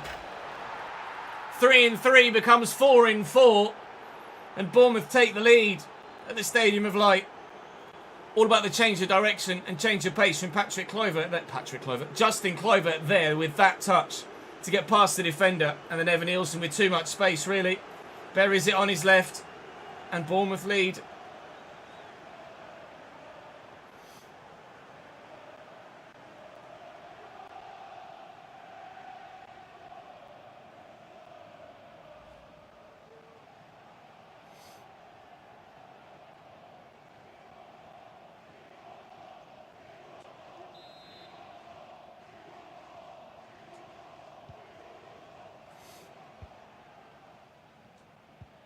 England corner. Never mind.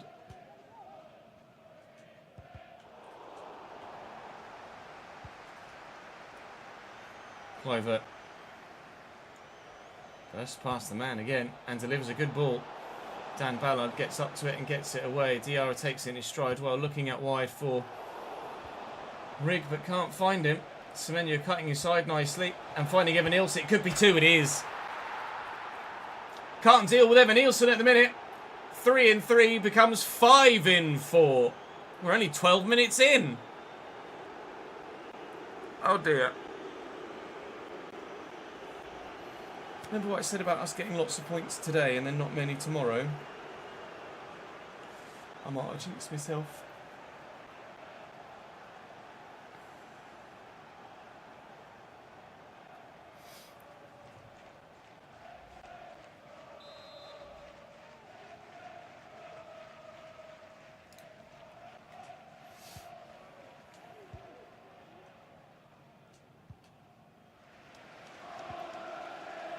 Siddiqui.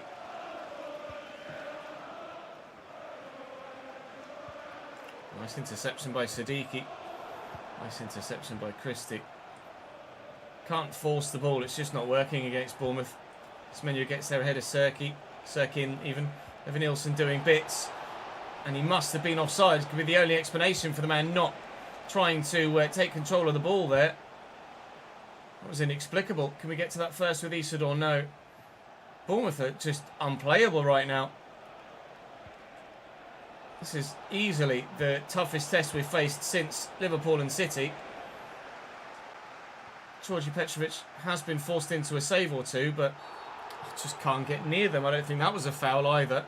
Getting a little bit lucky with the decisions from the referee. Isodor's picked up a knock as well. What is already a pretty frustratingly terrible day. Could get even worse if our main striker picks up a long-term injury.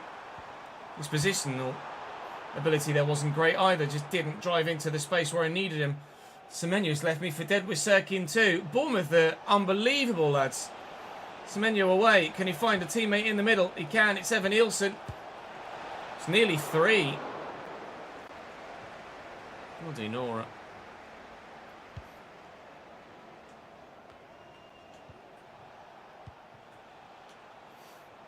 Semenyo is going all the way, is he? No. Finds Evan Nielsen.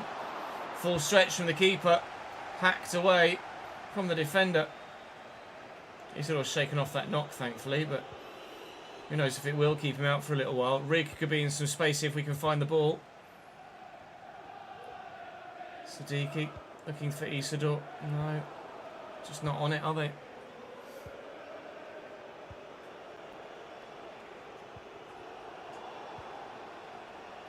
Diarra, driven well.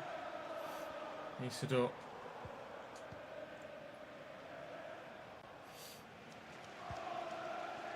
Siddiqui, look for Isidore. Needs to hold it up. Talby making a run, but not the run.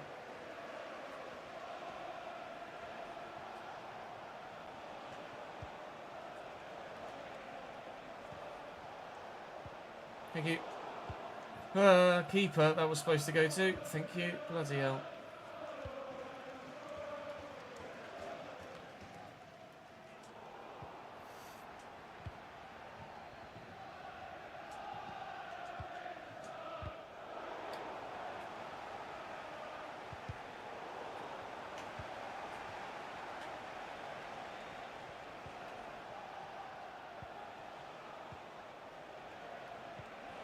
Is he on? Yes. He's picked up Dango Ouattara. Oh, and Evan Nielsen nearly scores a hat-trick. I have not felt pressure like this for a long time. 1-0 Spain.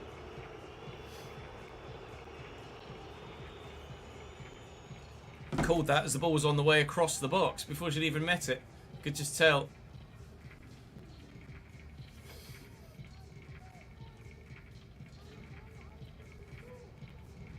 What sort of saves do you like to do, Mozza?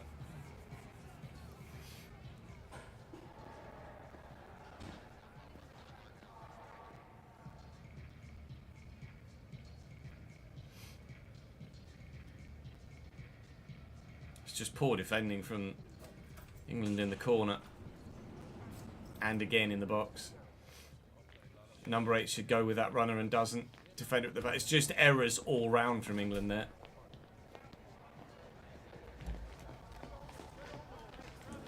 Completely avoidable, that goal. Sorry.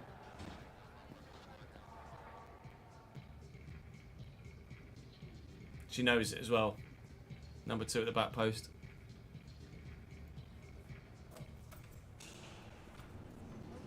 And there it is.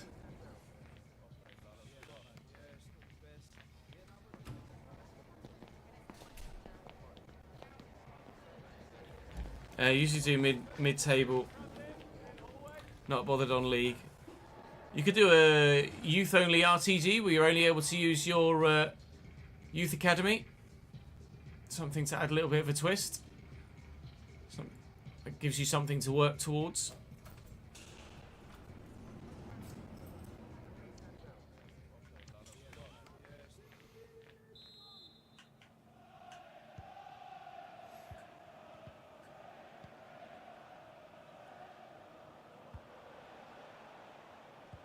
Thank you. Right, let's make him pay for that. A bright start to the second half. Who gets right back in this game? We missed Talby in the last one. He's still going here.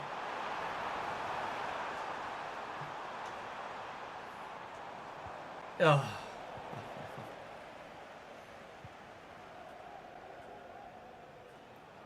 Semenyo into Clover, picked off by Reynaldo, but outmuscled by Clover. Can't get near him.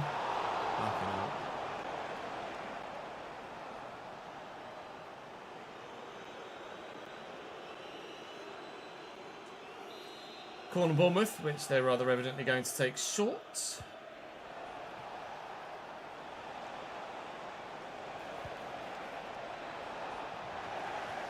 Go on, Wilson. Go on, Wilson. Go on. Play the fucking ball. Oh, that's why he didn't. Free kick for handball. Justin Clover. Deflected, well dealt with by the keeper. That could have gone straight into the back of the net as the keeper committed one way.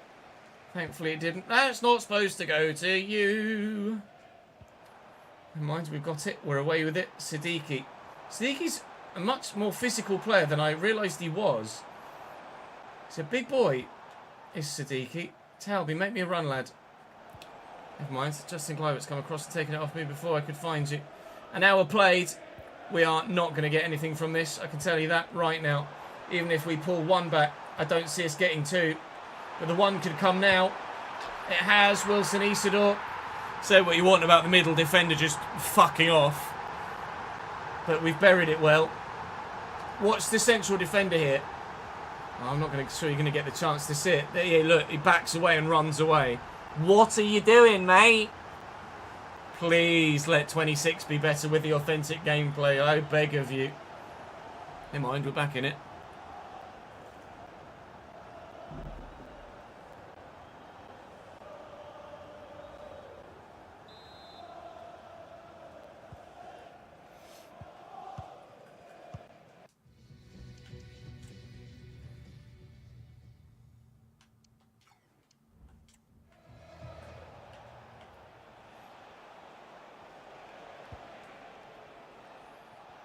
Ouattara, heavy touch.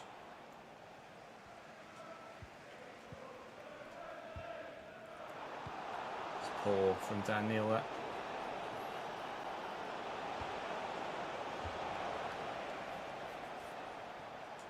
Yeah, that's a fair point, Stevie.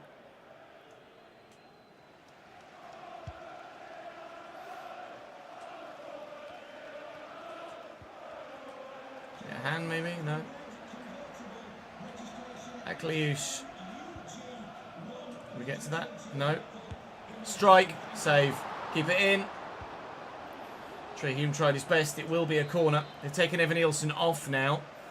So I imagine it's Gabby Jesus on in his place. Kluivert wins that header. Zabani is the man underneath it. Tackled. Goal.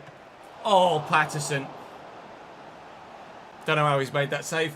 Couldn't tell you. He's grown very well already, this save, Patterson. And we've needed him to, because he's made a number of saves. We have had him not need to be quite so unbelievable in the last few games, actually. He started the season a lot better than he has been recently. Maybe it's the wrong way to phrase it. It's not like he started really well and he hasn't been good since. He's had less to do. The main thing he's done today, though, is pull the ball out the back of the net. Great finish by Gabby Jesus to make that 3.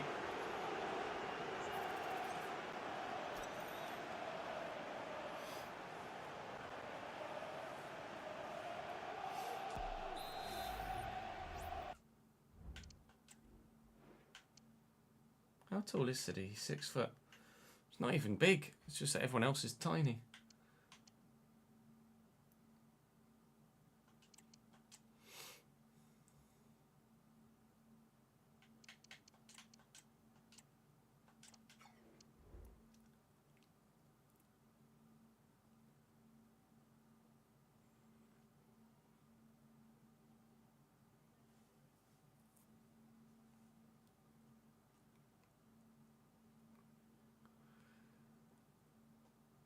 In terms of an online career mode style thing, Gund.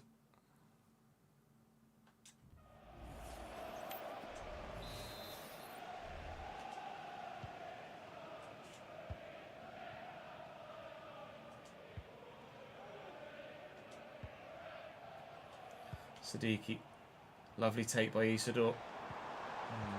He's not got the quickness of feet to do what I wanted him to there. Semenyo, well in. Alan Brown has just come off the bench. Oh, and can't squeeze it to Chris Rigg. We've given as good as we can in this game, but Bournemouth have just been better and, quite frankly, too good overall. Looking for Talby. Quickly to Isidore. Maybe there's a opportunity here. I was hoping for a back heel to Brown, really. Oh, Talby's so good, though. His dribbling's sensational. I need someone in the middle, please. Anyone? What a stop. I asked for the first time from Sadiq. He didn't get it. He's won it back, though. Can't find Isidore. He's won it back, though. Can find Brown. Talby. Talby. Georgi Petrovic worth every penny so far for Bournemouth.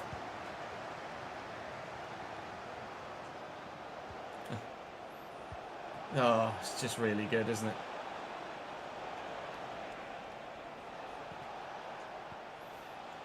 Brown. I mean, there's so much room for Talby. So much room for Talby. Ah, Senesi read me. Win it. I mean, to be fair, he did what I asked of him. He's just not aimed it to a teammate. It's going to be 3-1 to Bournemouth here. Our first defeat since facing Tottenham. And it might even be by 4. Here's a Araujo. Oh, whiskers away from a 4th. But we deserved the defeat regardless of what the scoreline ended up being. Bournemouth were quite simply better.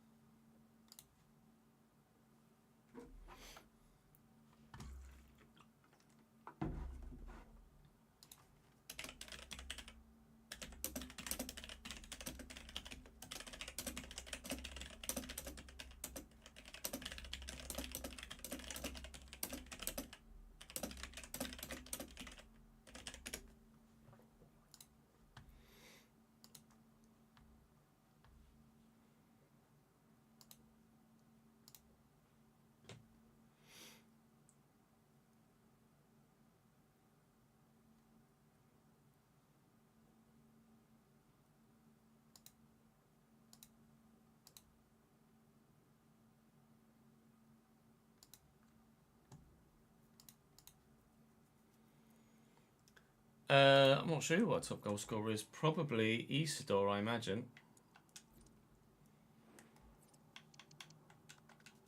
Yeah, 7. Although Odinga's joint.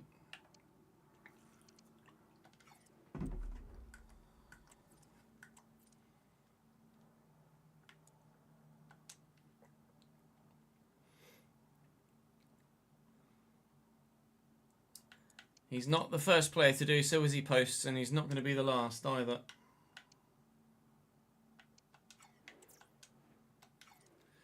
But a lot of the players that have gone to Saudi for the cash have prematurely come back to Europe early, haven't they?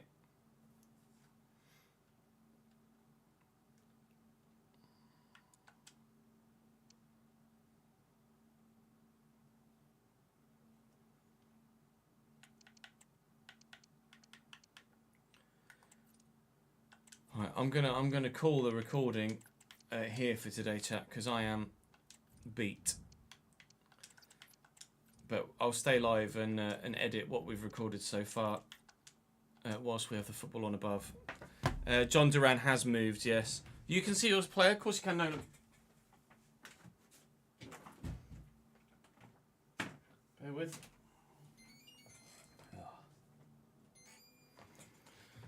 Oi, oi, oi.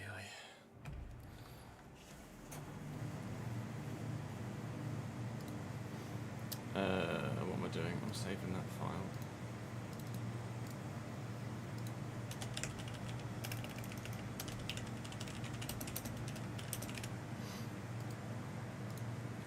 We'll start tomorrow by recording the Wolves game.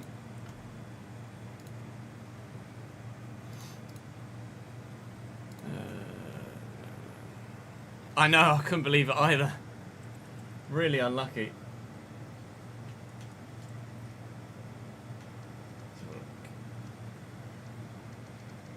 Let's go the other way, I think. 66 at the minute. Rated centre back. Still with your. I loved your 2-year loan plan, by the way. John Duran's gone to Turkey, hasn't he? You go to Galatasaray or something? Of Fenerbahce for Mourinho. 75 stand tackle and slide tackle. Your guy looks pretty decent, to be fair, Nolan. If you want to see your guy's face. With your last time you had to try playing for Ross County. What's the betting they sell you before you even get a chance to step out on the pitch?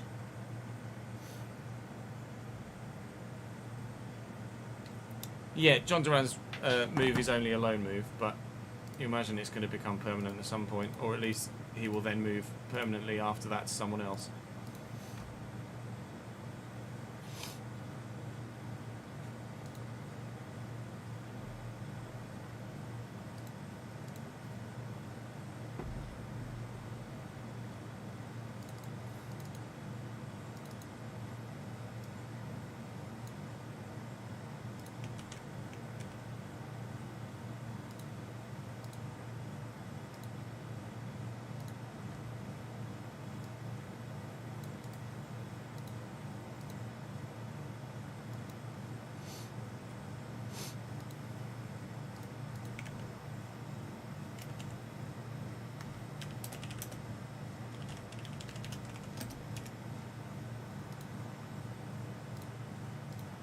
Welcome back, Sunderland FC. One thing, ND2.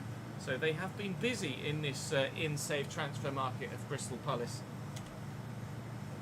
Crystal Palace actually a pretty decent team. It's Dan Neil, and now there's space for Enzo Lefebvre. Good save by Henderson again. Let me bring chat back up next to me so we can see what you guys say. Hand, play will continue. Have lost possession with that advantage. Again, Adingra is in. I imagine if you were at Ross County now, you'd be getting games, and yeah, you're probably starting for Cambridge. To be fair, the ball's not great. I know. I'm actually intrigued to see where Cambridge are in the league in League Two now we've relegated them. Who is left-footed, so it's on his favoured side, but we can't do it. Then Trey Human, then Adingra. Nor is the finish very good either. No, you were in a county kit because they're the club that you are permanently with. They're your parent club, but it did say you were on loan at Cambridge.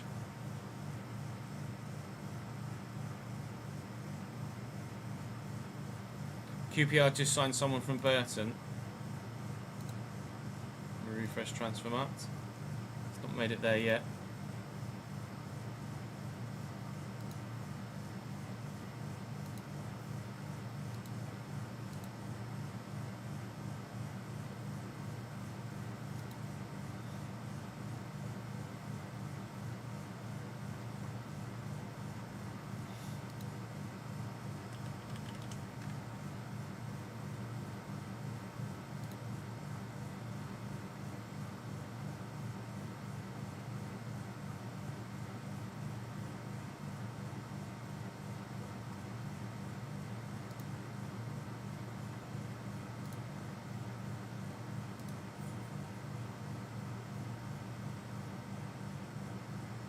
Roman Burrell.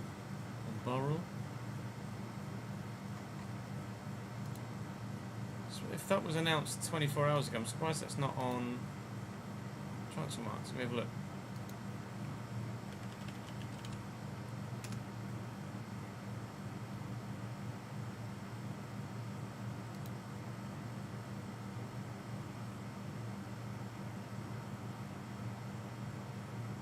Showing him a QPR, it's not saying when the transfer went through. Oh, 20, yeah, yesterday. That's weird. Either I missed that in the transfers list or it's not shown in the most recent transfers list, which would be weird. It's not. I don't think it is. Slipped through the net, that one, maybe.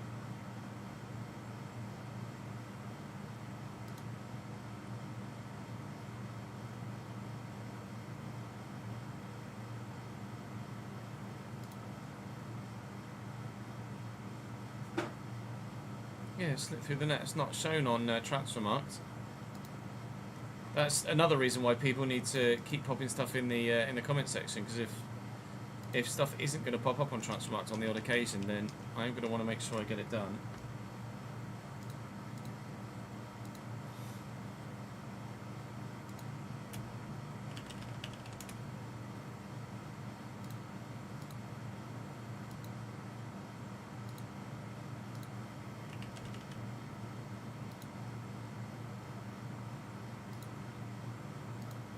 There you go.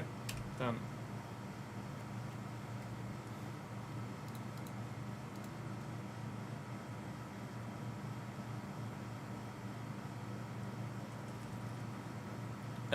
Yes, posts. Anything that is done in real life is replicated regardless of what's happened in save. And if we notice someone that's moved in real life that we changed that has then subsequently moved again in save, then we move them back like we did with Albin Lafont.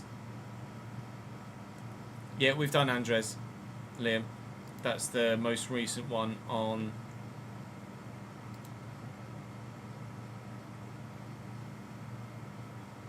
Transfermarkt. Actually, it's the second most recent one on Transfermarkt because Enver Kalasin from Banja Luka to Gaziantep is the most recent one there.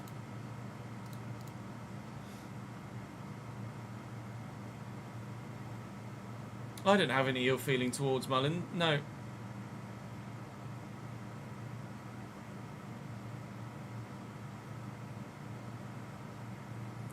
We would not have had the journey that we've had in the past 5 years if it weren't for Paul Mullen. So I don't hold any.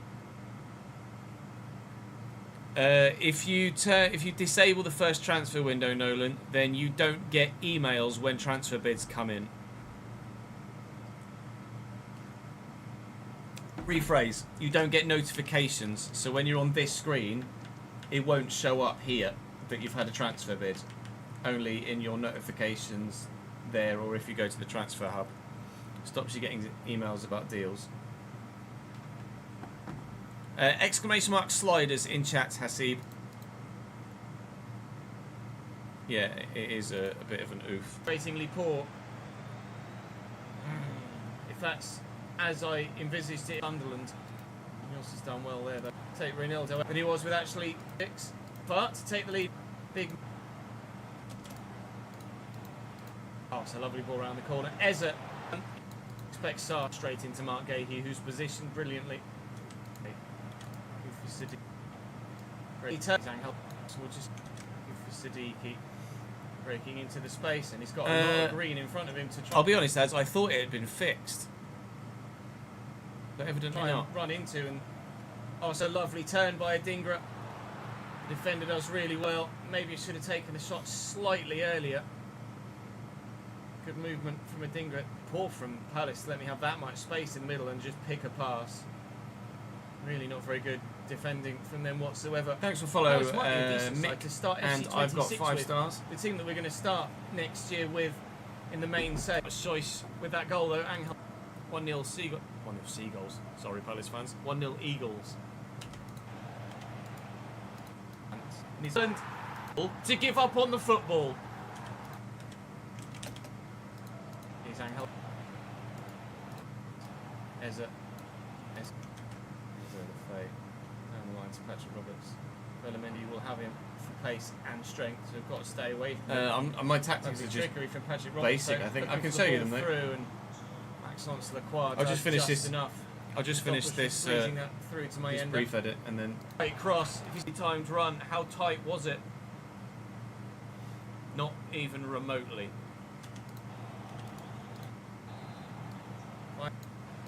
Yeah, nothing Henderson could do about that. And nobody's got away. So, bars away. Just for the time being, we are not part of it. New signing Petrovic in goal for Christie outmuscling and no early goal for us here.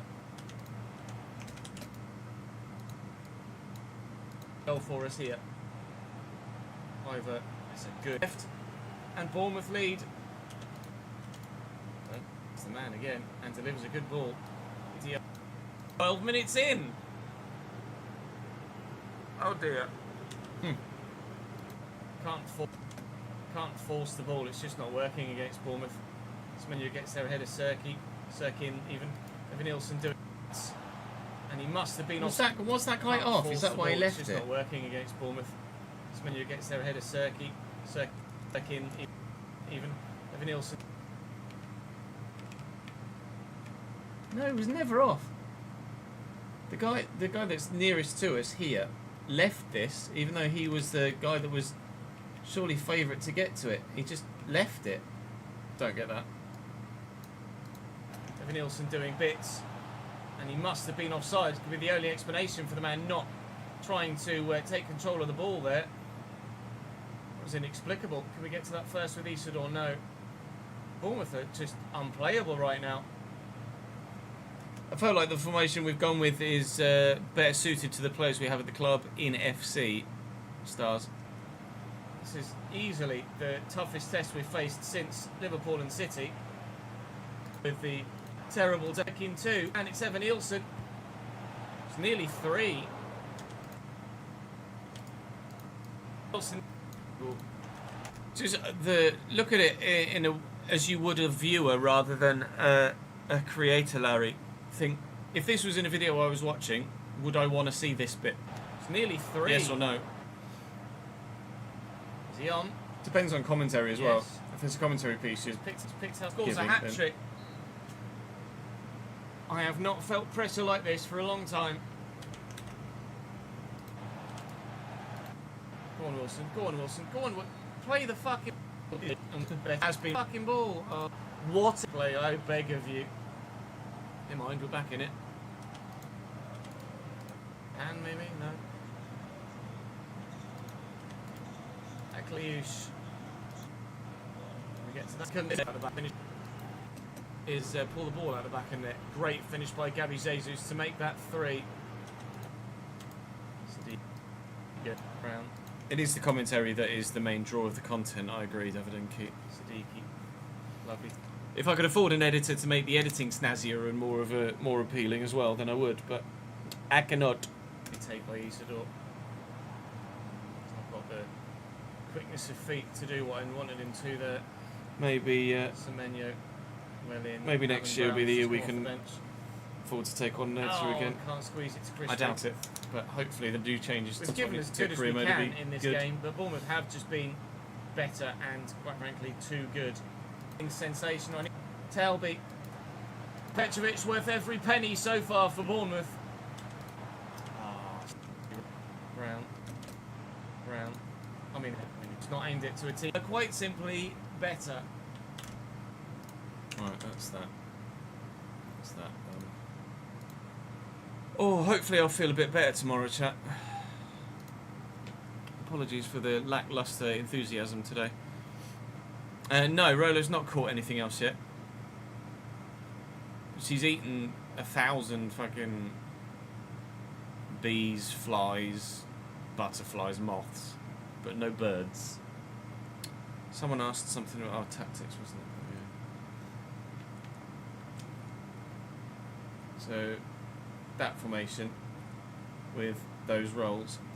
You can see the code there as well if you wanted to copy it to try it for yourself. Just cat things, yeah, basically.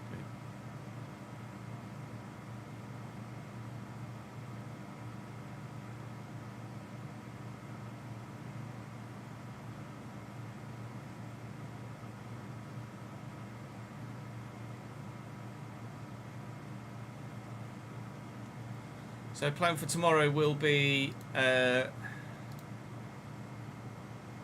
record more Sunderland, basically. I'm going to try and get... What I'm going to do, I think the plan for this week is probably try and get all of the Sunderland content recorded ahead of time for my going away, and then we can start recording F1 again for...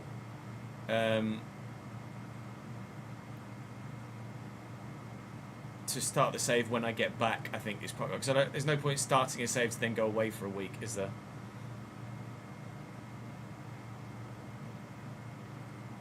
Oh, nice one, Jin. That's your Sunday sorted, then, isn't it? Really?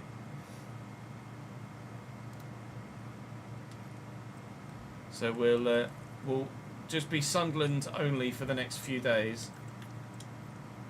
Then we'll switch to F1 and start recording the new save, but then obviously not set it live anywhere until I get back. I need a thumbnail anyway. I did put that post live on the YouTube channel slightly earlier, and I'd be intrigued to see how that has gone now. have a look. If I have a look at my channel and then go posts. 303 votes and 64% of people are saying yes, would love F1 content on this channel too. So maybe we said that the live channel experiment didn't work. Would have been better off doing stuff on the Chesnoid Gaming channel. Maybe better off just putting the F1 content and the FM content live on the Chesnoid Gaming channel as well. And the seconds channel experiment hasn't really worked.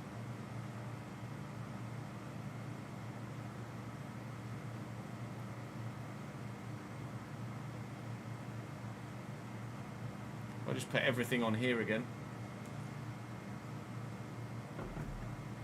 Especially now we're streaming on this channel as well.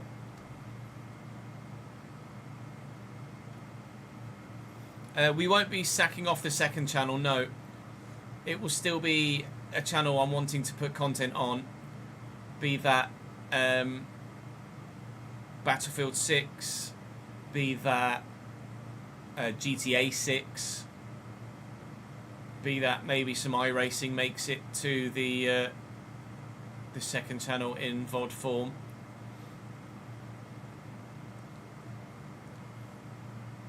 Let me refresh. Oh my god, 310 votes. Woo! But yeah, there'll definitely be some content going on the second channel for sure. It's just what and when. What and when. But F1 and FM will now be F1 and FM will now be on the main channel. We're going to try and replicate. Yeah, Jaguar's still leading the vote. I think the decision is made basically. Jaguar from Jordan, from a driver career as me, from a driver career as a real life driver. The real life driver vote actually went away. I didn't anticipate with Antonelli winning it or leading it by 1 from Sainz and Behrman.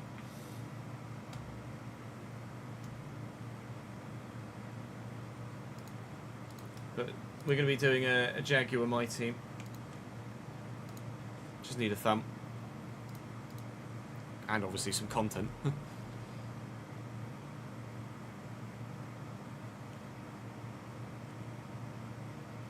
If you are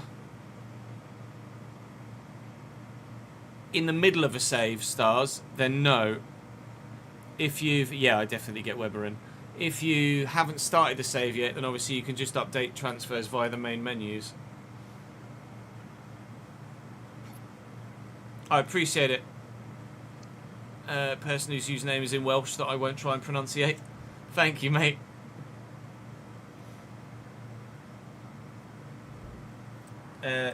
To edit transfers before you start a save, you just go edit teams, club transfers, and then you just change the transfers. So you wanted to change Mateus Fernandes to PSG, you just do that. And then when you start a save,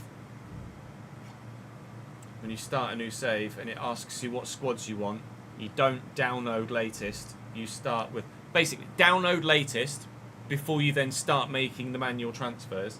And once you've made the manual transfers, when you start a new career mode, it will ask you whether you want to start a live or a new season. So go new season, and then you want use current squads, because that will include all the transfers that you've made. But initially download the latest squads, which you can do from that previous menu as well. So if you go up to the cog, then into edit teams, and then download updates, you can download the latest squad file like that. But that's only at the beginning of a save. That won't, like, if you've already started a save, then you won't be able to, like, changes in that menu won't take effect in your current save. You'd have to start a new save. Just saw my video pop up and I was like, wait, I know this guy. It me! But for the rest of the day, it's not going to be me. That is me done for today. Enjoy the second half of the football. Hopefully England can turn it around. I'll be back live again tomorrow from about midday, where hopefully I'll be feeling a little... Today I'm a little bit better than I was yesterday, and hopefully tomorrow I'll be a little bit better than I was today. But fingers crossed, eh? Thank you very much for watching, guys. I'll see you tomorrow.